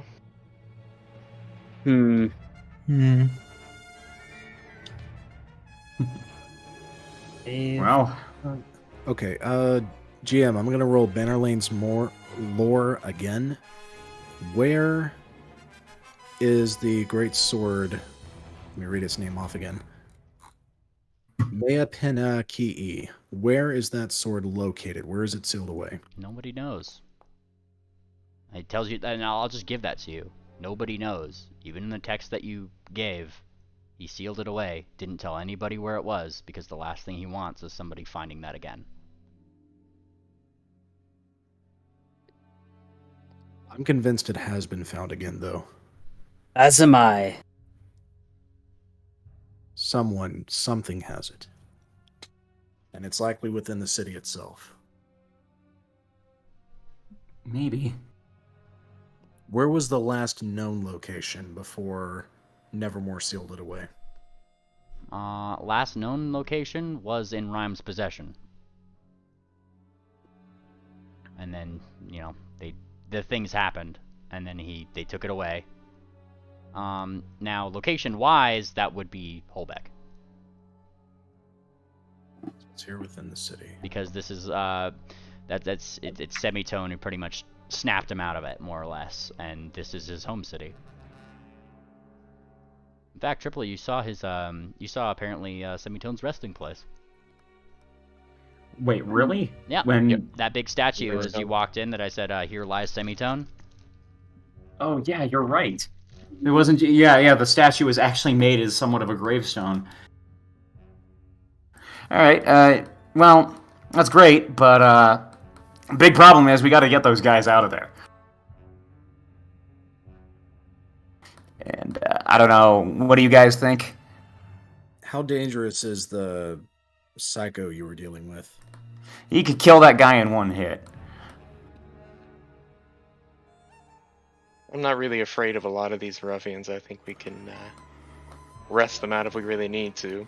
The goons, sure, but that one hit stallion could be a Wait, mess. I got an idea. We get involved with him. Does my new uniform look any different from the usual uniform? Like, not really. Like, everybody kind of got their own little unique things about their uniform, namely just how it's fitted on, but like I said, in generality, all these jackals seem to probably be getting their equipment from the same craftsman, and that's kind of what distinguishes them between them and any other adventurer, really. Well, at least mine is a little bit more convincing. But there goes the Hitman higher level of security clearance plan. When you said that guy could, who were you talking about? Could one shot who? I think I sort of misunderstood what you were saying there. There's this guy with a mirror thing, and he could kill anyone in one shot. I kind of took that guy's job.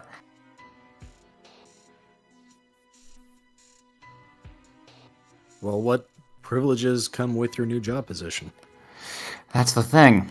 And I'm going to try and look for some clues for that, namely, is there maybe a society check or something that I can make? For what? I have just been given a new position. Now, Sarsaparilla did inform me a bit about the underworld. Perhaps there's something I could advantageous I could learn about my new job. Go for it.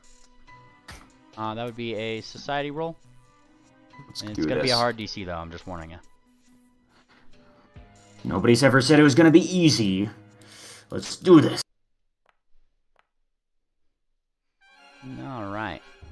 And upon trying to think of what your job might be as a split paw, based around what you've seen around the place, and kind of like what you've deduced, your job as a sneak paw is to keep a lookout for people like yourself who would be apt to steal things.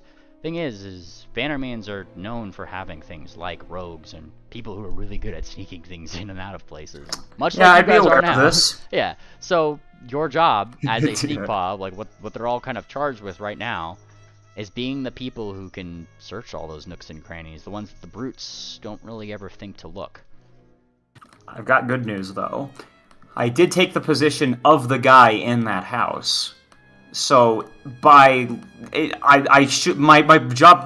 work should be in there, theoretically. Because now they're down one man manning that one guy manning that house, the greenhouse. Technically, I think I have jurisdiction in there. Hey, if he was hanging out in there and they said you replaced him. Oh yeah. Well, maybe you can get into a shift. That is what I'm get the deer out. Barring anything else, that is what I am going to try. Oh yeah, you didn't tell about Balcony Blitz and Wickerwind yet, did you? Oh yes, I should. Well, oh by the way, guys, yeah, they're in there. We have to go save them.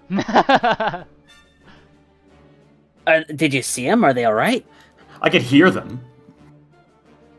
Well, if they're in there with him, they're definitely in danger, so the faster we save them, the better. Okay, but good news, they weren't with that guy, at the very least. Ophi's chaotic good side's really popping out right now. We need to hurry and get them out of there, like, yesterday. What are the odds of us walking in and walking out with them? Me? Yeah, what if we BS our way in there? Well, Do we need to do a prison transfer? fair enough. I mean, yeah, that's what I can do with my new position. Yeah, you got rank now. Fair enough. Time to pull it. Awesome. What's the plan, guys? What are you guys? Where are you guys going? What are you guys doing? I'm going to start doing my work there, and like pretending to legitimately do my job for a little while. I can pick it up easy enough. Going back to the place, you're met with that other one that was in the room with him, who is hurrying out of the place as you start going in, and he actually, like, he bumps into you, but he does that thing where he's just like using his arm or his hoof to like get a hold of you. Go on this way. Don't look back. Keep going. All right, let's start doing what he does, what he's saying. And he's pretty much like turning you around as you are starting to go back in there.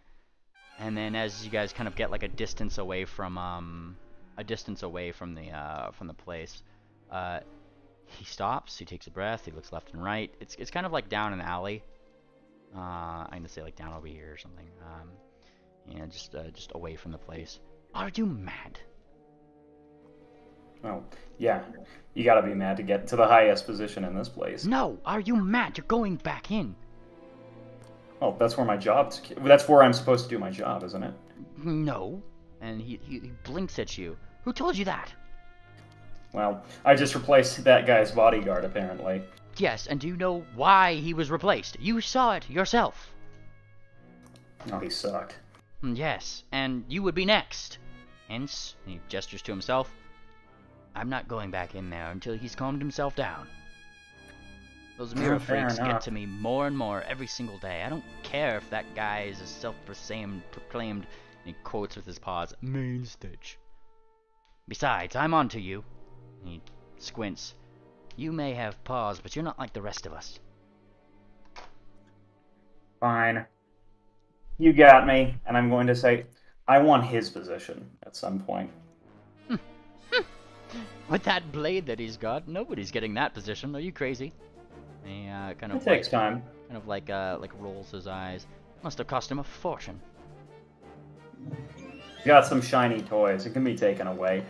But I'm not going to do it that way, of course. I'm going to do it by actually proving myself. I do hope you're not planning on doing anything stupid. He squints at you, like, steal from him. He squints even harder. Oh, believe me. Well, let me tell you this. Who would you rather prefer as your boss, me or him? I'm going to try to diplomacy roll him. Give me a diplomacy roll.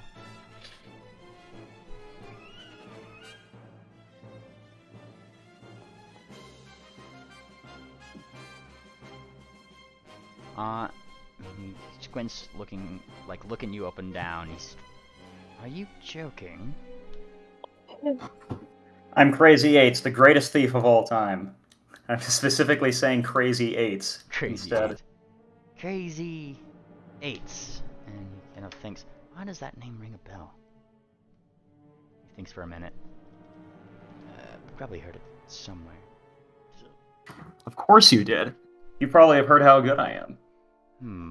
And he kind of thinks for a moment.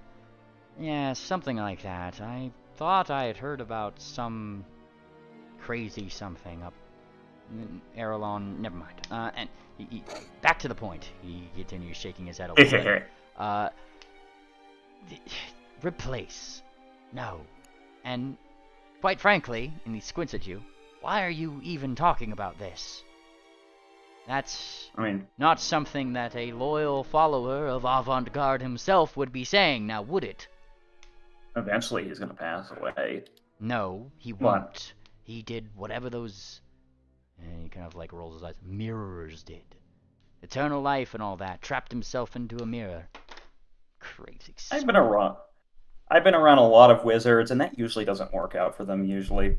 I'm not going to try to do anything, but all I'm saying is they get really overconfident.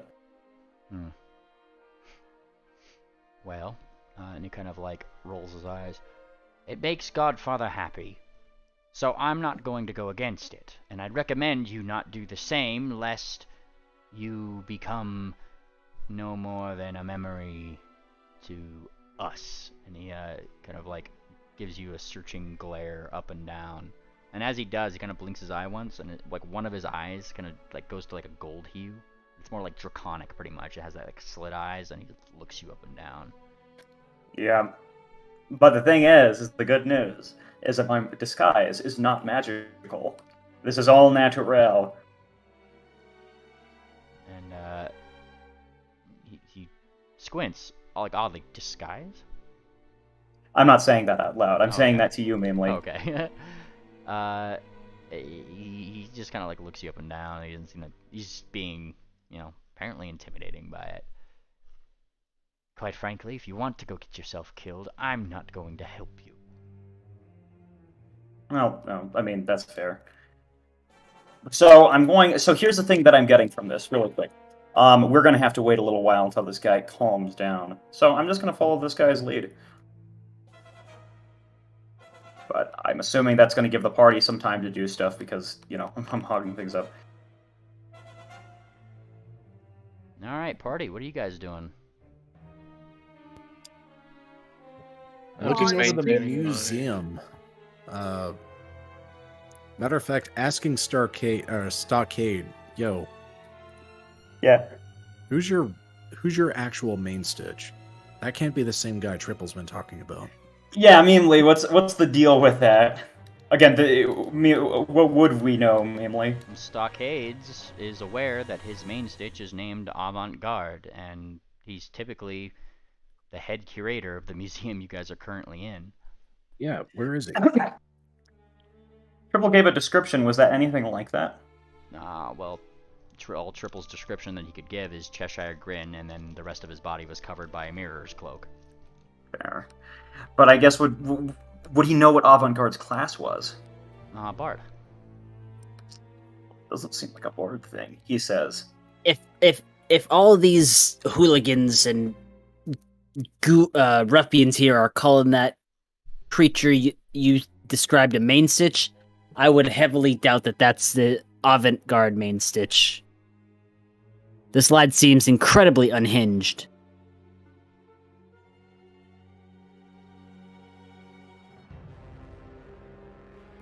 Falling asleep. Well, what do you guys think? I think we go in there and we save them by force. And she's quite upset at this point. It's just that that conviction of freeing these people who are bound against their will is really just not making her happy. Yeah. This post made by Sela gang. Yeah. Yep. I think we need to focus on rescuing Wickerwind and Balcony Blitz first. They've been here the longest, so they might. She have agrees the with that 100%. most intimate knowledge regarding what's happened here. I'm gonna say that Right I on. think this is probably a good place for us to drop off for today. We've hit the 5-hour mark, and whatever your next course of action is for you guys to come up with and decide over the course of the week. Alrighty. Fair. Alrighty, I'm gonna go ahead and push the button. So everybody say bye. Bye. Bye. Bye. Bye. Peter, Bye.